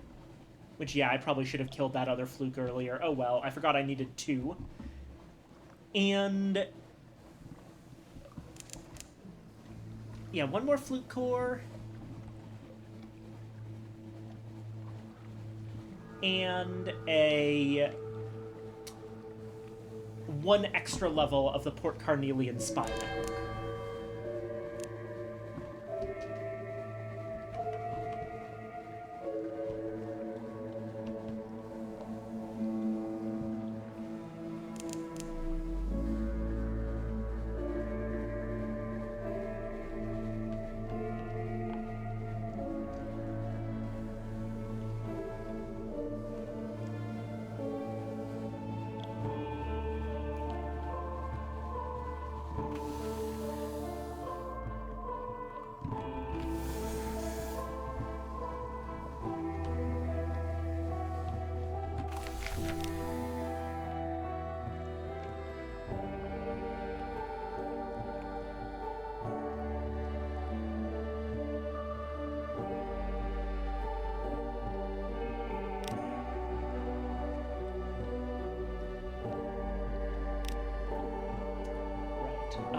Oh yeah, we can unlock mysteries of the other lands. That's actually a really good idea. 7 memories of distant shores and 77 fragments for a secret. And let me do that one more time. And that's 2 secrets.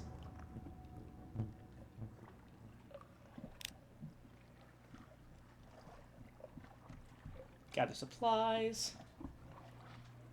You don't have time to stop and rest, but you can gather plenty of supplies. The college members will grumble, but there's enough to go around. Your crew strips a stretch of shoreline bare. It'll have burgeoned again by next week, no doubt.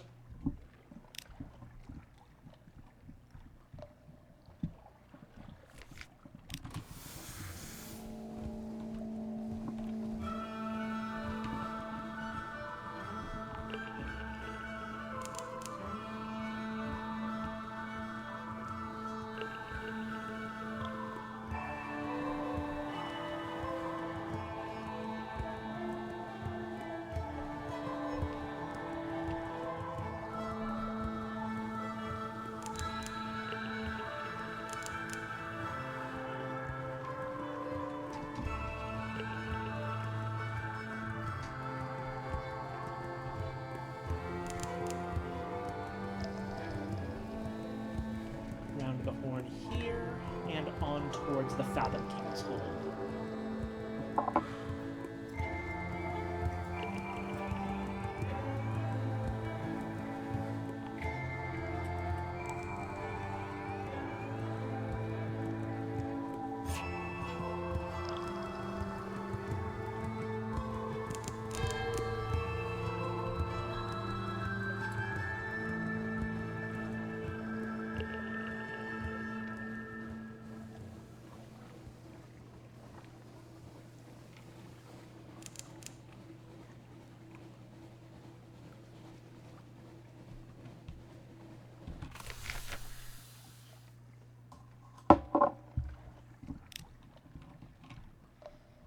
And we once again trade for drowning pearls.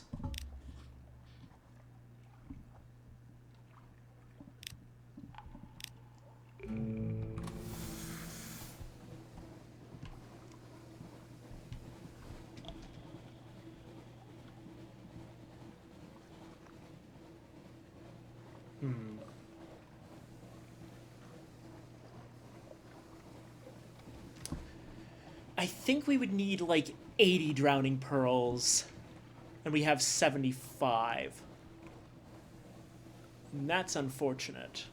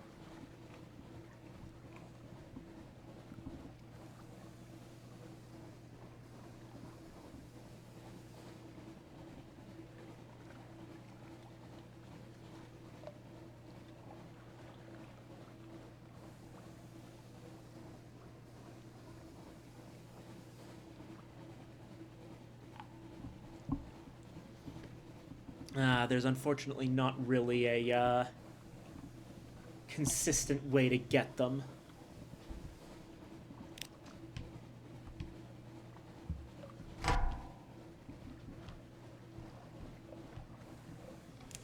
We could get more if we take the path I don't particularly like for the Pulse of the Principles.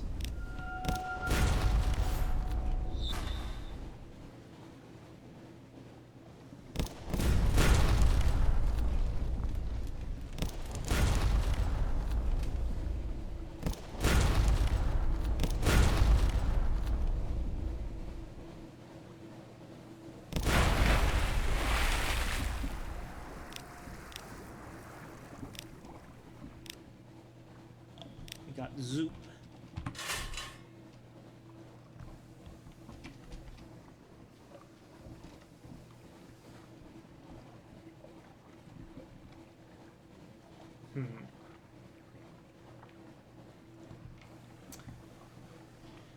We can probably... One thing is that the only reason we would need 80 is if we specifically wanted to not just help out the bandaged Poissonneur, but also secretly spy on him to see what he's up to in Khan's heart.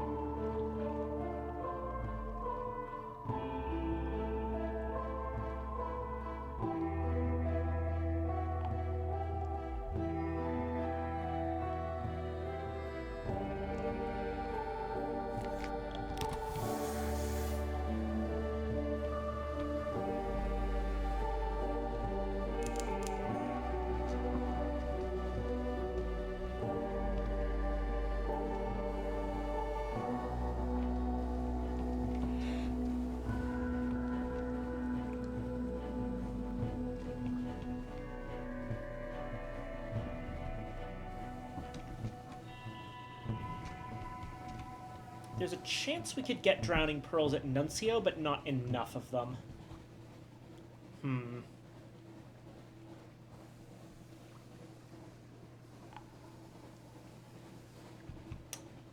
I want to continue the Poissonneur storyline. I'm just going to accept an imperfect...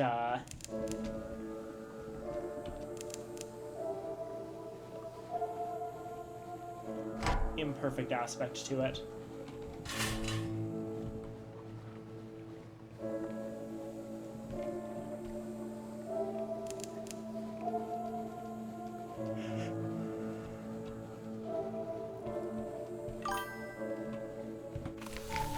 Is Sneck finishing this stream or next stream? I'm going to try to finish this stream, actually, but I'm not 100% sure I'll be able to.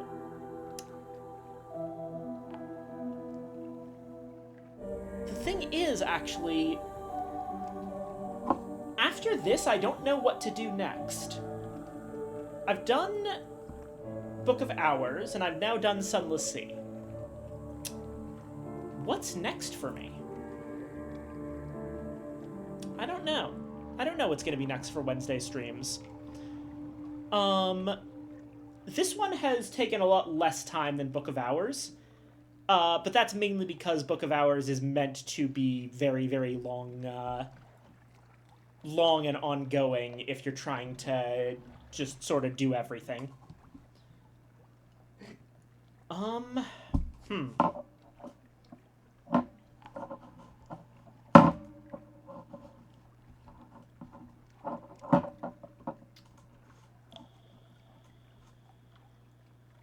I've been thinking about at some point starting, like, an on-stream playthrough of Morrowind with the Tamriel rebuilt mod, so that we can get access to all of the cool mainland stuff that got added. I don't know if there's a massive interest for that, but I'm not certain about what else to do.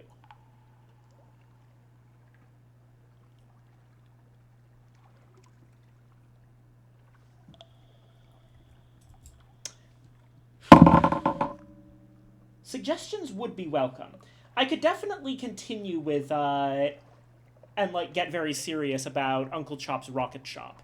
That would be a space filler for me to figure out more stuff, and would probably be fun in general to do for a while. But yeah. These two, Book of Hours and Sunless Sea, were two that I really, really wanted to do when I started the channel. And I'm happy I've been able to do them. And we're not done with either game, but I don't really want to go back to Book of Hours just yet, and I don't want to just go straight from Sunless Sea to another playthrough of Sunless Sea.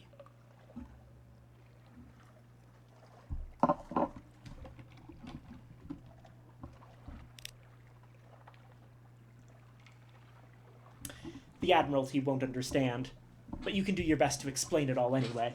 The theology of postal work, the pull, the scarred obedience of postmen, the attention to detail that is both petty and sacred, the anguish, the camaraderie among the sufferers.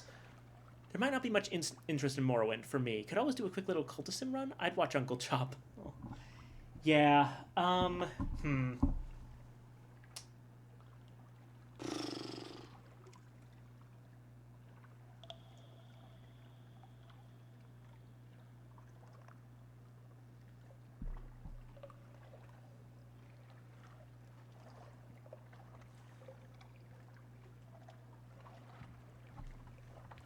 cultist sim run probably would work. It's been a long time since I played.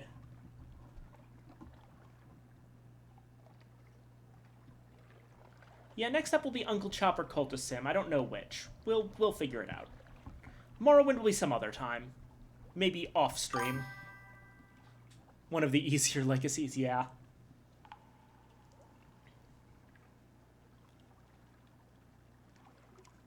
Priest makes me ow. Really, I can do any of the legacies, but I've never actually finished Exile. I frankly don't know how to play Exile.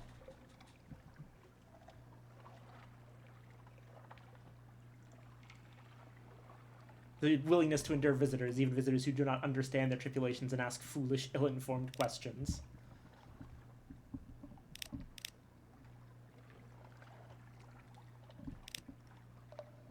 20 drowning pearls! Holy shit!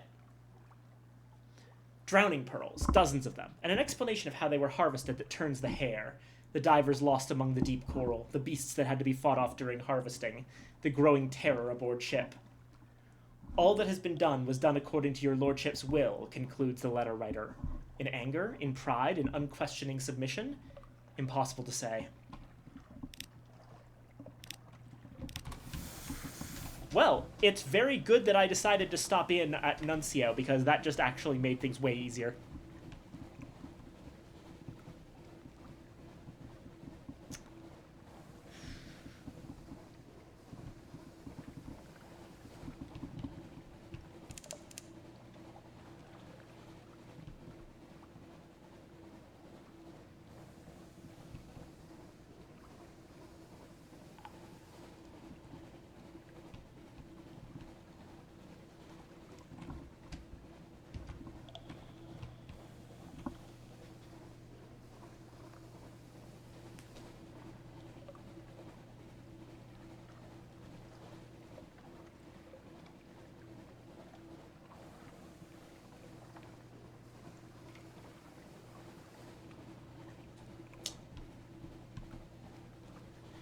Yet realistically, I think probably Uncle Chop is next. That was a really good suggestion, and it was very fun when I played it before. I'm gonna have to start fresh now, but now I know a bit more about what I'm doing. I'll do Cultist Simulator after that, I think. Little trick for not dying in Uncle Chop's, because losing runs feels bad, but you could figure it out yourself. If you want to tell me something, go ahead and tell me something, but I can also probably figure things out if that would be better content.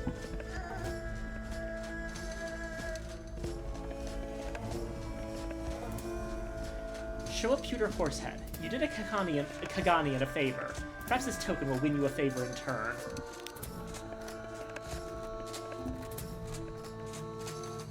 You show the talisman rather cautiously to a clutch of captains chatting by their warship. One grabs it cheerfully and claps you on the shoulder. I've heard about you. Come on, I'm buying.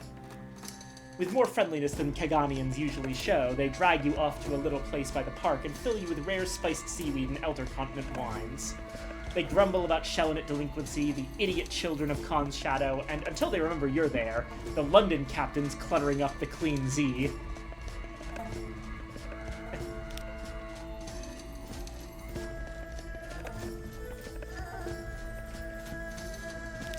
The Poissonnaire requests shore leave. I will not need long or much. Your cook wants to go ashore. He claims he needs to collect a book of recipes, but he is short on details and long on guilty fidgeting. Oh, 2 types of lethal, nuclear reactor and pipe bombs. I'll let you figure out pipe bombs yourself, but please remove nuclear cores before they blow up, so before you do anything. Yeah, that's what got us the first time, and I think that that's probably the major thing. Right, okay.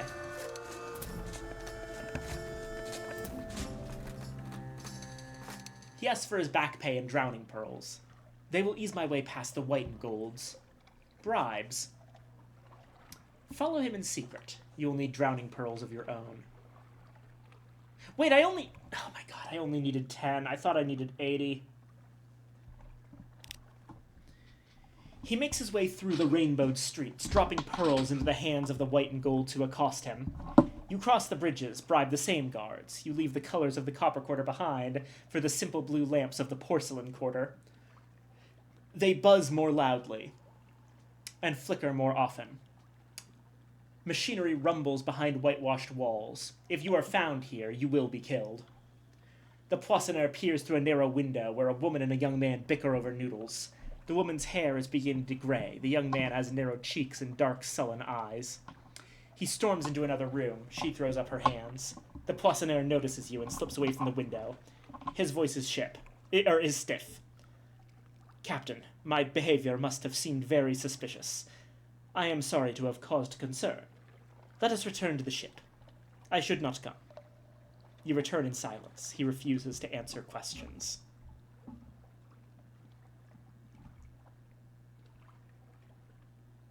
Requires either Colossal Flute Core or an Elegiac Cockatoo.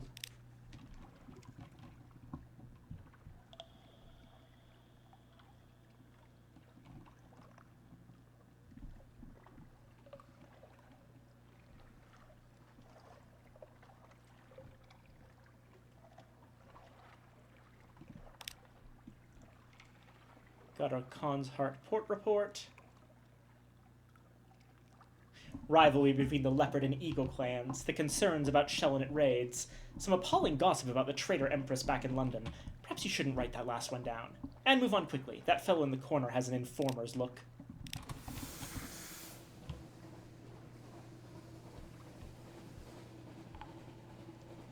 Well, now that we have a absolute ton of drowning pearls,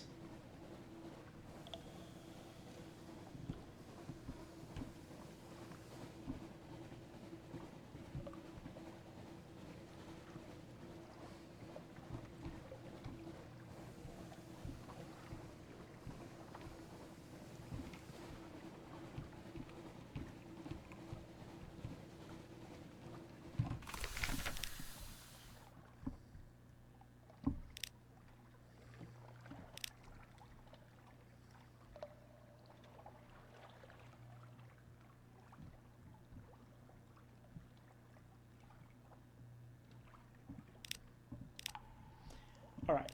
I'm gonna go ahead and just give all of my drowning pearls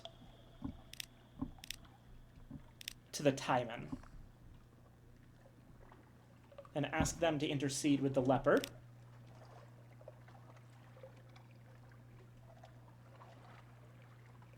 A masked functionary hears your request in the Grey Chamber.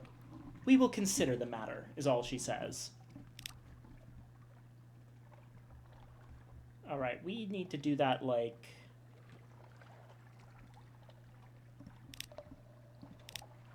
just one more time.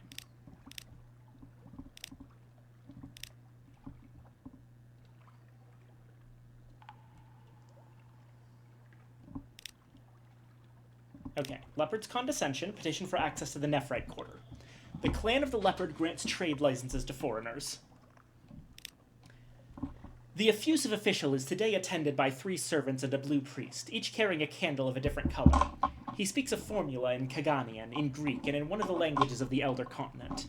You are anointed with oils and presented with a pair of sharkskin gloves. The blue priest admits you to a slightly less debased echelon of foreignness, and blesses you in the name of the deep blue heaven. After that, you start filling in forms. And we have our Nephrite ring. And as for the rest of our drowning pearls, we can pretty much use them to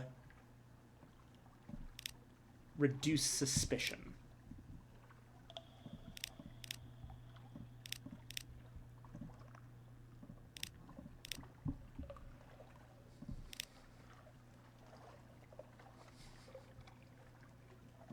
Down to 1.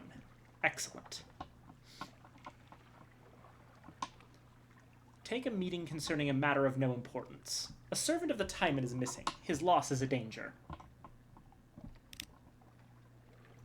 Officially, a former servant of the Timon who did not engage in the gathering of strategic information did not disappear to the Untersee port of Anthe, which officially does not exist. At length you hear what the servant did not look like and strict prohibitions against pursuing him. Officially, no one in Khan's Glory would have any interest or be at all inclined to reward you with money and connections if you were to go to Anthe. They would not care for a report of his situation or any information he may be unable to bring home. Yeah, I got it. Alright, we are slightly less officially foreign here, which should allow us to actually do some stuff.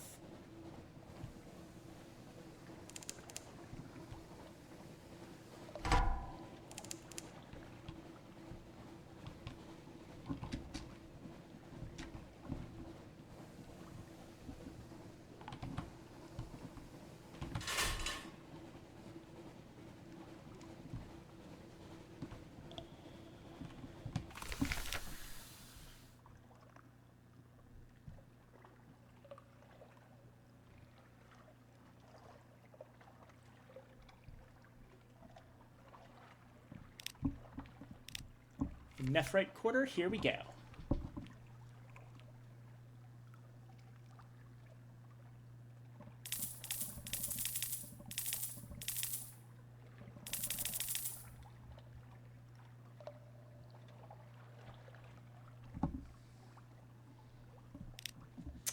And here we can buy more romantic literature if we need to.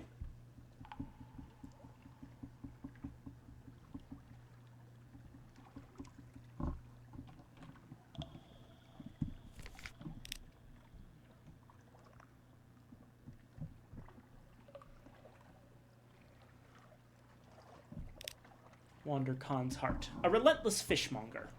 You are cornered by a screaming, cheerful woman in a sort of lacquer-armored fish suit. As far as you can make out, she was attacked in the Moon Canal by something with tentacles. She still has this tentacled thing slung over her shoulder. For some reason, she is determined that you should purchase it. You plead, evade, offer her nothing but the smallest coins, but she is relentless. Tentacles it is, then. One echo for a strange catch.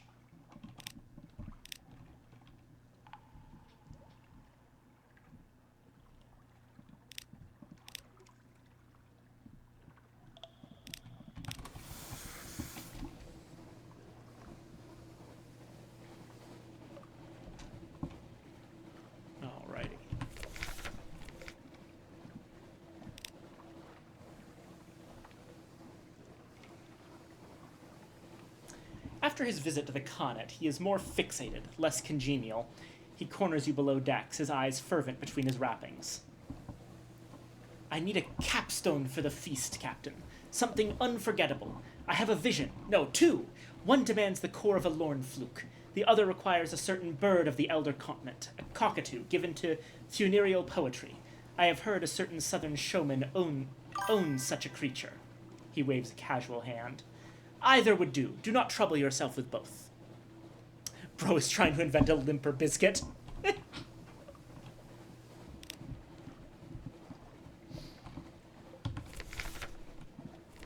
We have the Colossal Flute Core, and there's no reason not to do it right now because we can get more later for the other thing. The Zailers struggle under the weight. Irigo juices stain the deck.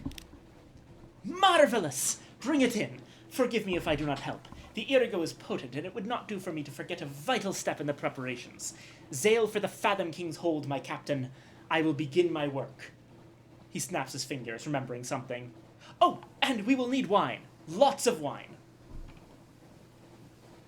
5 crates of mushroom wine, and make your way to Fathom King's hold. 5 crates of mushroom wine. Good lord, is there anywhere I can get that around here?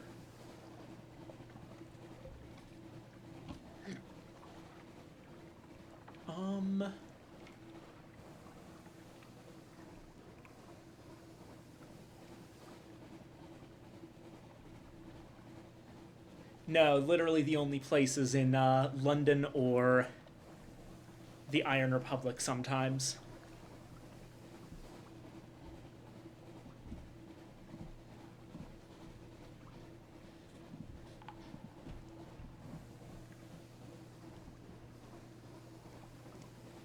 So in that case, we head back to London, get the wine, down to Port Carnelian, over to Fathom King's Hold,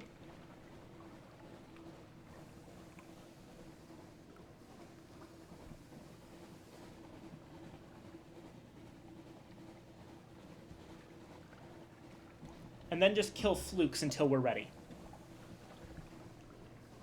And that'll get us almost all of...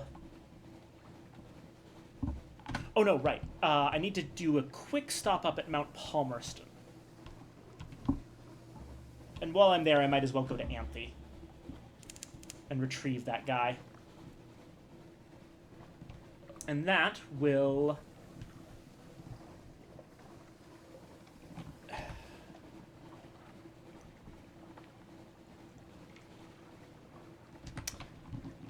You know what? I'm making my decision. I think that we let the Nacreus outcast survive. Liberty, equality, eternity. It won't do for us to judge anyone as less than deserving of life.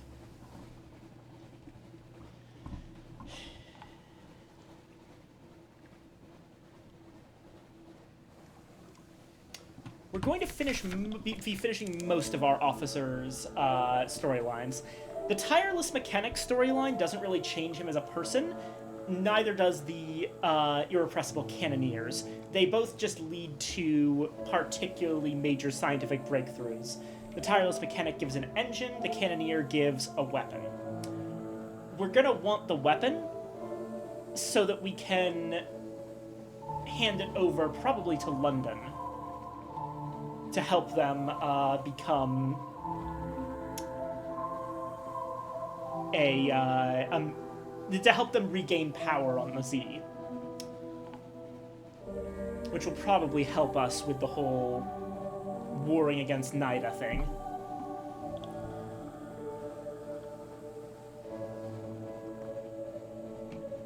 Oh, right. I probably want to stop by...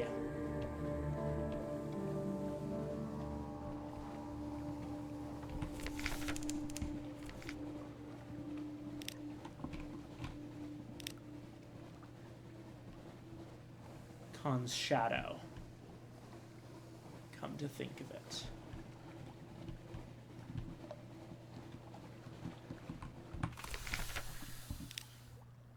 No? Could have sworn.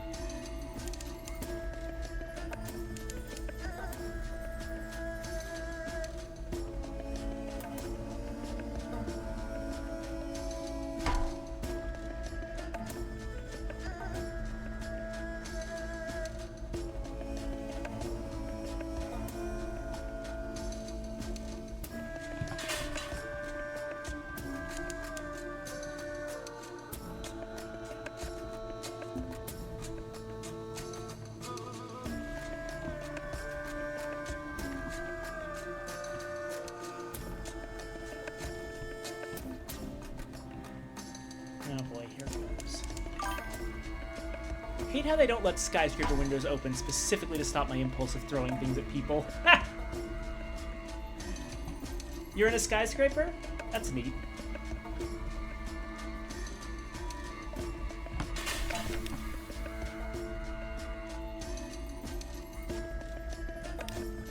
Here we go. The last game. The emissary, trembling, takes his place across the board from you. He will dissolve with me, the principal tells you consolingly. It's for the best.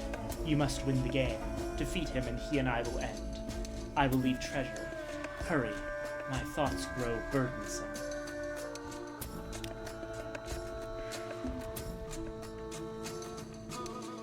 Right. Win the match or lose the match?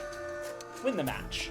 The principals will be reduced, as it desires, to a mindless hump of coral. The outcast stands trembling behind the board, ready to enact the principal's moves. Its mind will be destroyed with its master's. Lose the match. You were enmeshed in an alien scheme. Perhaps you mistrust it. Perhaps you pity the outcast. Whatever your motives, you will throw the match on purpose, leaving the principals trapped in consciousness, defeating the purpose of this whole quest.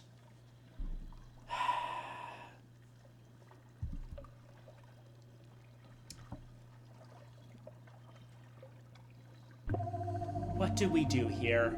I'm still so torn on this one.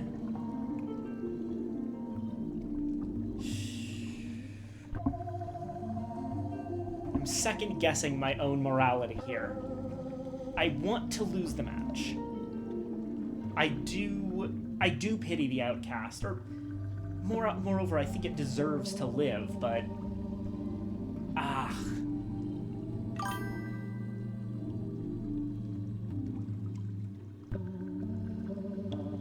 unless your purpose is to scare the Nacreus gent a little.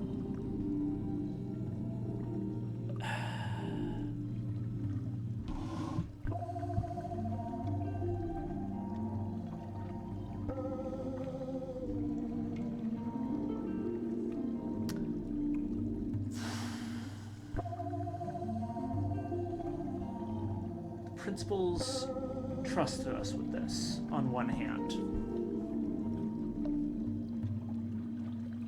But on the other hand, is what it's doing even...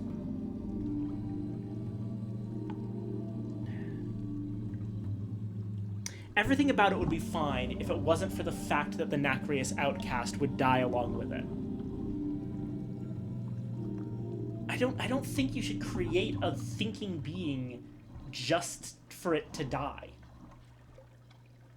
Like, sure, you've lived thousands of years and you want to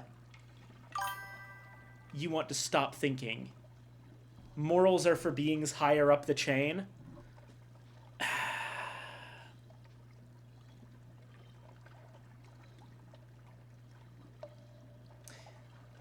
So are you suggesting we win the match?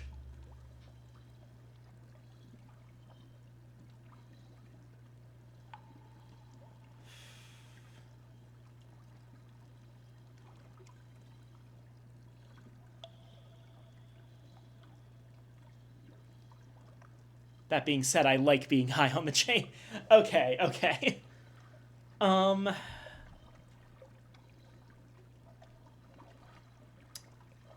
21 secrets is hard to pass up, but...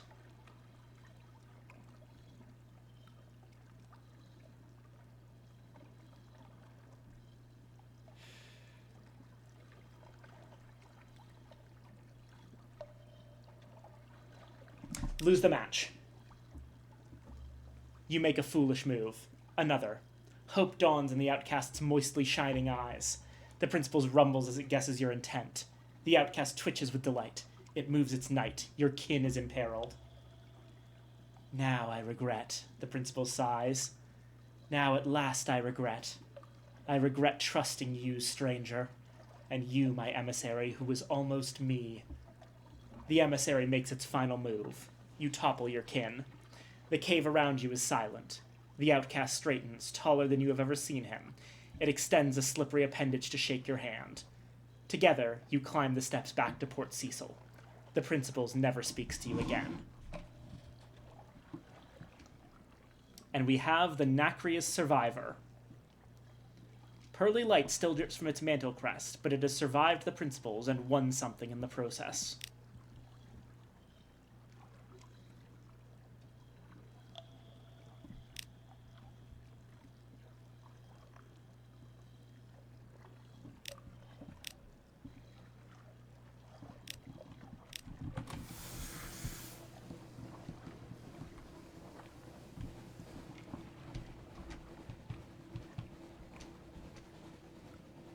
Oh, hold on.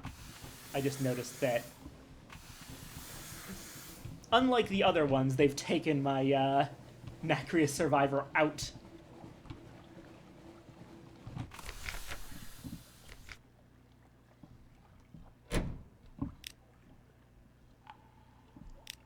A jubilant dinner. The survivor still struggles with human language, but its shyness for now is gone. It gestures widely with the fork. Not long ago, it was embarrassed to pick up a fork. It speaks of its plans to visit Flute Street, below London, where its relatives dwell, to bring them gifts of knowledge which will erase its crimes. It tells you stories of travel through the void on the vast-shelled black back of a messenger thing. It shares jokes from its spawn world, Exile. None of the jokes make any sense, but they linger on the surfaces of your thought, like graffiti scrawled in the language you knew when you were very young.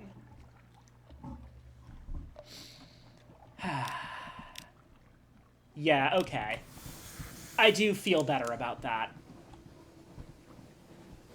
We've given the Nacreous outcast a new lease on life.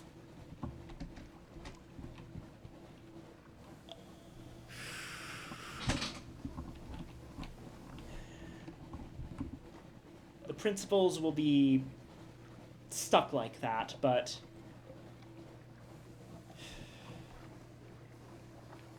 the way it was going about it was too cruel.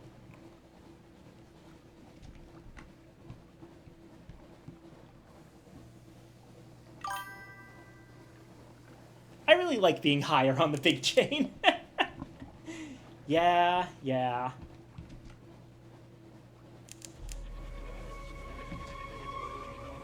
Oh, right, we know that.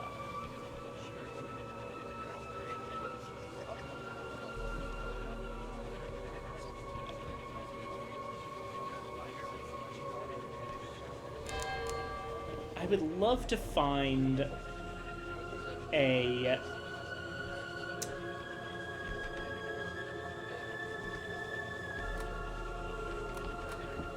I would love to find another fluke somewhere around here.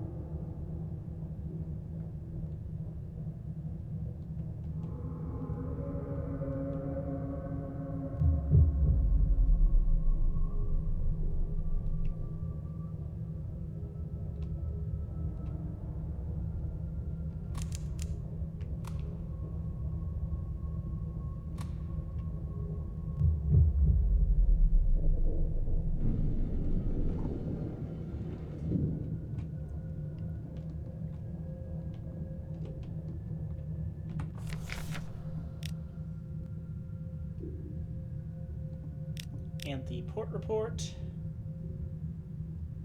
Okay. Right, we're looking for that one.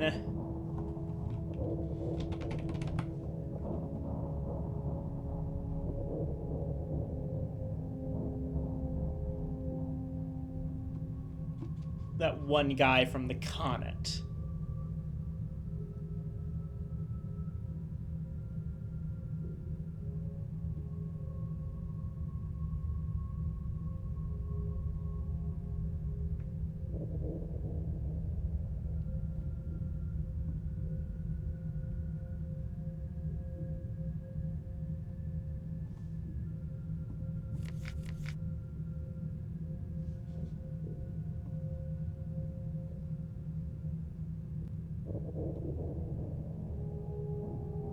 Liver and tongue is apparently what we need.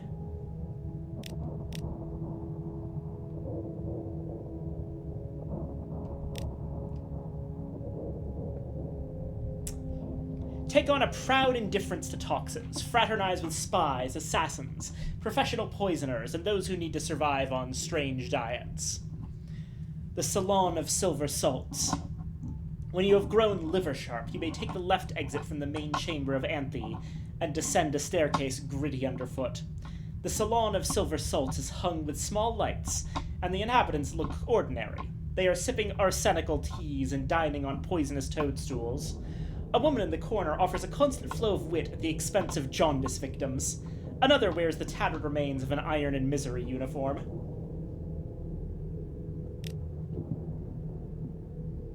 Gather flourishing intelligence among the sharp-livered.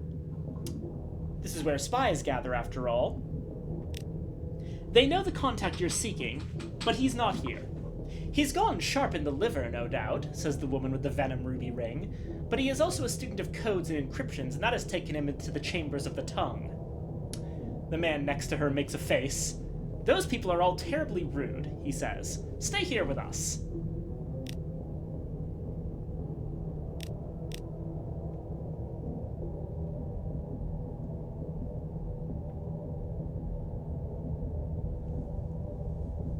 We need to have...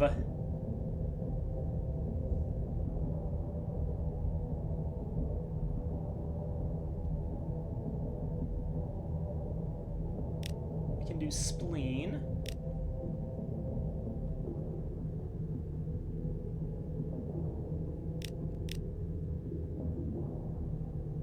And tongue.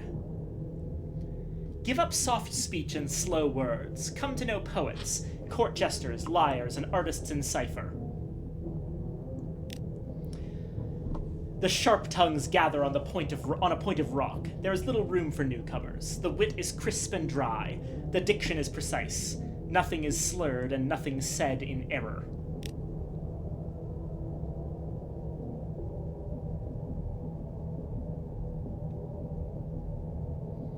Seek your spy in the granite corridor where the most linguistically skilled assassins may be found.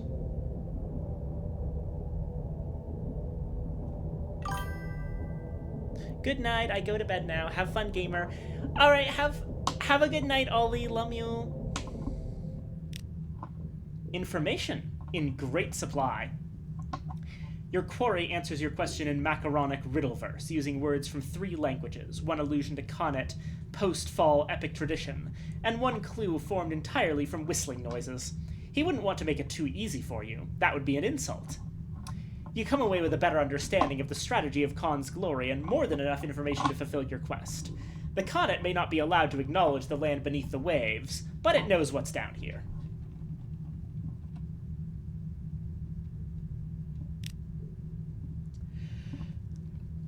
Share an enraging story you picked up in London. Something to share over drinks. The other sharp-spleened Antheans will greatly enjoy having no reaction. Like talking to statues. You reveal a recent London tale full of corruption, folly, and spite, of incompetent people prospering from their incompetence, and kind people suffering for their kindness, and perfectly good supplies wasted. Your listeners' faces do not change. Their eyelids do not quiver. In exchange, they tell you several infuriating tales you had not heard before. One even rewards you with fuel. I am never sailing back to London, she says. Your story has reminded me why. Candlelight winks in the tip of her tongue.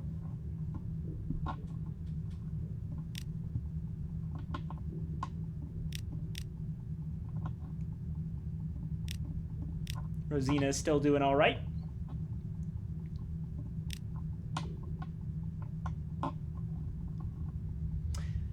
A young man is speaking, a boy except for the scar on his face. I'm going sharp in the skin as fast as I can, and then I'll be back at sea and the Corsairs will warn each other about me. The one that survived, that is. A lady answers, It's not safe. Everyone says I'm too young, interrupts the boy. I don't listen. Once you've gone sharp, you might not have a use for Corsairs anymore. I was going to be a horologist, but... She waves a translucent hand. I'd rather stay here and continue my... development. I'm going sharp in the lungs next, says a woman in a deep red gown. They say you can smoke all day long and never develop a cough. The gentleman next to her looks amused and takes the cognac out of her hand. I'm sure you'll find yourself very much at home.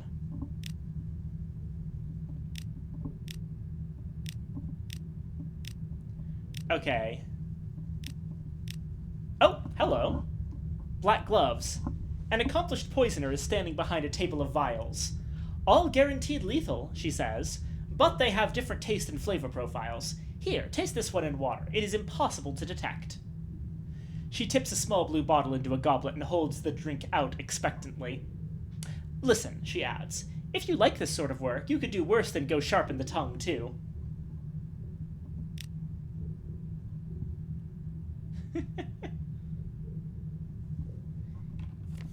Anthe is such a weird place.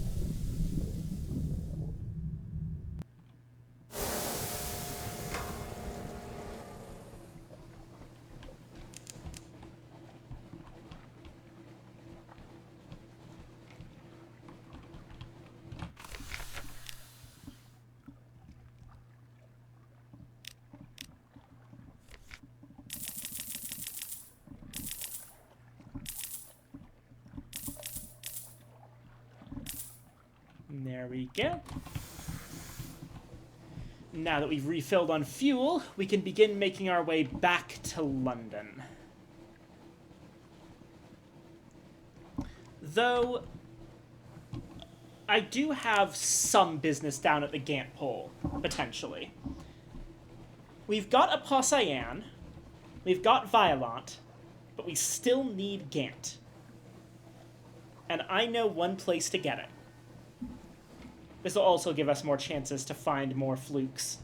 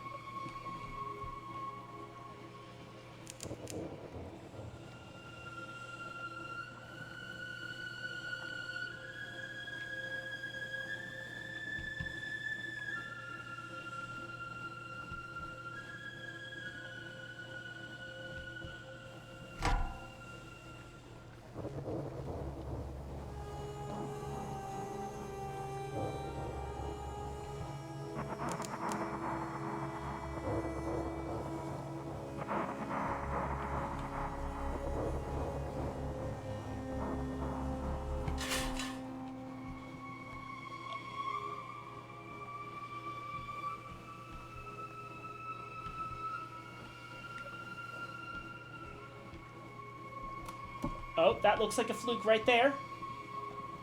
Come on, surface.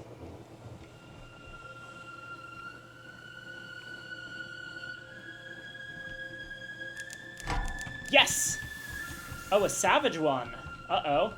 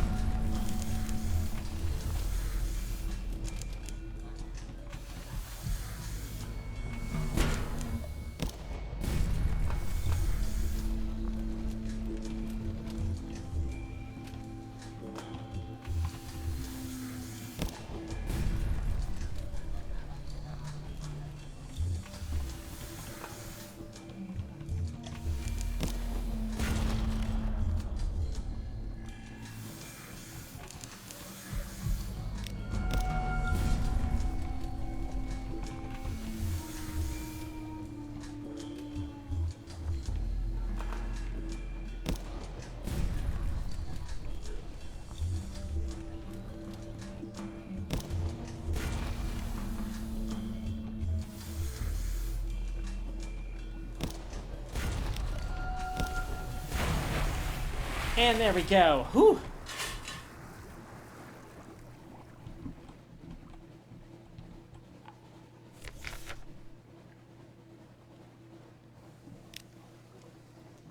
Three secrets and a colossal fluke core. The decoalescing body is full of incomprehensible organs that collapse at your touch. You sketch what you can, cock an ear to the departing harmonies of its violent language. At its center, you find a vast lump of resin or congealed gall, the size of a barrel, flawed with darkness. In the full starlight, it is a deep violet purple. Irigo, your doctor whispers, the color of forgetfulness.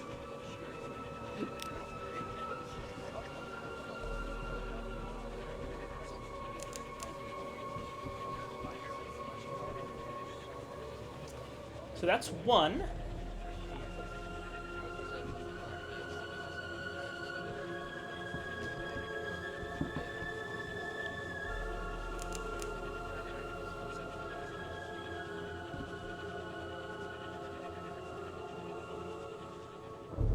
We need just one more fluke core.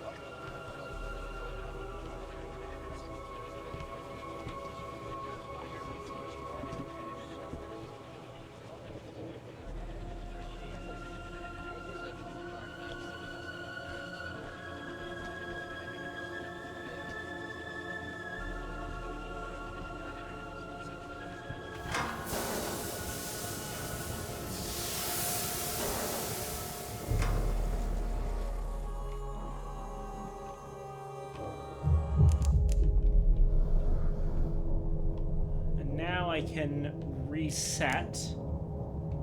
around here. The enemy spawns.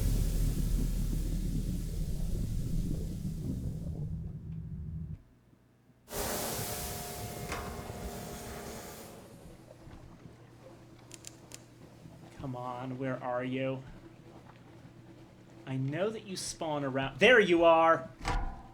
This is the Eater of Names. It's a Shellinet ship.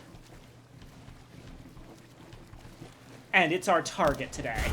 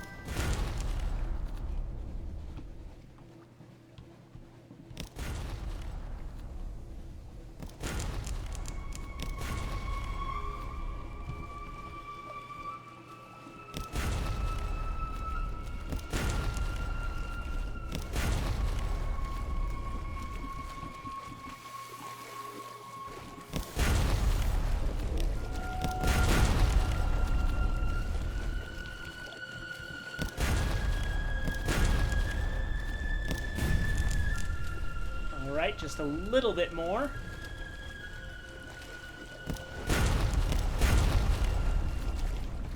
About 3 more shots. 2 more shots. 1 more shot. Almost, almost, almost. Done. Ooh, we're even still above half. The Eater of Names is destroyed. The worms are screaming. The boat is shattered. Wild-eyed Shellinite zealots leap into the Z. None of them try to swim. As far as you can tell, they're diving straight down with no intention of coming back up. The Eater of Names has long plundered unwise strangers in the name of death and the Great Shell. Perhaps they've kept something of use. Not what we need to do. Seize its figurehead. The color is Gant. That color which remains when all else has been consumed. They must have taken this from the Z near the Gant Pole, the place that draws dying monsters. The memories of slow, deep death adhere to it like rags of skin to bone. Perhaps you'll find a use for it. And that's our final Neathbow color.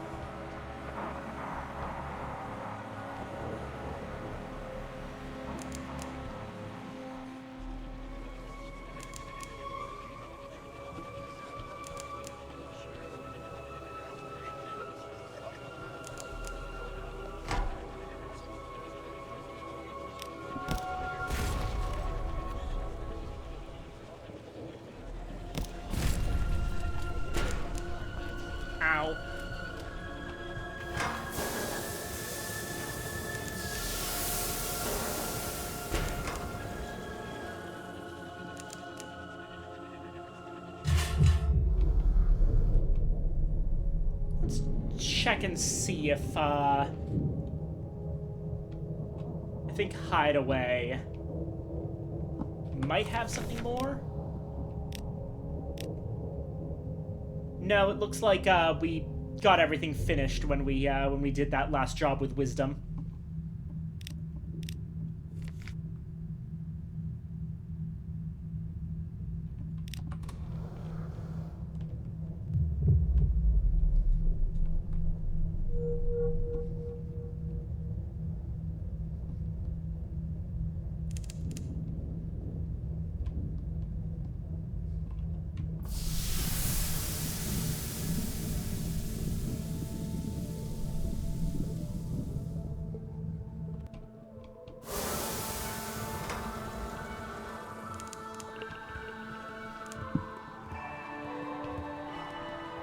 We're down to 2 supplies.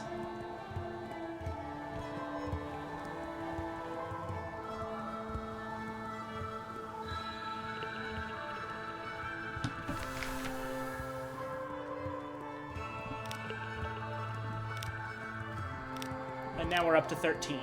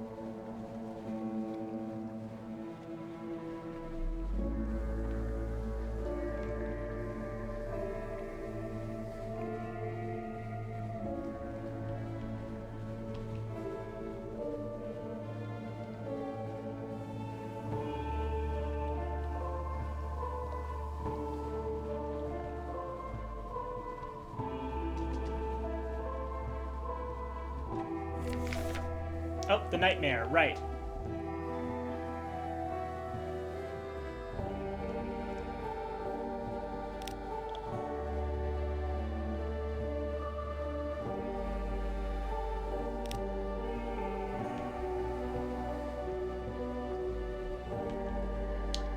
Okay.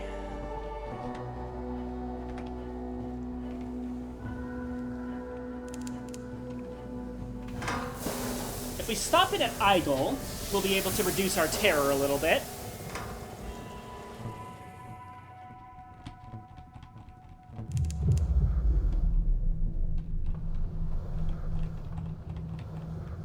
Oh, actually,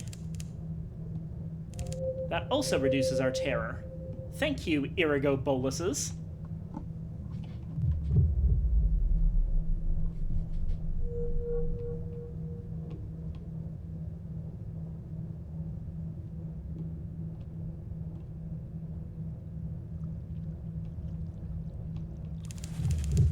Oh, there's a Neither.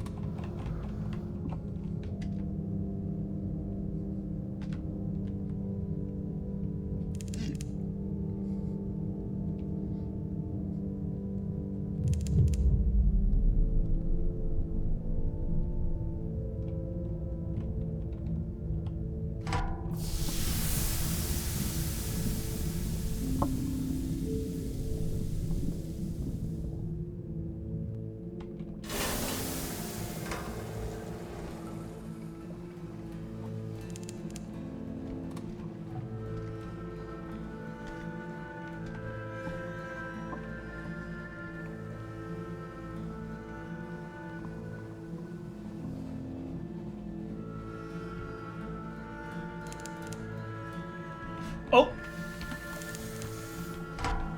Okay. Locked in.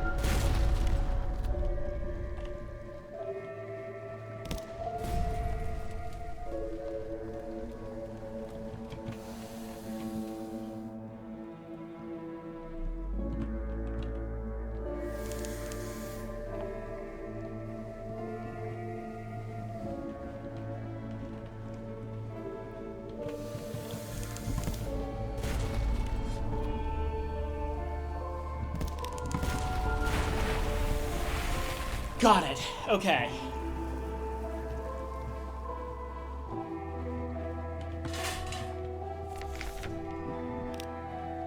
And that's the other fluke core that we needed.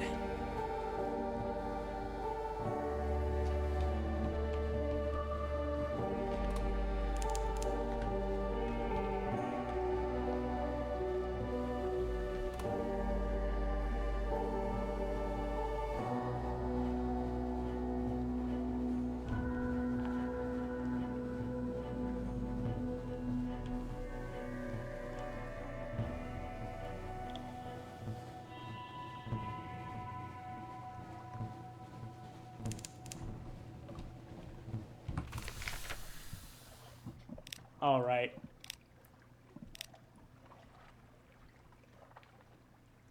Ask a boon of the king. Okay, it's fuel. That's unfortunately not ideal. But at the very least, if we book it to the Melting Isles, we should be able to avoid starving.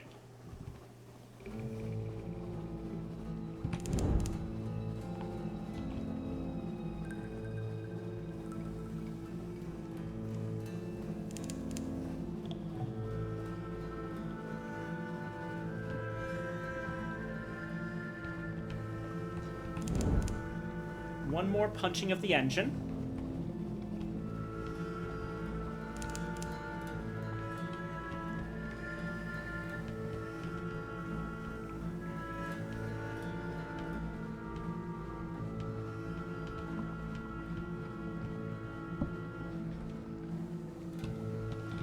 Oh, right. Shoot, we need something awaits you. Come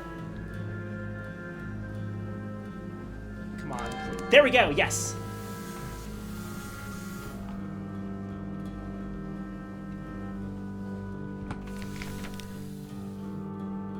Gather supplies. We now have 3 supplies.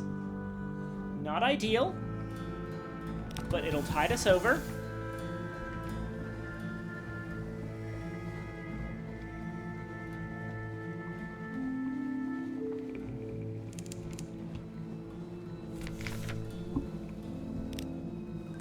Grab a strange catch that, if we run out of supplies, that might actually be able to, we might actually be able to eat that.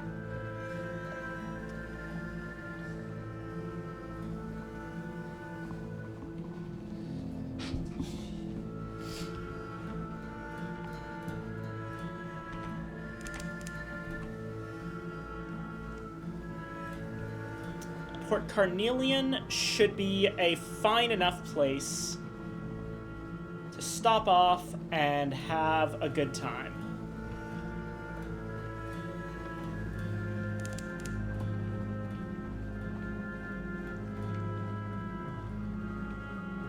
The Waxwind is going to be annoying, but...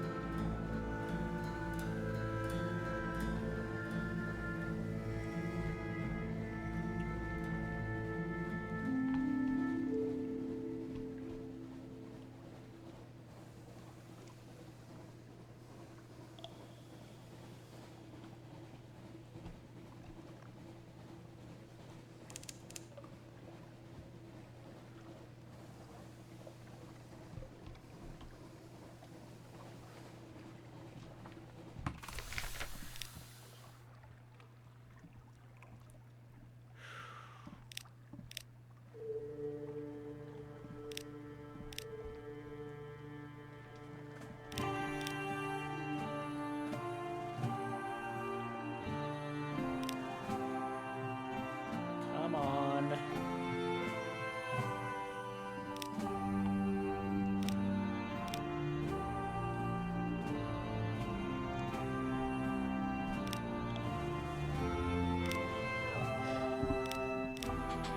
Ah, there we go. In addition to a tiger's library, the governor relies on... there we go. The romantic literature that we were saving brings us up to a Port Carnelian maxed out intelligence network.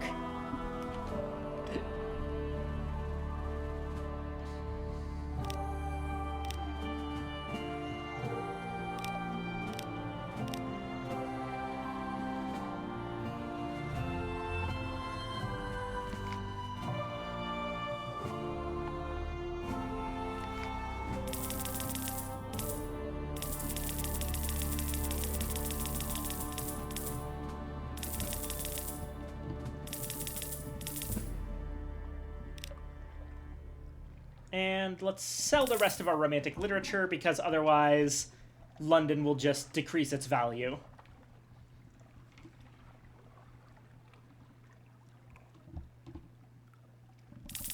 And 5 caskets of sapphires to sell back in London.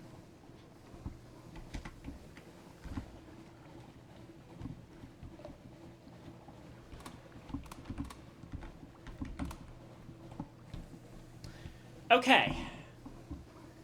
We have 2 flute cores. We have everything for the curator and vendor bite. We have everything for the bandage plusiner's feast.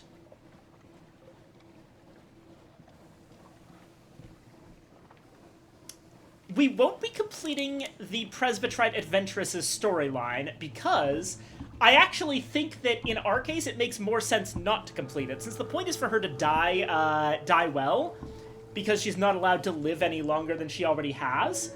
But the thing is, we're about to abolish that system entirely, so honestly, this is one of those cases where if we were to complete her storyline, it would mean she's missing out on the eternal life that she's really owed anyway.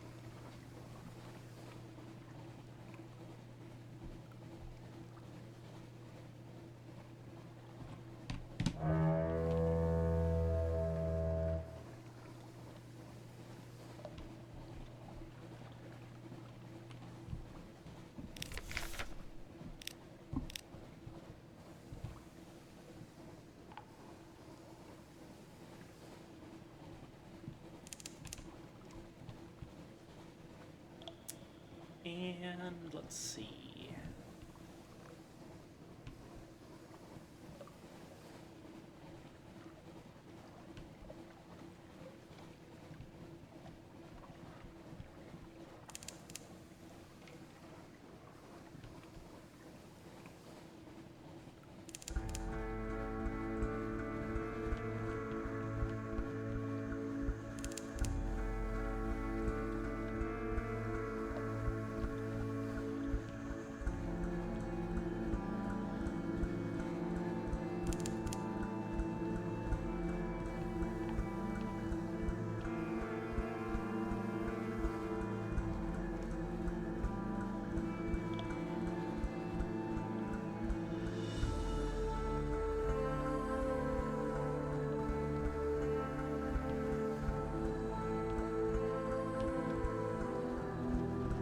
Actually, let me also just, while I'm here, let's wrap things up at Low Barnet, because we kind of left that place hanging for a while.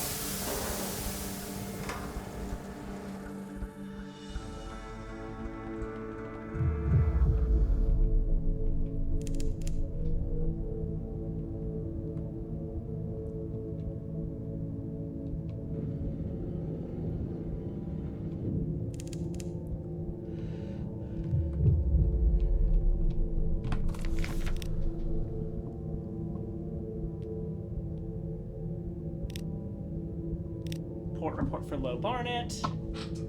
Okay.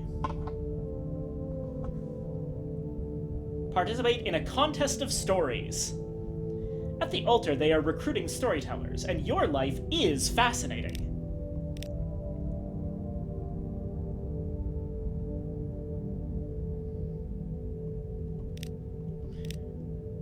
Right, we need to actually trade stories with the congregation first. Speak of Anthe, its memory still gleams. You talk of consuming desire and mornings where every moment gleams with promise. You talk about broken vows and a love shattered, about a heart growing sharp as a barber's razor. You talk about how clearly we see the passions of others while obscuring our own motives. The listening Zailers cast their eyes down, looking into the past. You speak of the city on the back of a beast. It is difficult to find, for it roams throughout the Untersee, above the waves and below. It scorched its belly on Mount Palmerston and snapped the top from Massey's shaft. It blocked the harbor at Adams Way and gave birth to the Grand Geode. Why, last you heard, it was making for London.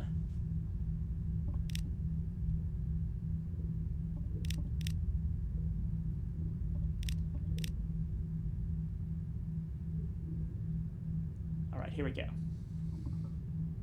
Tell a tale of Eigel and the whispering plot of regrets bristling beneath the waves. Sharp as needles. You tell the story of an ordinary man who made an ordinary mistake, of how he hid it, of how it consumed him, of how his guilt grew stodgy and ripe as black pudding. Deep below, something stirred on the Z-bed, the Garden of Regrets, Eigel, the shivering spine city. Eigel draws regrets like a magnet pulls iron filings, impaling them on its numberless needles. No shame is too trivial for whispering Eigel, no remorse too mundane. Perhaps your audience has regrets of their own. They avoid each other's eyes and yours. Some rub at their skin as if imagining the insistent pressure of unseen needles. You are declared, unanimously, the winner of the contest.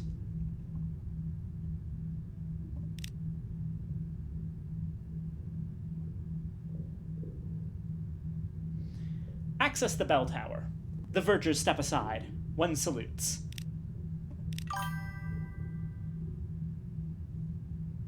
Winner's neck, yeah. Ask about the bell. A resonant delivery. One of the vergers glances up into the tower's heights. The other studies the prongs of his trident. Bell was here before we were, but it's not from the surface. Royal Navy brought it, they say, but not regulars, deserters or something. Strange crew. What happens when you ring it? He exchanges glances with his companion. If you ring it, you'll find out.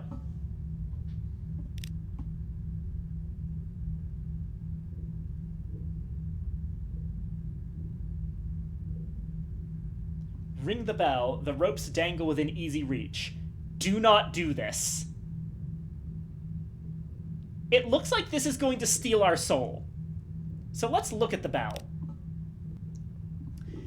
You scale the tower wall, feeling for each rung in the darkness. The ladder creaks. The bell ropes sway gently at your back as you ascend. Soon you are within reach of the bell. The metal shape is colossal in the confined space, its exterior still shiny despite, presumably, years beneath the sea.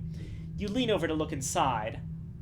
The clapper is covered in a dark residue, and the interior seems soft, blackened, wrinkled, covered in pieces of... Suddenly you know what happens to those who ring the bell. You have stared into the mouth of oblivion.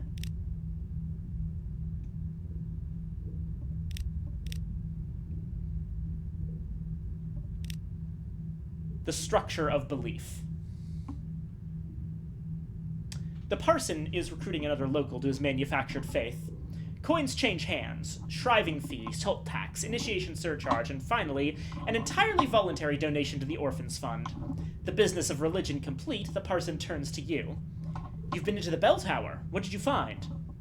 Your explanation thrills him. The construction of a new relic. A trick, of course, but a well-executed one. Perhaps I've seen enough here, although I wouldn't mind a closer look at that bell.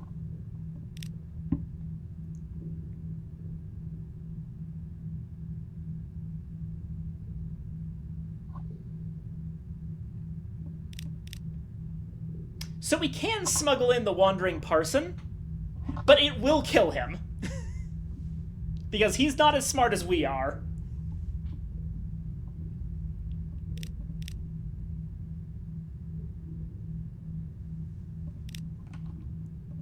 Where does he want to go next?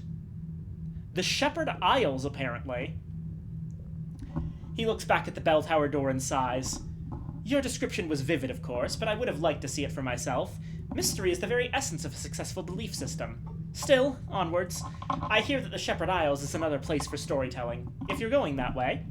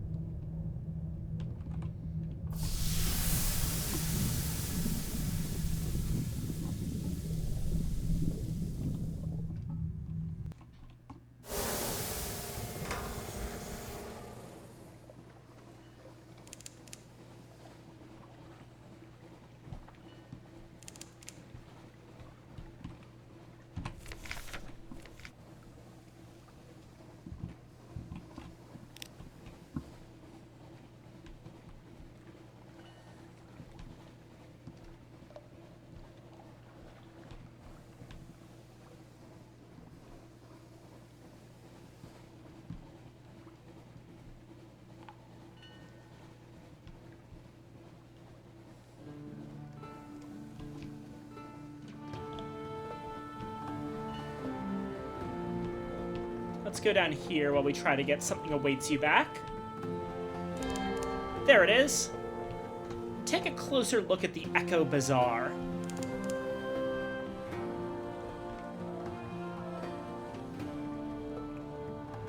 And there it is. The weird space crab thing that is currently holding London on top of itself.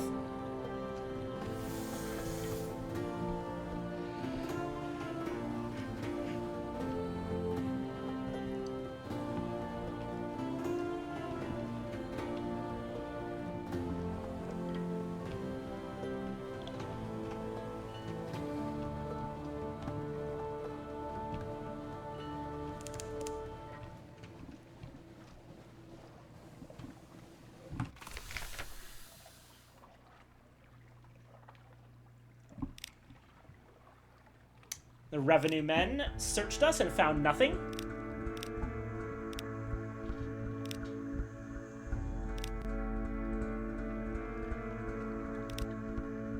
Sell the crate of the human souls to the devils.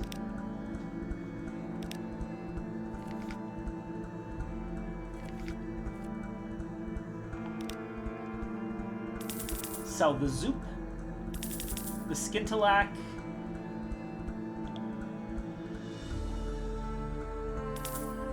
Stygian ivory, the sapphires,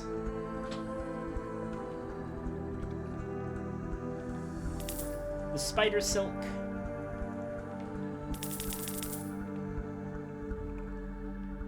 buy 5 casks of mushroom wine,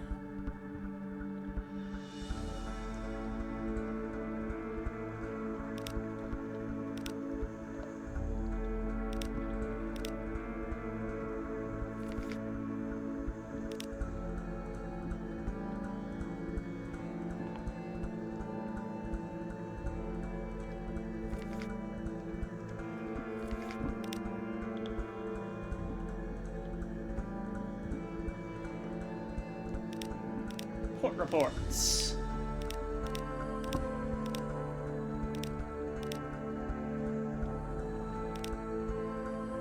$75 echoes for the Khan's Heart port report, which makes sense because it takes forever to be able to do that.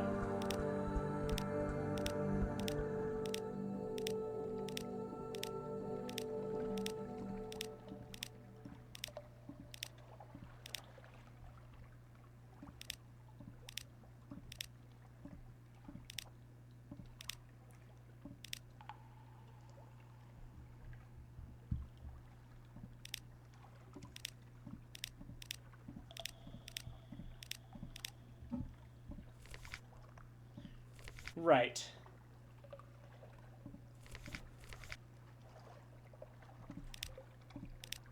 Spend time with the family. Morning papers. Rest in the townhouse.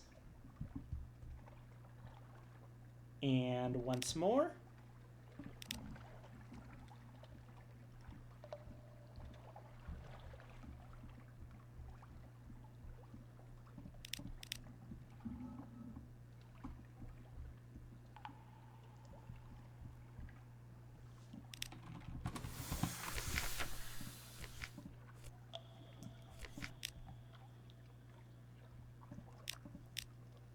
Ship and dry dock, Cotterell and Hathersage. There we go. Pick up an agent from the Diplomat, just in case.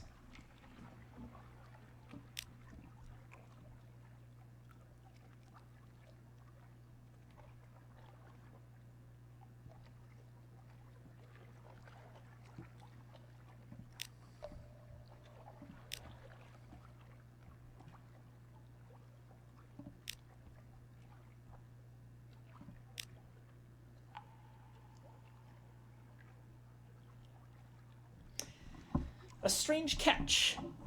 The scholar circles your specimen jar, tapping at the glass with a variety of tools. Screwdriver, magnet, scrutinizer, tuning fork, flensing knife, and a sort of slotted spoon. This will keep them going for weeks, he says, half to himself. We'll dine at the high table tonight, I think.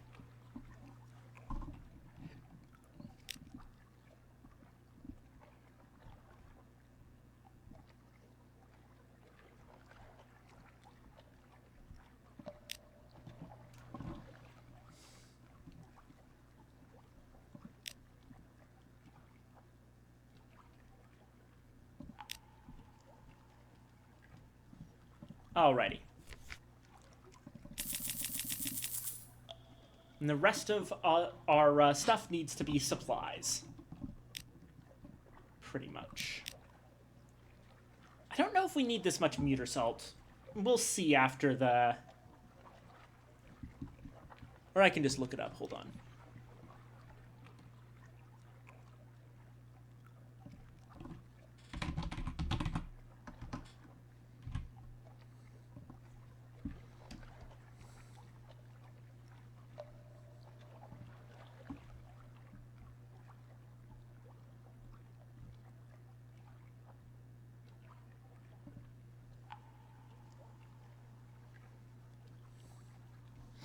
We don't need this muter salt anymore. We'll sell that. And buy more supplies.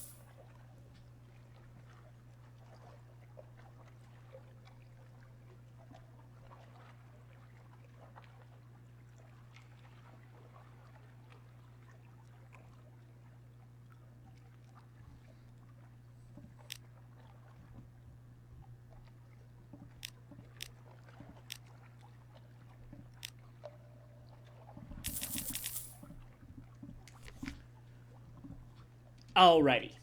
Here we go.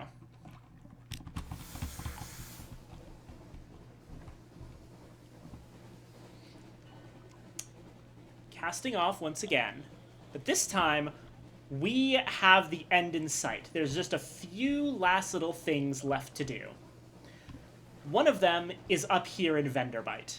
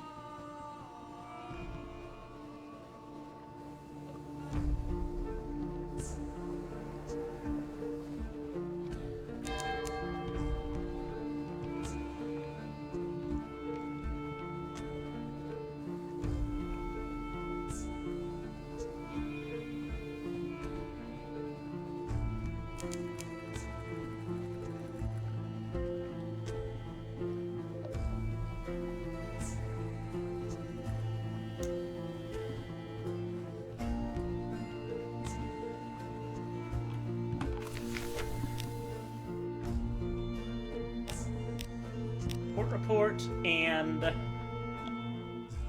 the first curator. Give it your Aposayan chess piece. Oh, yes. It also wants.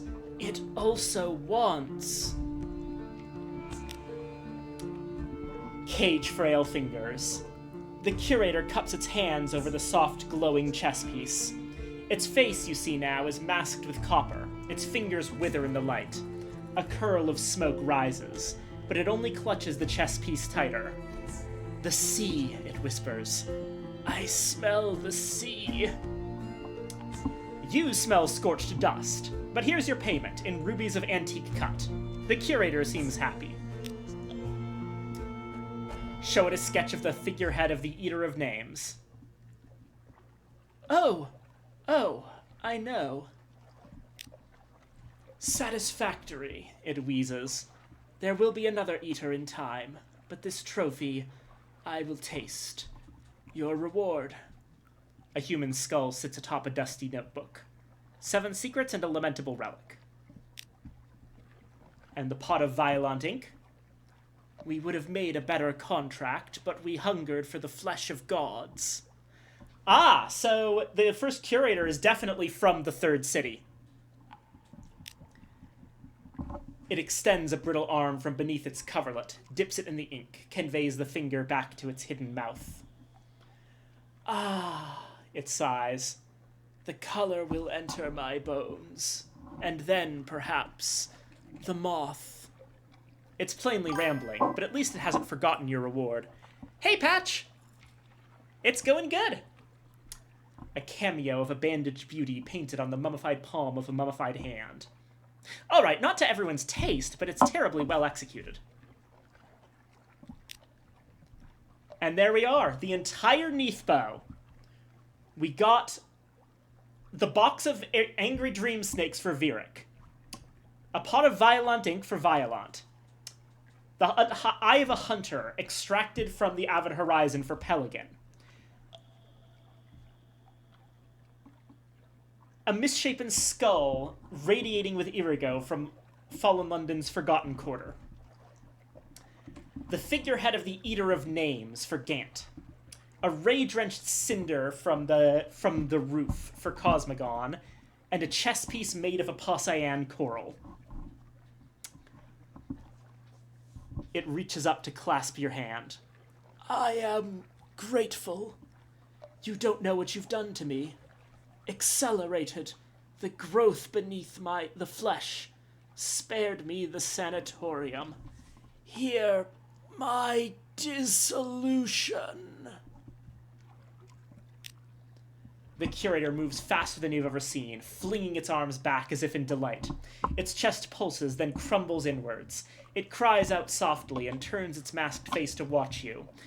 Its chest crumbles like damp clay. Something damp and sleekly shining pushes out. Antennae rustle. Faceted eyes glisten. The curator's hand reaches up to caress the creature and then goes still forever. It frees itself, flexing damp wings. A moth of prodigious size. Its wings are figured with patterns in familiar colors. Pelican, Viric, Irigo.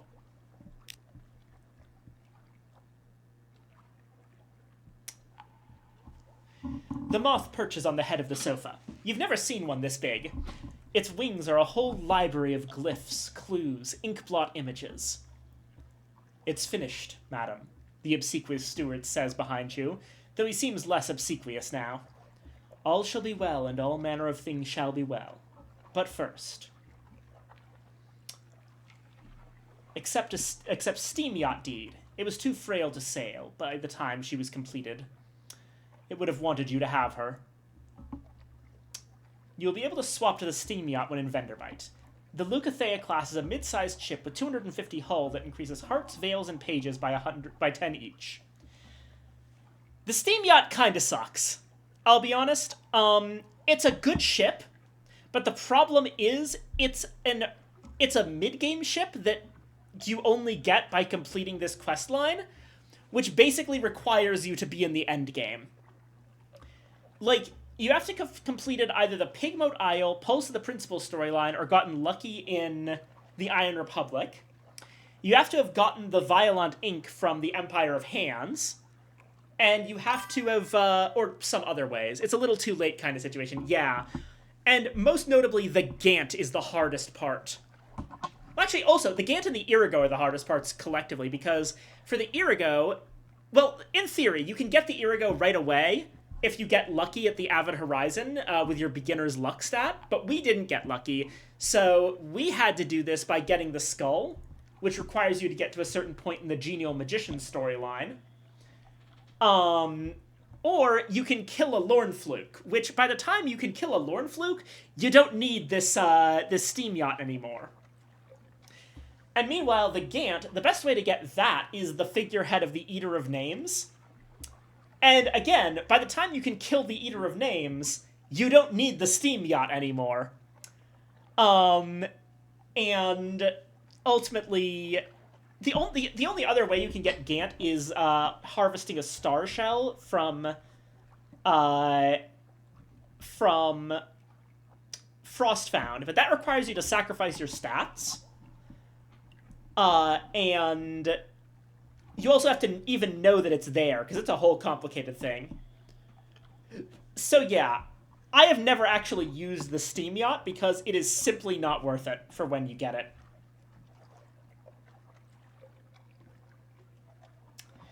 Except a huge trove of secrets. Perhaps it would have preferred you to have its memoirs. They're a little dry, but it was very wise. It had lived a long, long time. Yeah, like how in Kingdom Hearts you only get the ultimate weapon after becoming so good you don't need it. Kind of, but even worse. It's like if the ultimate weapon was a mid-game weapon.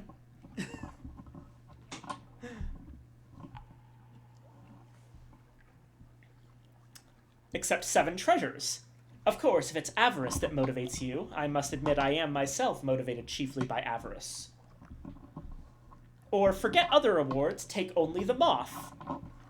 It's watching you. Does it remember the flesh it dwelt in? It spoke often of the Z. Perhaps it would like to travel. Usually you go for Trove of Secrets if you get this quest done mid-game, or 7 treasures if you get it endgame. I myself will be taking 7 treasures here. Rings, crowns, rods, copper discs, garnet-studded. A mirror figured with a map of the lost surface. Silver coins with squat glyphs like wax stains. A jade tiger with a ruby heart. You earned it, the steward remarks. Spend it in good health. That's a lot of money right there.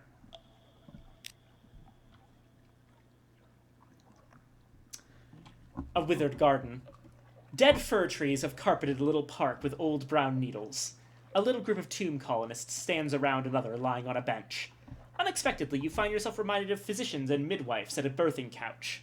The colonist on the bench, he's old, withered to sticks, groans horribly, though the fir needles deaden the sound. Something moves in his chest, like a sea creature surfacing or a butterfly breaching a cocoon. The other colonists spot you and close ranks around him. "Stay back, Silkskin," one hisses. "This is his breaking out. Your time will come." There is a kind of rapture in her voice. Well, we just saw that, so that's a little less impactful than it would have been, but oh well. Oh, we can give a strange catch here. An adequate success. The final product is edible if you close your eyes. It's probably better pickled. 5 echoes and 1 supplies. Lovely. Okay. Next, we're gonna go over to the Shepherd Isles. Since we're going that way anyway. To get to Station 3. And then we circle back around to London. This is a much smaller voyage. And then, once we're done with that smaller voyage... Actually, if we're going to Shepherd Isles, we might as well drop by Khan's Shadow. Because there is something that we can do there.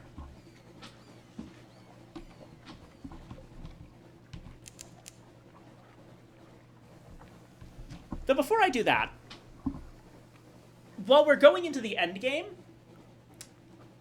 I'm gonna very quickly go and use the restroom and refill my water. I'll be back.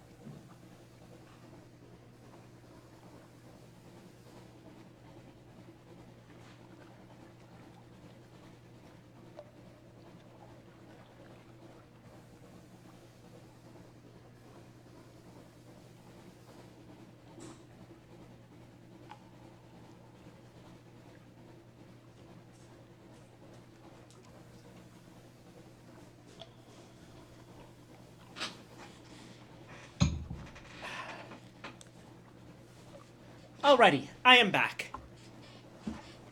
Thank you for your patience. Let's get going because we are almost done.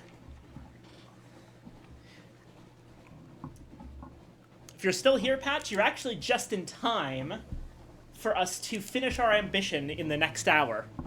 I'm pretty sure.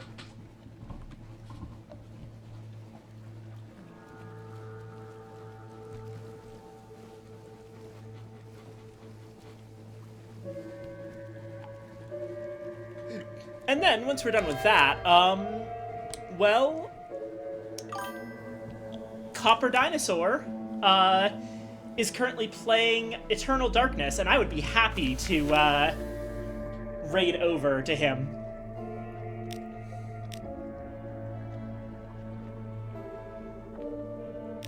Tea with the Factor. That reminds me, I probably should play Eternal Darkness on stream. That's another thing to add to the list. Don't want to compete with Copper too much though, so I'll stagger it out. Next up is definitely Uncle Chop's Rocket Shop, I think, at this point.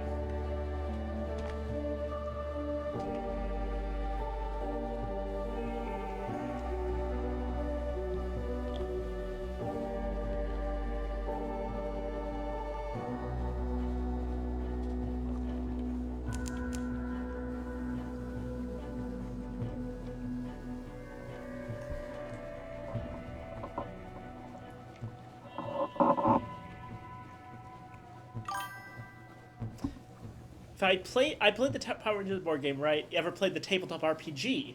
I wasn't aware there was a tabletop RPG. I'm actually not much into Power Rangers. It was never something that I particularly had around when I was younger. But I really like the game design of the Power Rangers board game. And I've been slowly learning, like, kind of what the story is like. Actual Power Rangers fans were more among the people I was playing with rather than myself, but do let me know where to find this Power Rangers tabletop RPG, because I would love a link. That would be super cool.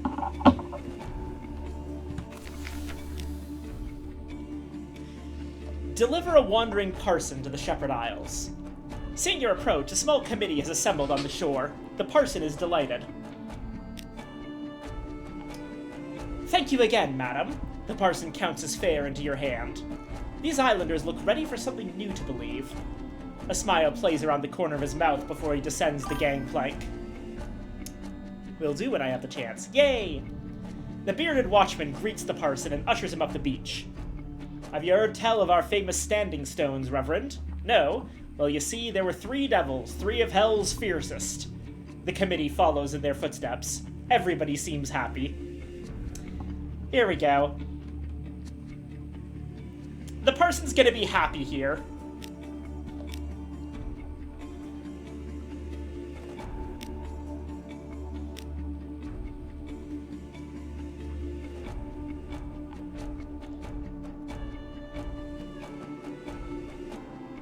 Let's see,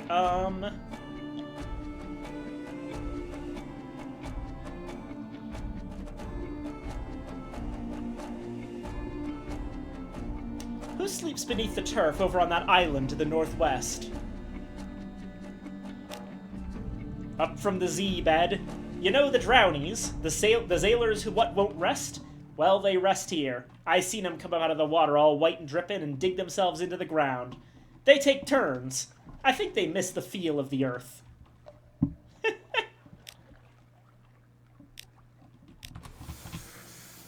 I love the Shepherd Isles. They are so committed to lying.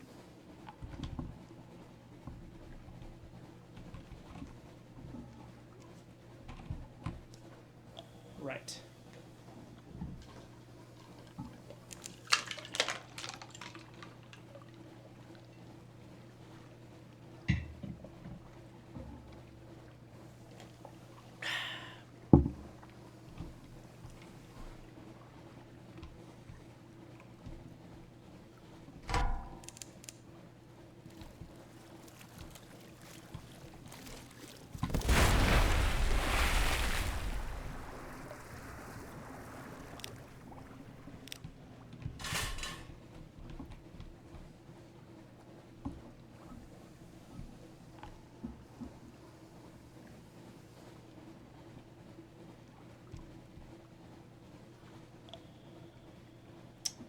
And here we go. Station 3.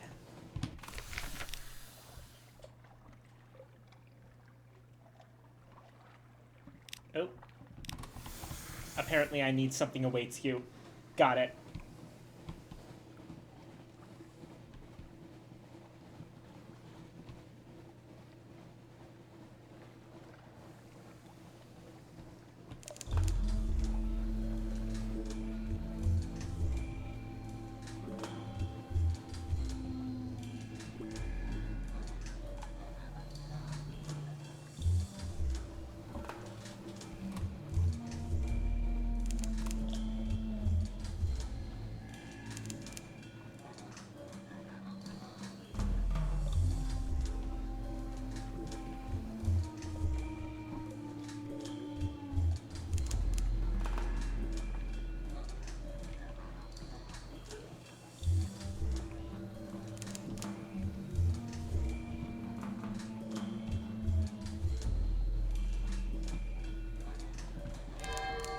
There it is.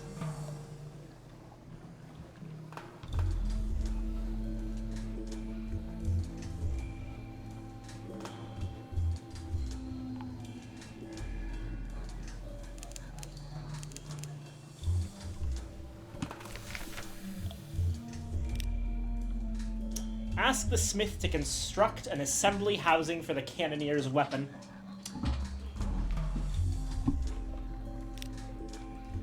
A shining horror. For 7 days the smith works. Only the cannoneer is permitted within. Your sailors place bets on whether they'll blow themselves up, and whether the explosion will eradicate Station 3 as well. There are no explosions. At last, the cannoneer opens the smithy door, grinning, a tired but dazzling grin. He gestures to the seal. The armature that now constrains it is meshed with silvery heart metal.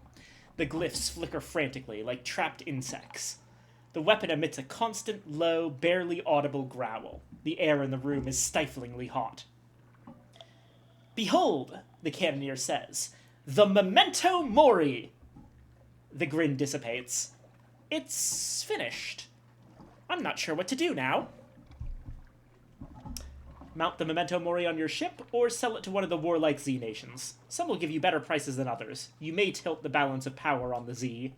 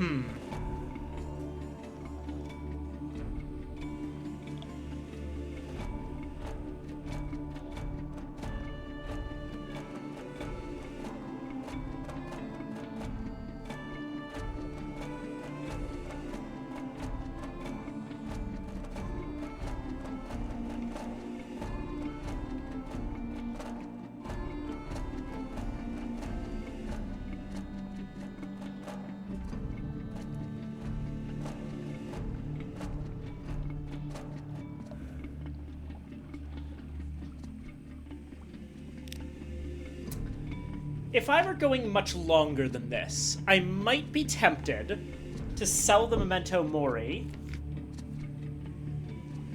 which we can no longer mount on the ships as it's a forward weapon, to the Dawn machine. That would get us a free element of Dawn, which we could use to finish the Fulgent Impeller, which we can use, notably. If we were to try to get the Fulgent Impeller. The problem is I'm not sure that that's actually reasonable at this point. We're so close to the end that we don't really need that engine. And we would need to grab the Unsettling Sage from Wisdom, as well as the Element of Dawn, 1 Casket Sapphires, and 40 Stygian Ivory to King Eater's Castle. And the thing is that with our hold capacity at 80, that's already taking up half of our hold space, which means that we would only barely have enough room for fuel and supplies to get there. So Yeah, I don't think that's practical for this playthrough. So I intend to sell the Memento Mori back to London. Call it a sense of patriotism, I guess.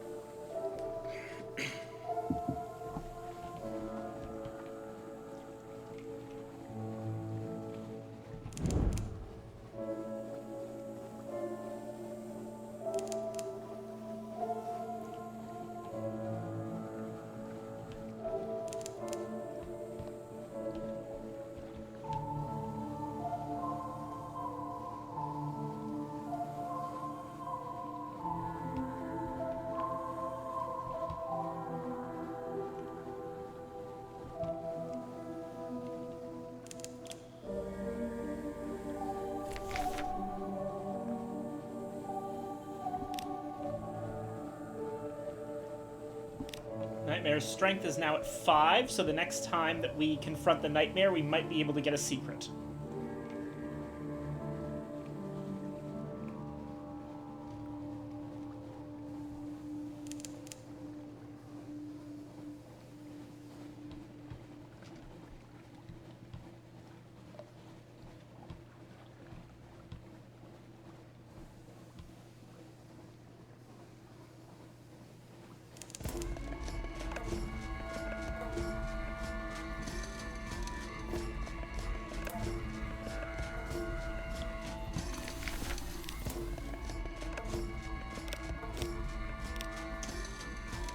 So the reason we're here is that at the Traveler's Friend, we can actually just straight up buy captivating treasures. And we're gonna want a decent amount of them. I'm comfortable going down to about 3,000 echoes.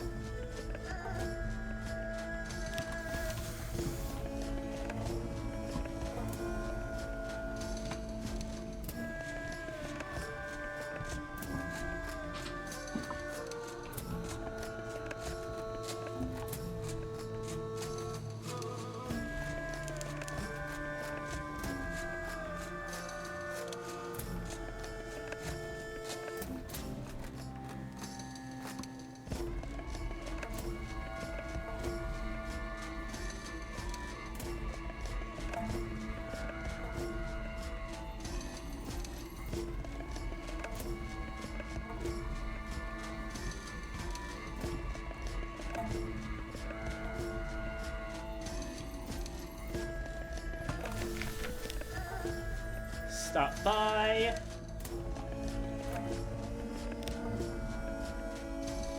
Add a diplomatic agent.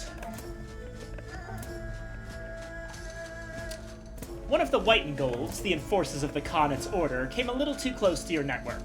That was a mistake. The crabs didn't leave much. The diplomat's people are ruthless. And your project continues.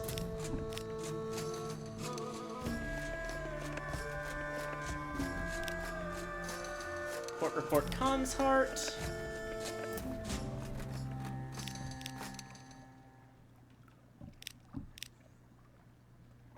Next would be Prisoner's Honey, it looks like. Oh, but that reminds me. Oh shoot, will they, if my suspicion's too high, will they accept the intelligence? Makes sense to give it to Britain. They do rule the waves, after all. Well, the thing is, not actually anymore. A huge part of this game's sort of general sense of things is that the London Navy is a shadow of its former self after half of it split off to go build a new god. So maybe we can restore it. You have the information you were not officially requested to bring. What did you hear? No, don't explain where you heard it. Is the agent well? Does he plan to return? No, don't say where he is now. It takes hours of non-explanation before your contacts are fully satisfied. When they are, they reward you with money, confidence, and a promise of safer passage in these parts.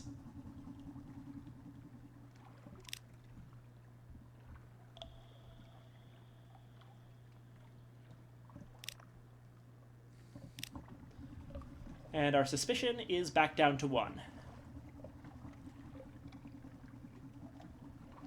We could also sell the Memento Mori to the Khanate. They would overall give us more money for it.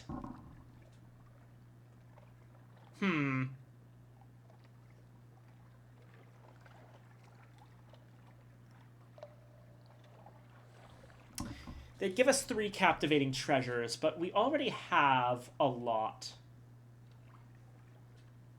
No, yeah, basically, it's 3,000 echoes versus 1,000 echoes in terms of total value. But in terms of what I want to use those captivating treasures on, I suppose I could sell one and deal with the others. No, I'm gonna be faithful. The Khanate tend to be, the Khanate have been very aggressive towards me in general. There's a bunch of war trimarans that will go after me just all the time around here.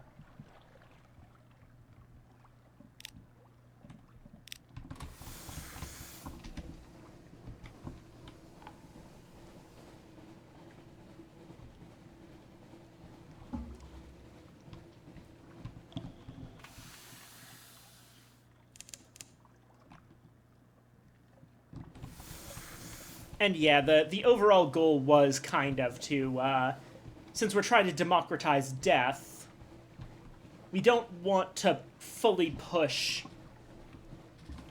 any of the... We're not necessarily here to fully ensure London supremacy, but they can probably help us out a little bit in all of that.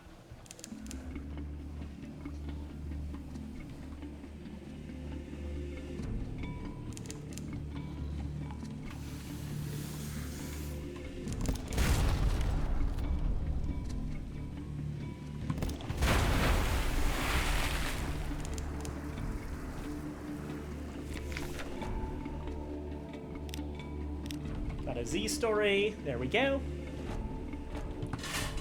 We'll drop by the Salt Lions.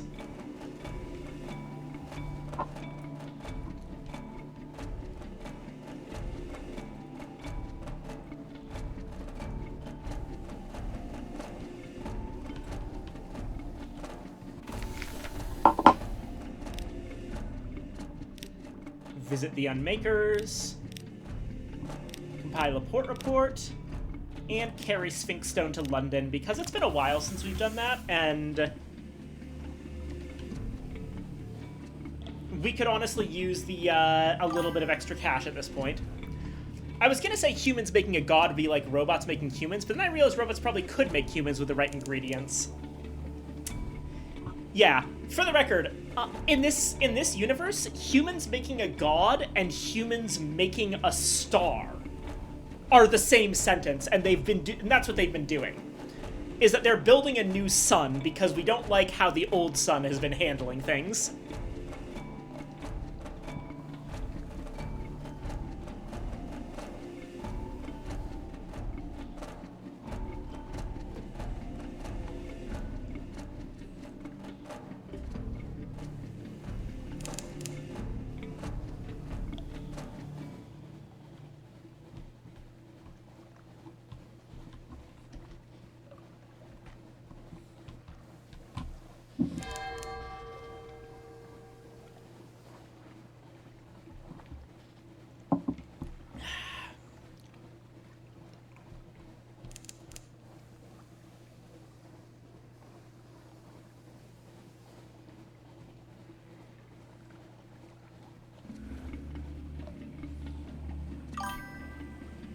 So Ra and/or Helios and/or Amaterasu finally got too big for their britches and/or kimono. And really the problem is that sunlight the sun's been laying down the laws of physics, and we would like the laws of physics to be different and probably more in favor of, we would like it if the laws of physics were in favor of British supremacy over the entire world. That's what's going on. Because, of course, we all know that, that the sun is responsible for enforcing the laws of physics, and that if the sun wasn't around, everyone would be immortal, basically.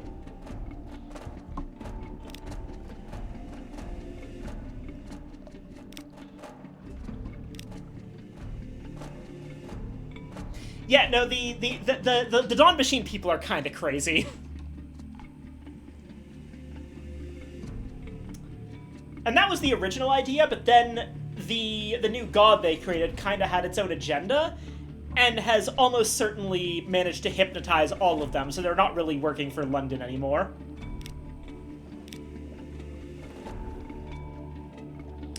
Oh, we have a 50% chance for the Tyrant's Treat. Let's try this out.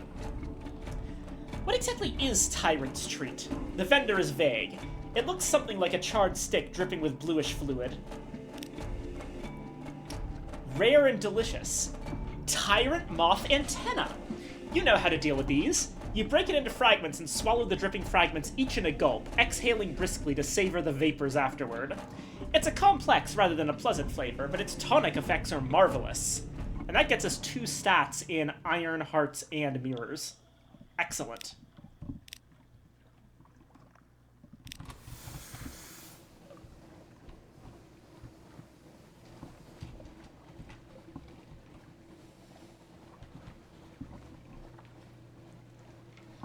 Tell you what, on our way towards the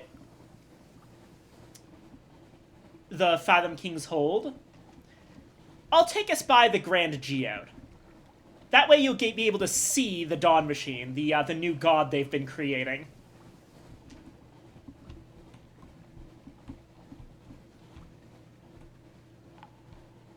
It's a hell of a sight, let me tell you.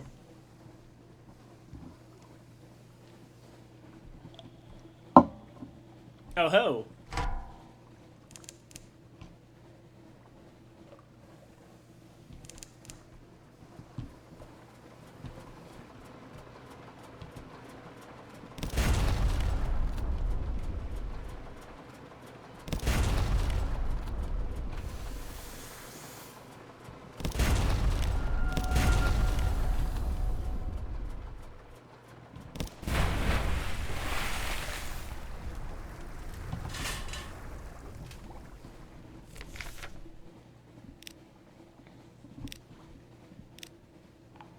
Crate of Human Souls.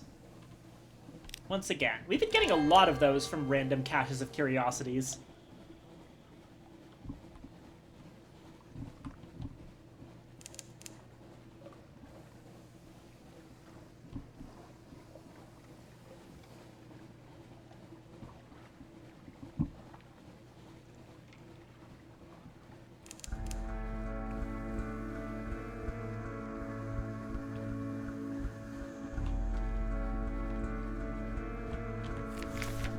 In terms of our officers, we have completed storylines for... Or we will we'll skip down on the Carnelian Exiles storyline, the Tireless Mechanics storyline, the Haunted Doctor's storyline, which just kind of failed to start, and the Presbyteran Adventuress's storyline. Honestly, considering all of them, I think, realistically, this is actually the best possible outcome, because a lot of the characters that we didn't do their storylines, they're actually better served by getting in on our ambitions, or on our ambition instead. Like, the Presbyteran Adventuress is straight up looking for a place to die because she isn't allowed to live for all that much longer, and doesn't want to be assassinated by the exact people we're trying to overthrow, so that's not a problem if we overthrow them first. The Haunted Doctor is honestly just looking for a cause to champion, so the cause of liberty, equality, eternity will probably suffice. And the Carnelian Exile is just weird. She's just weird. Don't worry about her ambition. She'll figure it out someday.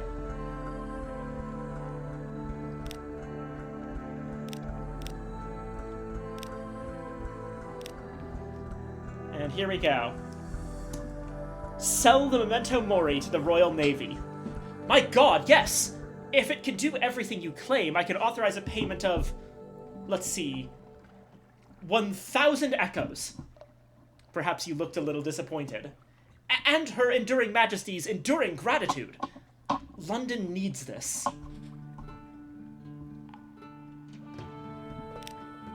The Admiral removes his spectacles, folds them, places them on the desk. Behind them, his eyes are a clear and steady blue. Does he wear the spectacles to suggest his eyes are not normal? Quick note, having weird fucked up eyes that are glowing generally means that you've been hypnotized by the Dawn Machine. So his eyes being blue confirm that he is a loyal Londoner. I had hoped, he says, that I could trust you. You have repaid my trust. I wish I could reward you better than this, but the new sequence strangles us like ivy. Thank you. You are a true patriot.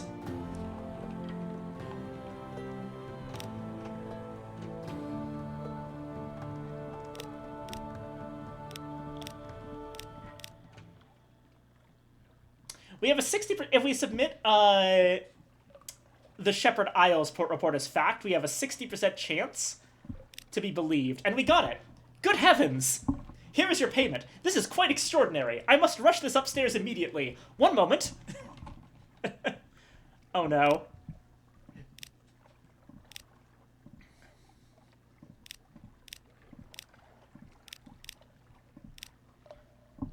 Right. Oh. A smiling woman in an elegant jonquil gown places a gloved hand on your arm. Are you waiting for the ministry men? They won't be coming, but I have a proposition for you. Her skin glows with health. Her smile is wise and merciless. That stone's full of old memories. The bazaar has been drinking them. She nods at the spires that loom over London, the dark limbs that sprawl through the streets. I have a better destination. Help us bring light here below, and we will reward you richly.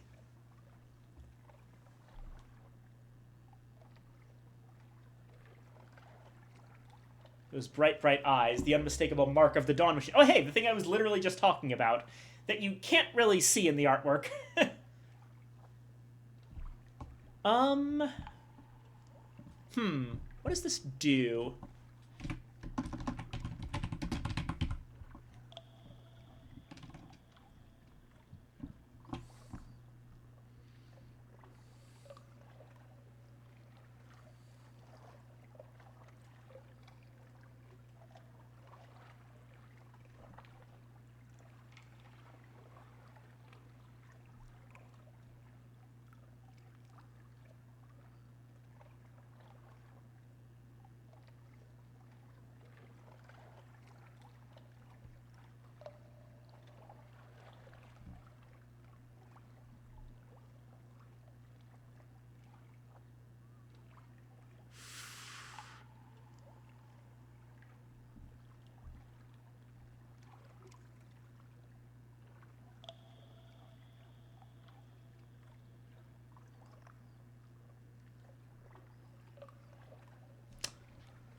Rich reward. Light. These are happy words. Captain, thank you. You are clear of eye and clear of spirit. Bring the Sphinx Stone south, to the Grand Geode. It was an Admiralty base once. Now it's something wonderful. She kisses you warmly on the cheek. We'll see you soon. Captain, wait! She gave you an errand, didn't she? She serves a certain power. A bright one, but not a friendly one. I have a counter-proposal. Will you listen? He stoops like a clerk and coughs like a miner, but that frock coat is of the finest fabric and the newest cut. My name is Penstock, he says. The bazaar has been feasting on old memories from the Salt Lions. It only makes her more melancholy, and that's worse for all of us, but especially those who love her. So we found another use for the Sphinx Stone. We can set something right.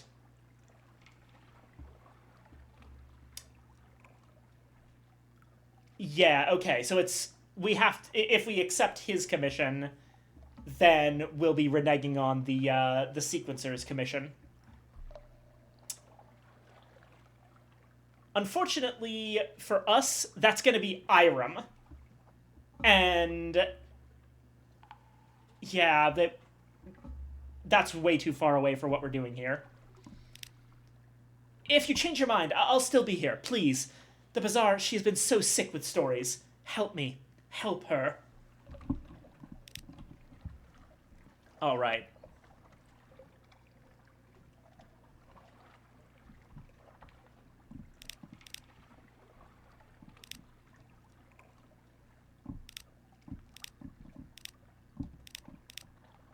Now, lodgings. Go to our study.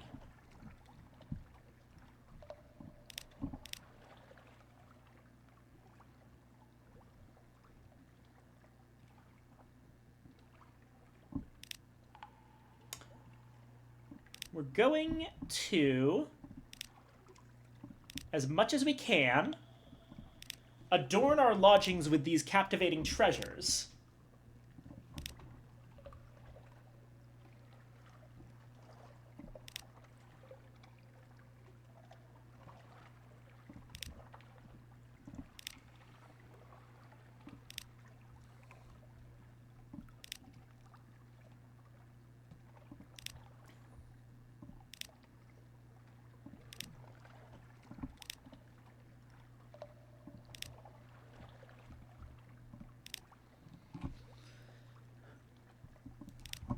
And there we go. 12 captivating treasures.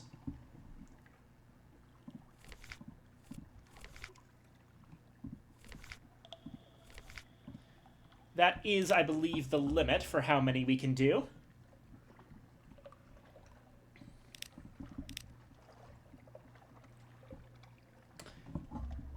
In theory, if we were to purchase a Z-side mansion, we could potentially do more, but I'd forgotten that the limit was 12.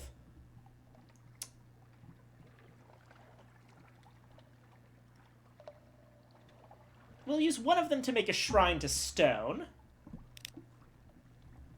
which will give us 7 hearts.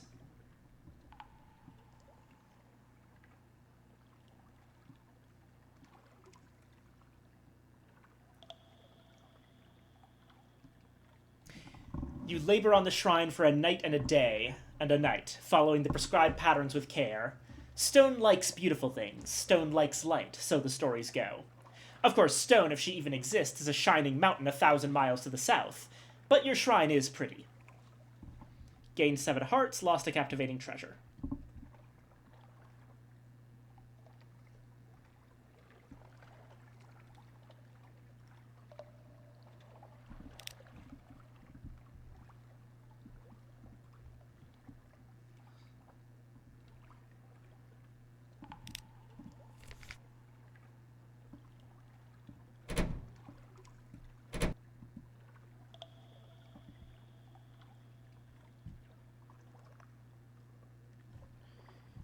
You know, actually, what we could probably do... This is a little bit gamey, but... Dump the shrine to stone that we just made, and then make another one to get even more hearts, up to 100.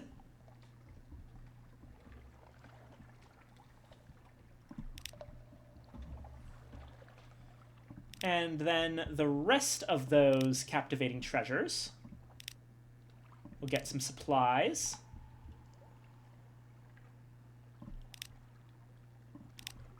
We can just sell straight to the Alarming Scholar for 3,000 echoes. Wonderful.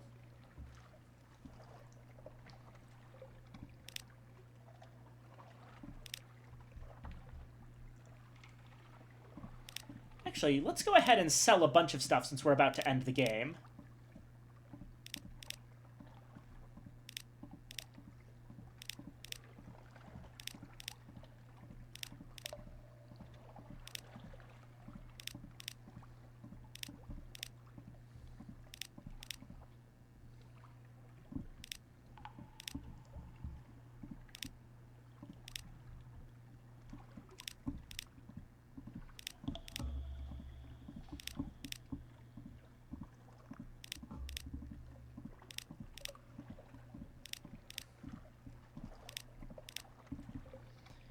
Usually when you're ending a game of Sunless Sea, is it weird that throughout this thing I'm picturing just like a thick neck person with a sailor hat on, sailor hat on the bow of a steamship?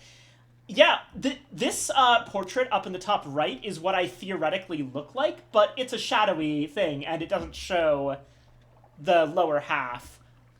It would be a little bit odd for no one to comment on me being a snake, but honestly, there's weirder things in the caverns under the earth.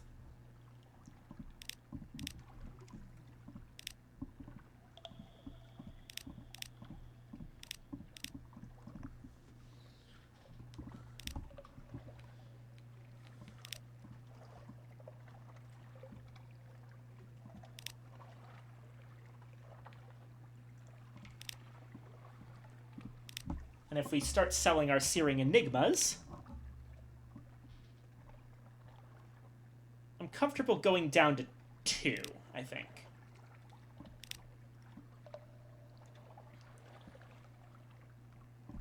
You can sell the unread logs. This is a spicy one. Crawl case will be dripping with envy. Remind me to invite you for dinner soon, and thank you properly. Okay, the unread logs aren't really worth it.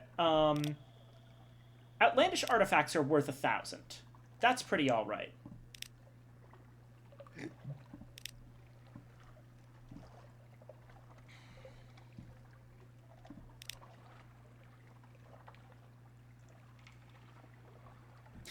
Selling a lamentable relic, a human skull, basically.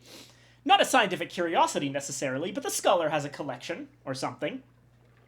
This would be so terribly wasted in an ossuary. He buffs the cranium with a sleeve. I think a climbing briar rose will suit this one rather well. A yellow rose, perhaps. Thank you so much. Let's keep this between ourselves.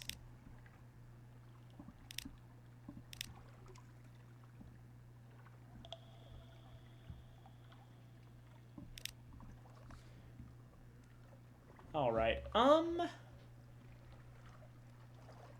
that's back to 1,200, which means that we can actually,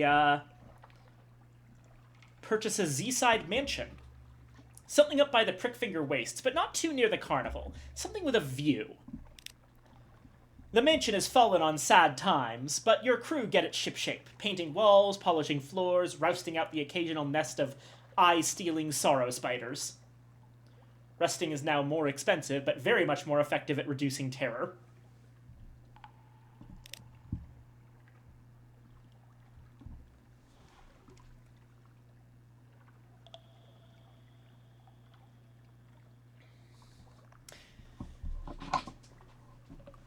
Honestly, going for this idea of we're basically doing all this so that we can transfer all of this money we've collected to our next character, if and when we go for that.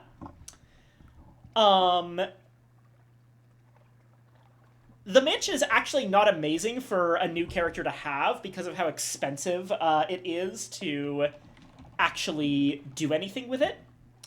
But the thing is that by spending 10,000 echoes here, we can transfer 3/4 of that to our next character by allowing them to sell the mansion.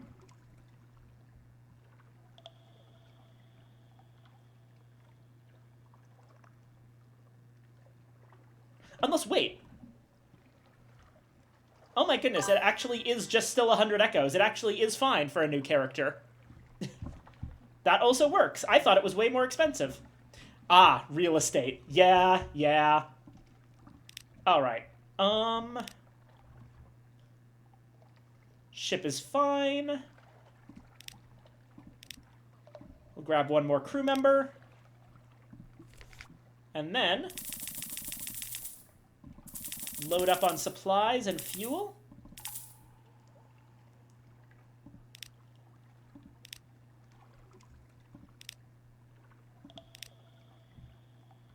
Oh, actually,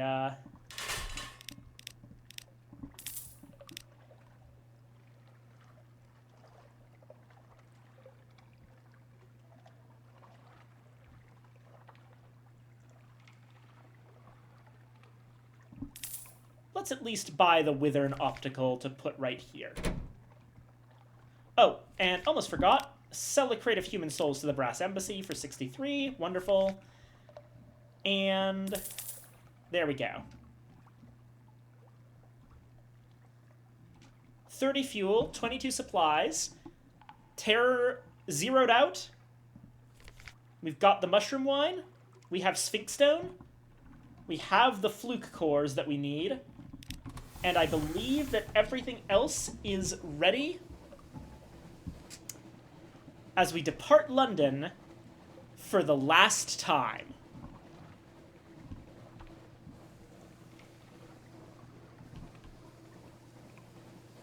I mean, okay, storyline-wise, it's not the last time, but it's the last time during this game. You know what, actually, hold on. I should probably make a save, just in case.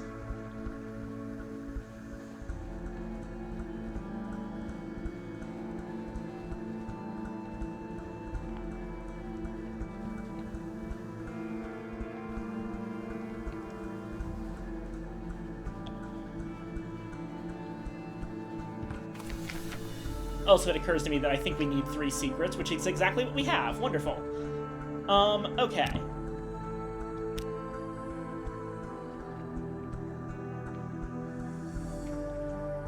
Ananta Shesha, backup 7. It's always 7. 7 is a number that comes up a lot in this, in the Fallen London universe.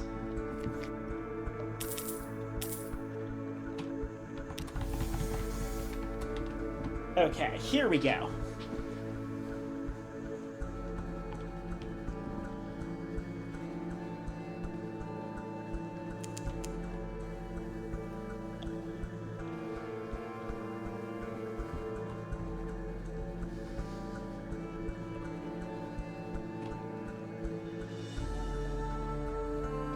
So the route here is very simple. Dawn Machine to Fathom King's Hold to Scrimshander. Means we have to go south past the Cumaean Canal in the Iron Republic, hit up Grand Geode, probably swing by the Dawn Machine too. Then over here, past Port Carnelian, through the Melting Isles to Fathom King's Hold. We can pick up more supplies at the Melting Isles. And then finally, just up a little bit to the Sea of Lilies. And then, that'll be it for this playthrough.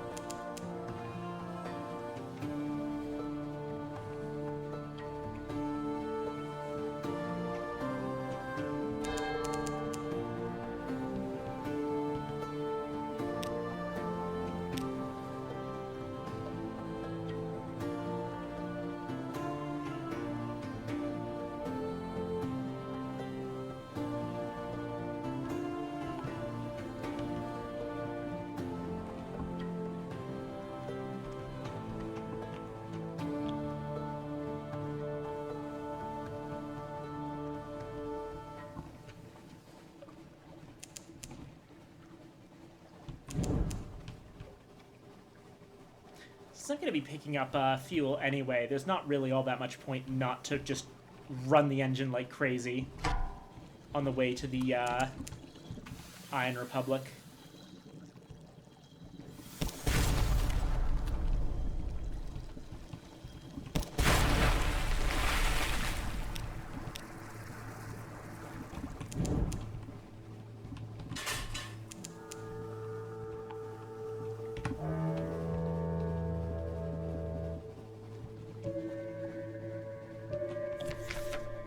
There's the exploding engine.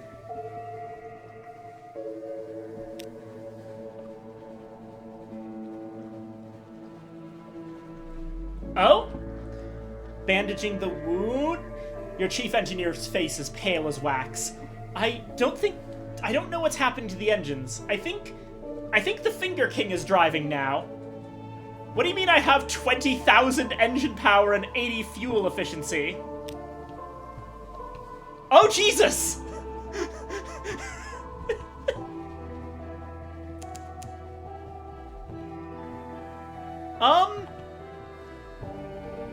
mind. I think we can run all the way down to the, Okay. The smoke pouring from the deck hatch ceases. Your chief engineer emerges. What now? It's over, whatever happened. And look, I found this. In your engineer's cupped hands lies a pile of waxy pellets. Hell droppings. Some sort of byproduct of the... You know what? I have no idea at all.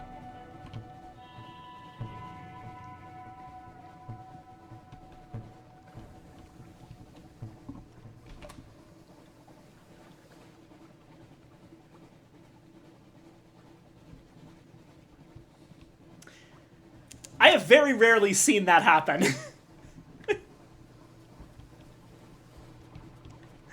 Sometimes overloading the engines when you have one of the weirder ones, like the Serpentine, can have strange effects.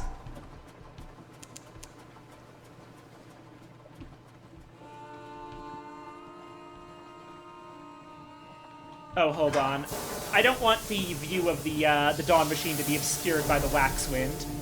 I hope you're ready for this patch, because seeing the Dawn Machine for the first time is a hell of an experience.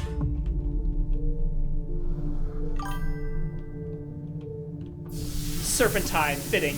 Yep, we took a snake that only lives in dreams, that was fucking with my chief engineer, the magician, and took his hand. And we trapped it in the engine, and now it drives for us. Hold on. There it is, the Serpentine. A shimmering complexus of steel and glass. In its heart, a serpent king rages. Or so the magician claims.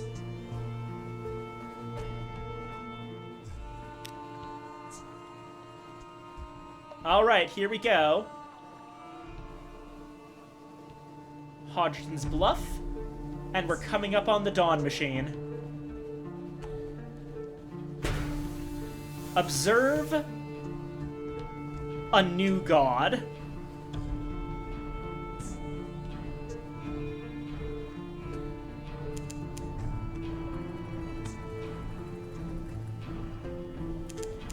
The sun, the sun, the sun, the sun.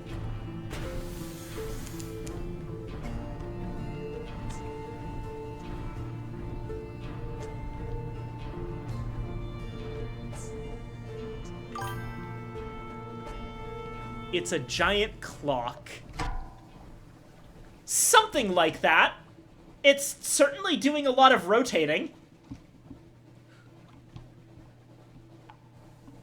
This is the new star, the new god that they are building at the Navy. It's, is it warm, at least? I think it's gotta be. It looked like it was radiating heat. And yeah, when we got near it, our logbook, you know, the entries in our logbook that we've been writing, it just says, the sun, the sun, the sun, the sun. So I would assume it's probably pretty warm.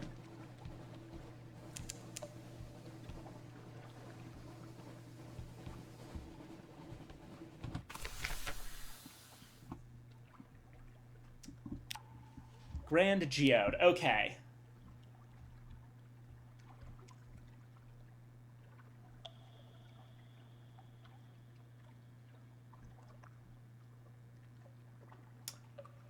Deliver the Sphinx Stone. The bright-eyed sequencer sent you here. Another equally bright-eyed quartermaster awaits you in your stones. The stones! Marvelous! The bazaar is the enemy of our light. It's the enemy of anyone with eyes, too. Nasty, greedy, tentacled thing. Well, our light will sort it out, you'll see. Because you have eyes. And wonderful eyes they are, too, if I might say so. This stone of yours will help, and we reward those who help us. Here, a bundle of banknotes. Here, a monograph on perception. And here...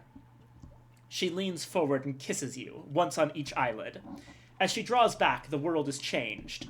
You always knew the Neath was a place where the laws of the sunlit world did not apply, but now somehow you can see it. Is this chaos or freedom? The quartermaster directs her laborers to pick up the stone. The Z is quiet. The geode glows like a lamp. We gained 1,000 echoes, 1 secret, 1 mirrors stat, 1 searing enigma, Supremacy, the Dawn Machine. And we've got Menace's Yearning Burning, which is how much sunlight is affecting us.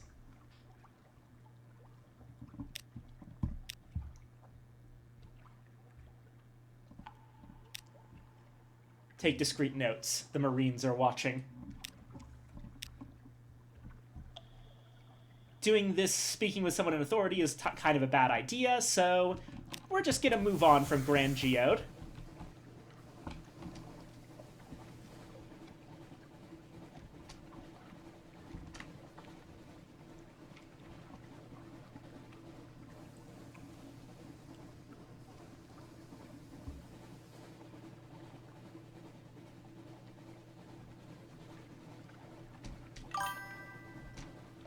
So what I'm getting is the Navy was told to create a new sun, they did, and then it brainwashed them.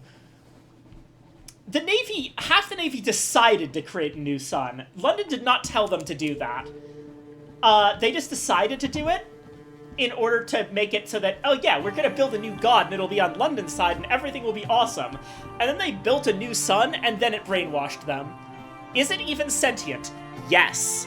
Yes, it is. We see in the game Sunless Skies that the Dawn Machine eventually becomes something called the Clockwork Sun. And it does work. The plan actually does go through and function. But who knows exactly what consequences it had.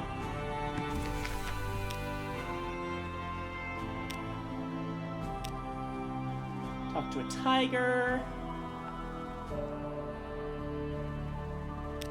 Visit the tea shop a couple times to reset our terror. So it's just a sun chilling in the middle of the underground ocean. Yes!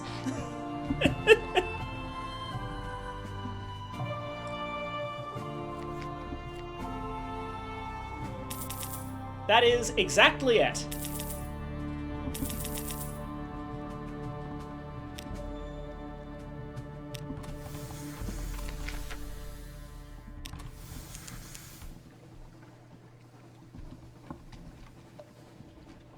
Alright, up towards the Sea of Autumn and the Mangrove College.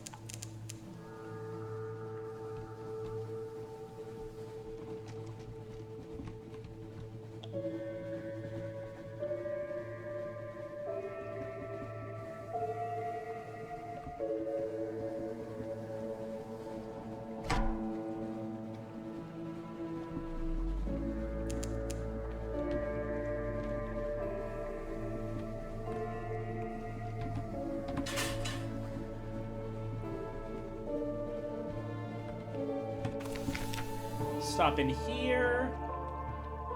Gather supplies. Unlock the mysteries of other lands for a secret.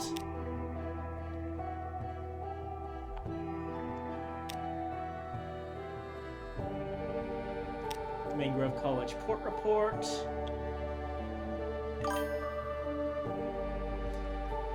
Sully, still going? Goddamn. Almost done, actually. I only pushed this far, specifically because we are very close to ending the game.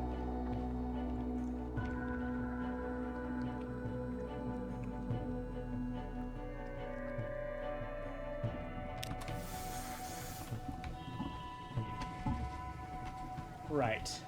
And from here...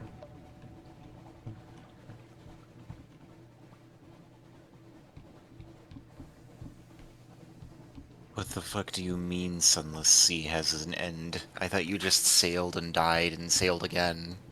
Hello, Sully. No, you actually choose how you want the game to end when you create your character. One of the things you pick is your ambition, and your ambition is your end game condition. It can be things like wealth, getting a ton of money, and getting a mansion by the Z. It could be fame, where you write the Zong of the Z, which is like a whole thing. You could try to find your father's bones out at sea. Patch444 says, hello, cute snake person. Yes, this is Sully. I mean, I don't know why you're saying hey now. I mean, you've been in chat.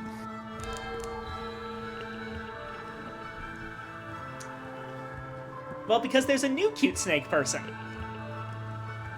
Like, and I'm deflecting praise at you, please.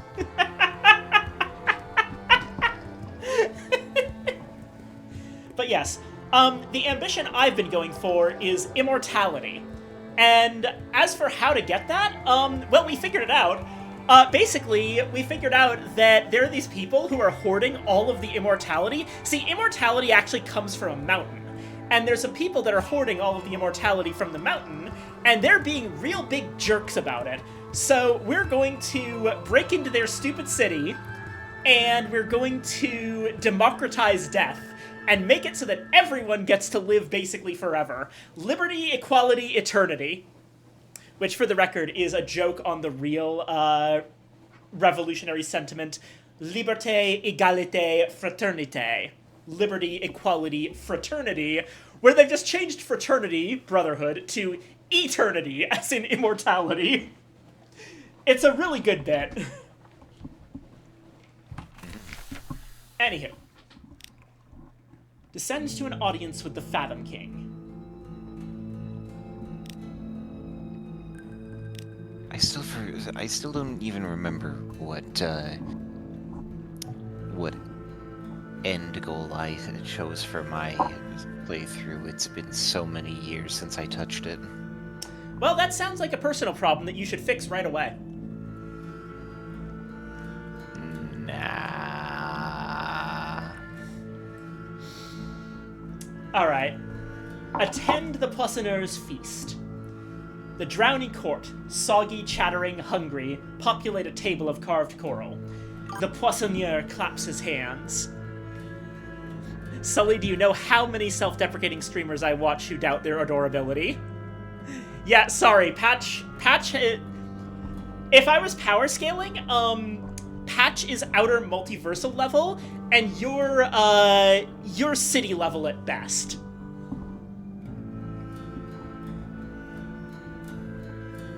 I know that we aren't physically occupying the same space, but I want you to know that I just turned my head left at you. I'm giving you the meanest side eye. Anyway, the Poissonneur claps his hands. Your crew scurry in with steaming plates. The seventh miracle. There are 7 courses, each named. It begins with the first touch on the skin, a plate of silky white flesh submerged in yellow sauce. Fresh, sharp, shocking. Next comes struggling against the current, a fierce terrine of coursing flavors. It leaves the diners watery-eyed and reaching for their wine. Before they recover, bowls of pelican soup are set before them. Swallowed, the Poissonneur intones. The taste is deep and rich and heavy, lining the stomach. Several drownies lift the bowls to their lips to catch the last drops. A merciful interlude follows. The surface high above is a mild palate-cleansing mousse. Afterwards comes lost breath, a roulade of still wriggling tentacles, bitter on the tongue's tip, but departing with a long, mellow aftertaste as it slides down the throat. The penultimate course, the abandonment of the self, is spun with sugar and crunchy with salt. Spherical cages of solidified syrup, containing fiery sweetmeats. The filigree cracks between drowny teeth. The sweetmeats vanish down damp gullets. Last of all, the promise of what is to follow, a bruleed cream of inexplicable pungency. Indescribably Moorish. The diners lean back, bloated. When their senses return, they call for the Poissonneur and congratulate him upon impeccably reproducing the sensation of drowning in culinary form. It was not drowning, the Fathom King says, his baritone rolling over their babble. It was love. He raises his glass to the Poissonneur. So that kinda half explains what we were doing in Khan's Heart, where we were watching a young man and a young woman through their window. There's something to do with love there. Either the Poissonneur was observing love in the wild, or I think more likely the woman in that scene was someone that the Poissonneur loved and he needed to remember her just before he created the feast.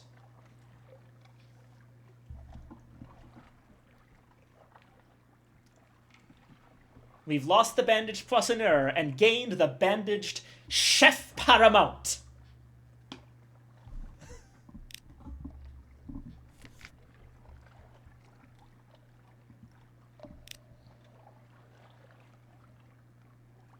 My captain, come into my little galley. Mind that pot of sauce. It is, vigorous in the extreme.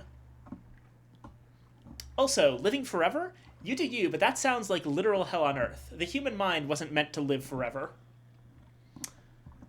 That's fair. I'm generally of the opinion that I'd like to try for as long as I reasonably can.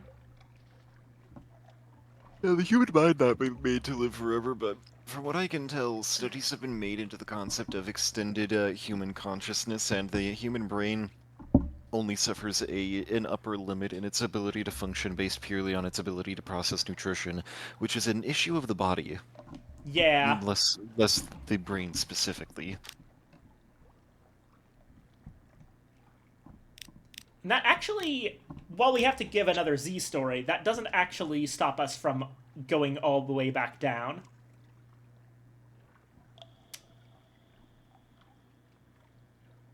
Let's see.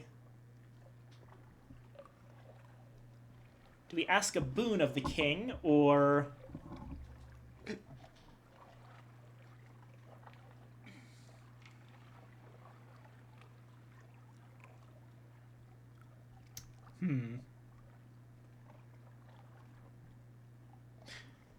A hunter in sharkskin is haranguing the king. Unpardonable intrusion! Our ancient rights have been impugned. King you may be, but not of the Shell Slayers. We will pay no more tribute... An abrupt end. The king makes a chopping motion with his hand. A tide of crabs rushes from the shadows of the throne cyst. They're on the hunter before he can turn, but not before he can scream. The king watches in satisfaction as they swarm the hunter, snipping the flesh from his bones. Thorn-armored guards block the chamber door.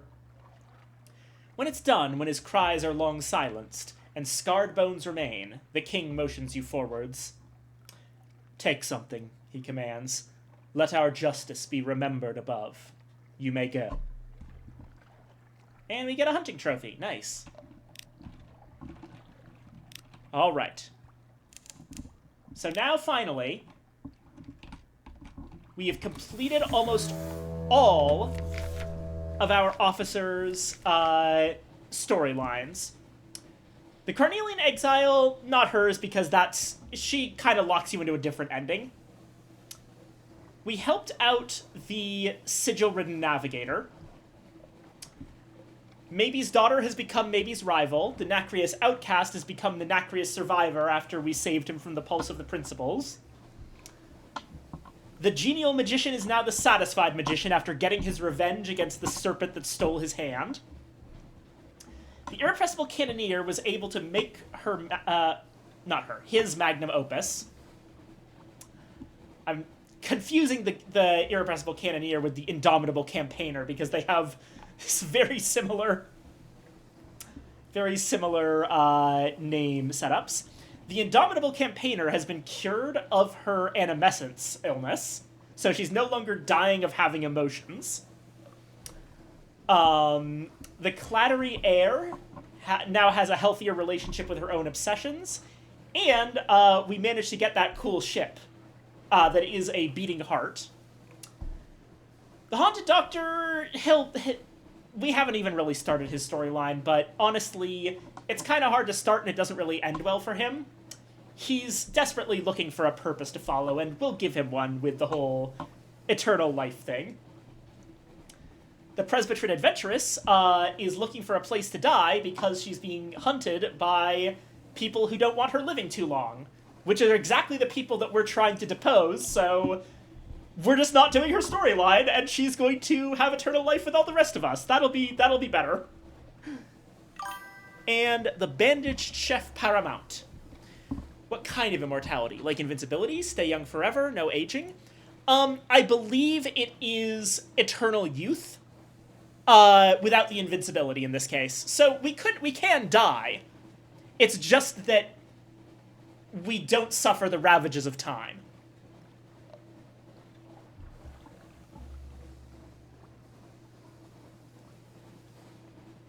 And honestly, that's one of the better kinds of immortality where, like,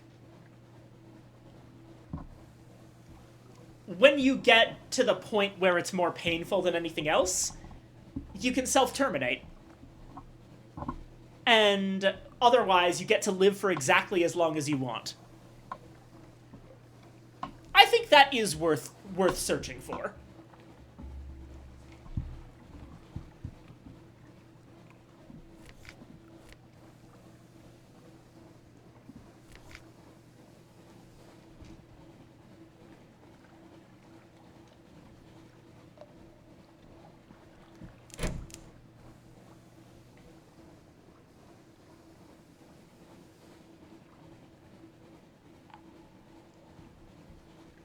Go, and alrighty.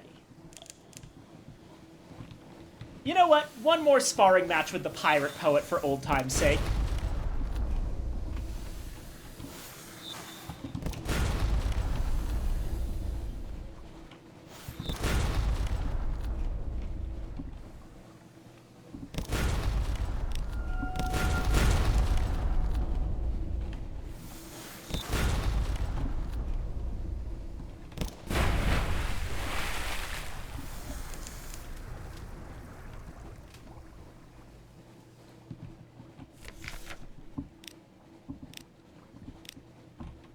We've rescued her once again after we took out her ship.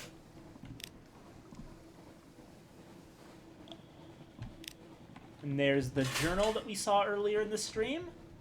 And finally, now that we're done here at the Fathom King's Hold, we only have one destination remaining.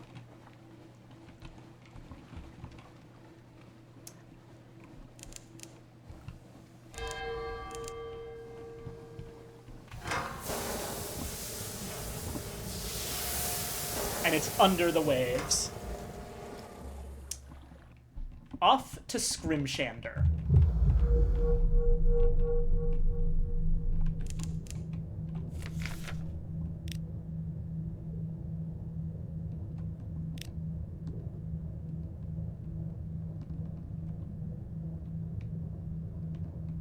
Oh hey, supplies.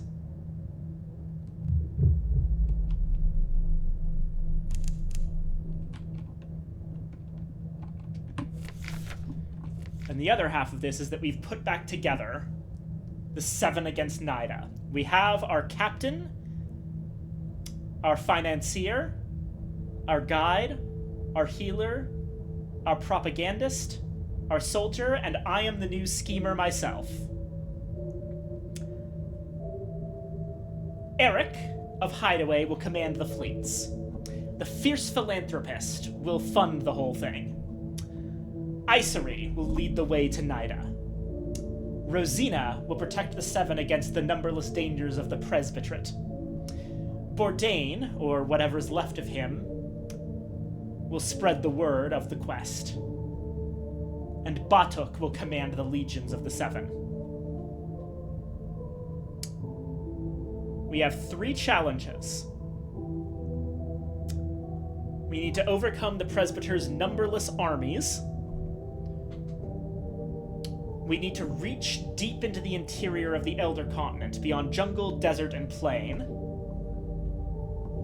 And we need to breach the walls of Nida, taller than the Empress's palace, thicker than the length of a dreadnought, and built from black basalt. I believe we have solutions to every single problem.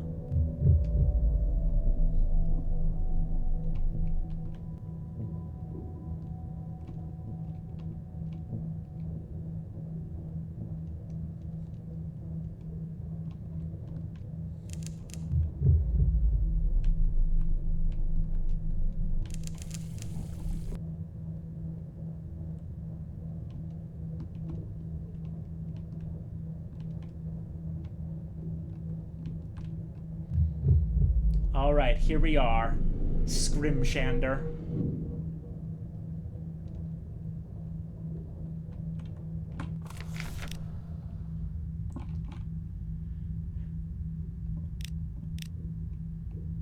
All are welcome to enter, but none may depart without leaving something of themselves behind.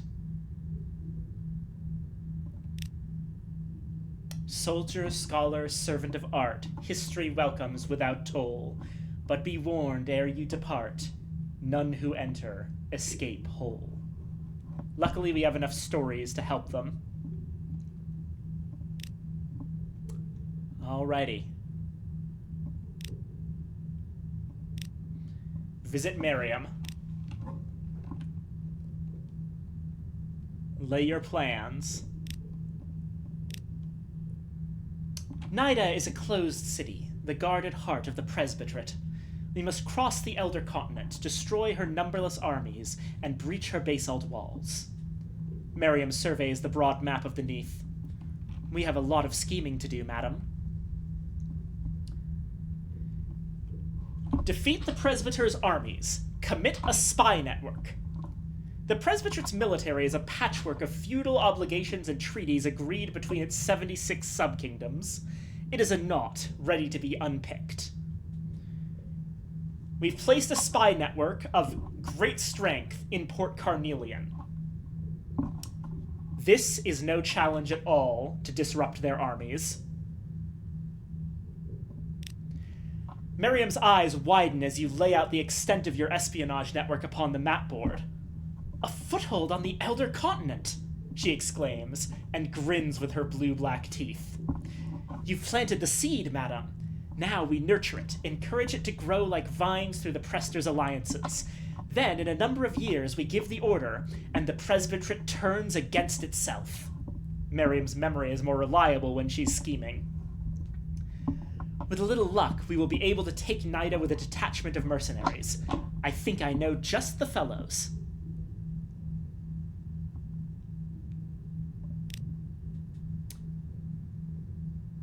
Secure the route. Procure a living fleet to traverse the Red River. Your soldier advocates the route the Seven took on their initial attempt against Nida. It worked then and will serve again. Unfortunately, Polythrene, the only source of the ships able to navigate the Red River, demands an unusual price. 2 colossal fluke cores that I got myself from killing Lorn flukes. What does the living city want with fluke cores? Its 100-hearted king will not say. The crewman who delivered them reports carrying them to the white villa atop the hill, where countless statues waited with stony, avid eyes. It will take years to construct the whole fleet, but when the first vessel slides gracefully into Batuk's hidden shoreside encampment, its oars sing a joyous hosanna. Their harmony is impeccable. And finally, breaching Nida's walls, deploy a Leviathan from the depths of the Zee. Eric has not been idle since the defeat of the Seven. He has tamed a monster of the deep Zee, and presents you with a report on its deployment. Advance the story on Hideaway in favor of the sprightly visionary to unlock this option. Yep, his ambition is at 50. Eric's plan involves steering Temtum from the Zee across the Elder Continent and using the beast as a siege engine. Temtum will topple the walls like meringue, his report claims. He seems confident, but it will take a long period of gradual excursions for the great city beast of Hideaway to build up a tolerance for life above the waves. Eric gets started immediately.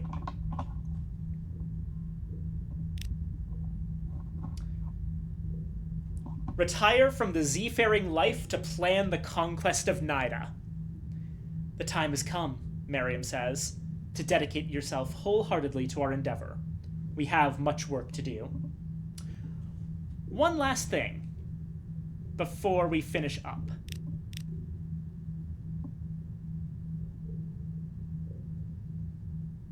Oh, wait, we actually...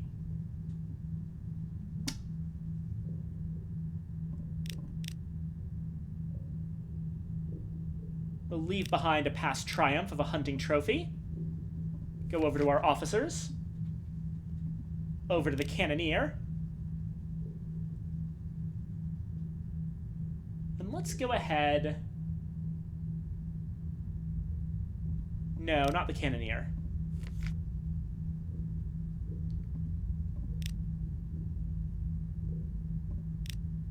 We'll increase our mirrors a bit.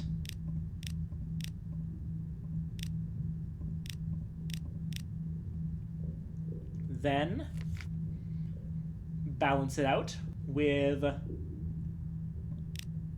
veils and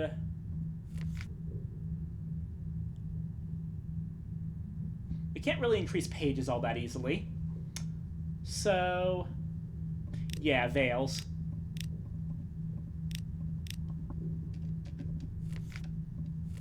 And there we go. Our stats are about as... This is about as high as we've gotten our stats.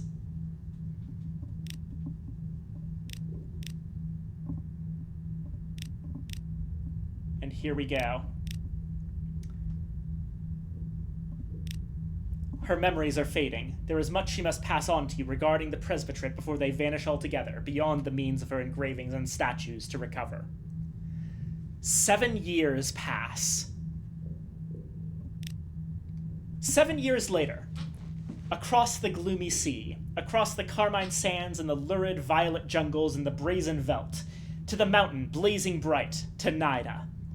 Her basalt walls are broken. Bloodshed stains her gemstone streets. This close, the light of the mountain is savage. Lenses of sapphire protect your eyes as you march along the Avenue of Lament. At its end, beyond a statue of the first presbyter, is the funereal facade of the College of Mortality. Gray, grim. Your detachment has penetrated furthest into the city. Batuk is at your side, bearing the Seven's apple and plowshare banner. "This is it!" he bellows over the sound of battle. "The last time, this is as far as we got!" Your moment is at hand.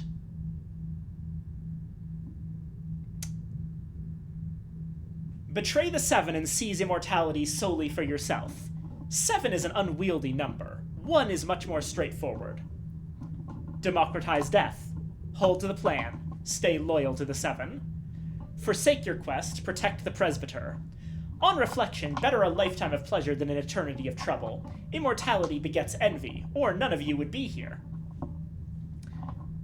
But I think,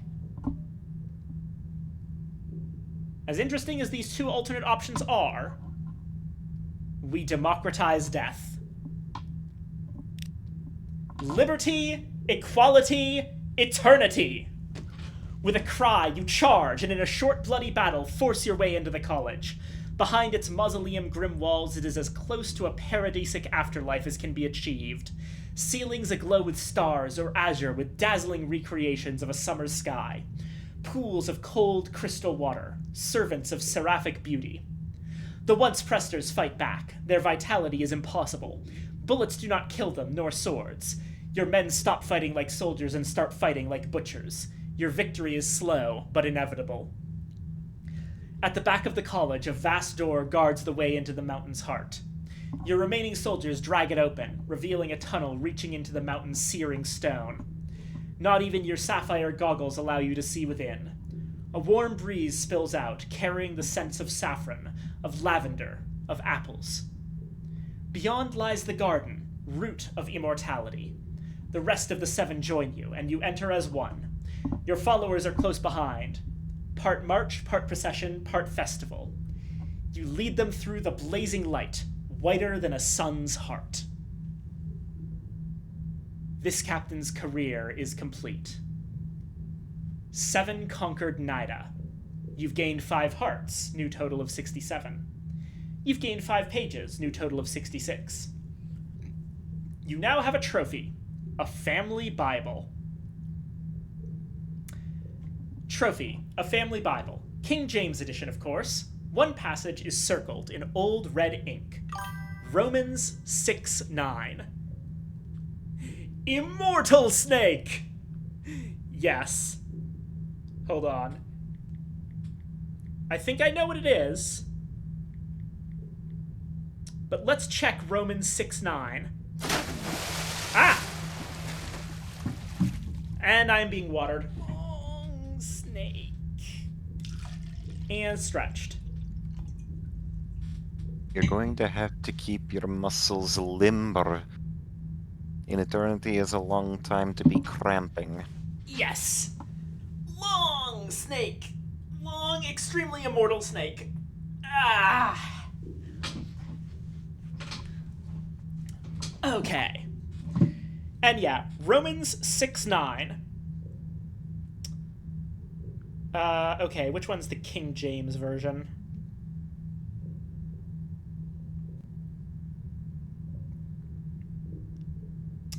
Knowing that Christ being raised from the dead dieth no more, death hath no more dominion over him.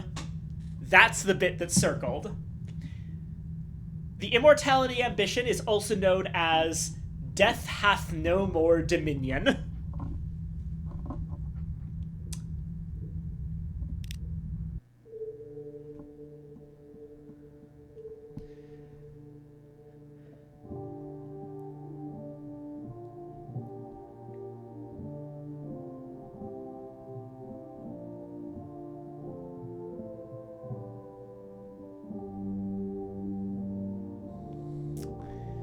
This captain's career is complete. Retired March 7th, 1889. Warrant of Redemption. You were Anantashesha's. I'd like to go with Shipmate.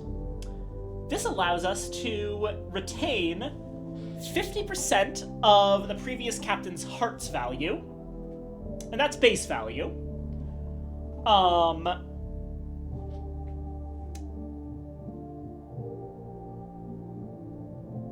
And one of their officers. So the thing about this is that you can pick versions of the officers that have completed their personal quest lines.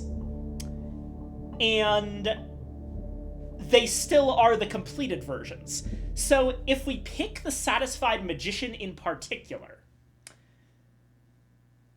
then not only do we get the Magician, but we also get access to the Serpentine right at the beginning of the game.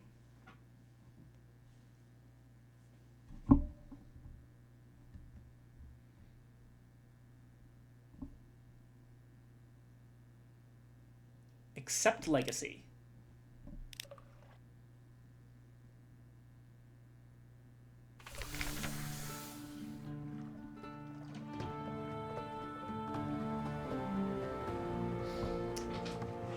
And now, we're back at the beginning of the game. At the moment, a past wreathed in shadows. For now, you are a mystery.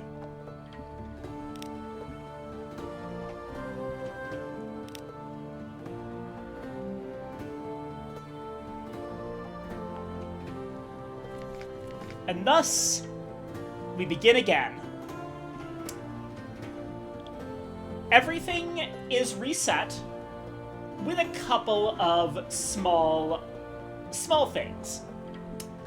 Notably, we have the Satisfied Magician right from the beginning. Our heart's value is higher than it would normally be. And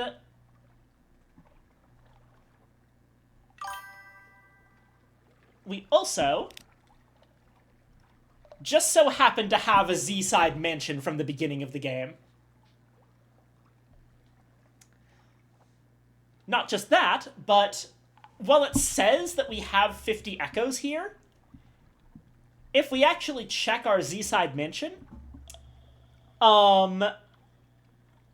we can sell off the heirlooms that we picked up that we put into our house at the end of the previous playthrough, and that's gonna be. You will usually get slightly less than the item was originally worth. So that's gonna be about a little under 12,000 echoes, probably around 11,000 more accurately. But yeah, we start off with 12,000 in terms of money. We start off with an incredibly good engine, because, yeah, we can literally just talk to the magician, and immediately he can construct the serpentine. And we can do just whatever we like. Manual save.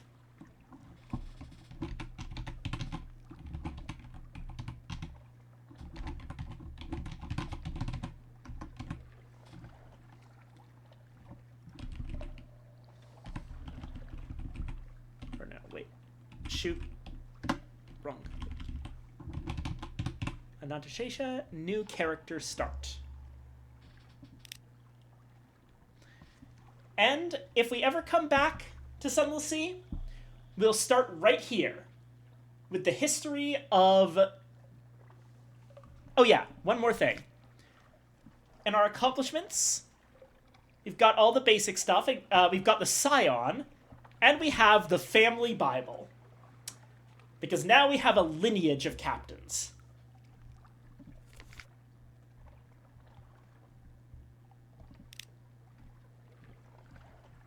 So yeah, with that done, that was Sunless Sea.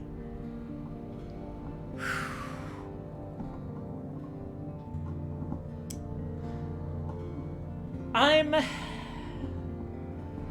very, very happy. I adore this game, and I'm always glad to have a chance to show it to people.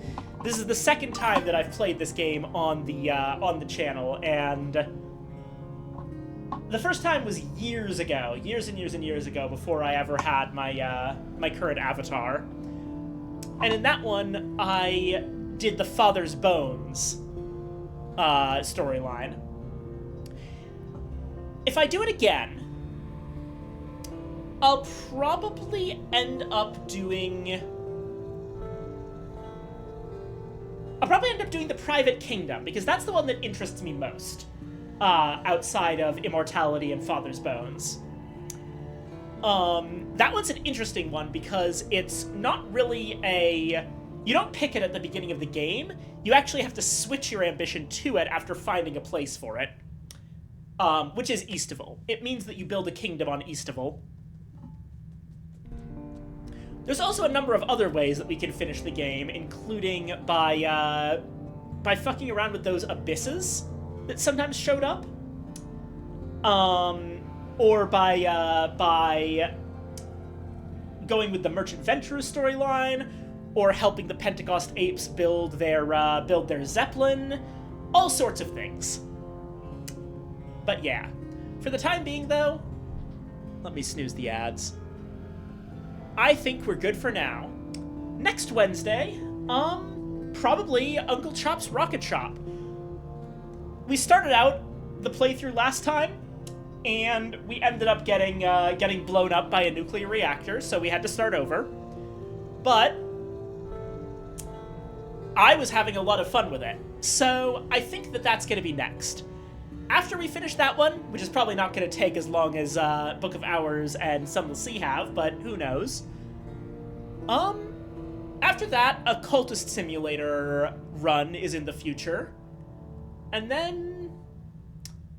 I still haven't given up on playing Morrowind on the channel at some point. Maybe as an occasional thing, rather than a play it week after week after week. You know, apparently, it's now quote-unquote playable in Elden Ring. As for whether or not it's available is a different story, though. God, I still need to watch that video that you sent me. Thanks for that, by the way. But yeah, all right. I think at this point I'm going to direct everyone here over to my good friend Copper Dinosaur, who is currently playing Eternal Darkness, another thing that I'll eventually play on the channel, because that is the best horror game, or at least my favorite. Alrighty, let's see here. Raid. Copper. Dinosaur. Alrighty. Thank you so much for coming, everyone. It has been an absolute blast playing this for you, and I appreciate your support more than I can ever express in words. I know I say that a lot, but that's because I mean it every single time.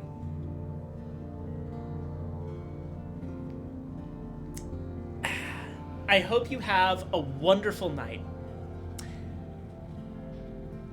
And I will see you... I'm not going to see you guys for a board game this week, as I said on my, in my Discord server, because Mother's Day and all. But I will see you next Wednesday. All right. Have a good night, everybody. Have fun with Copper. And bye-bye. See ya. Raid. Stop streaming.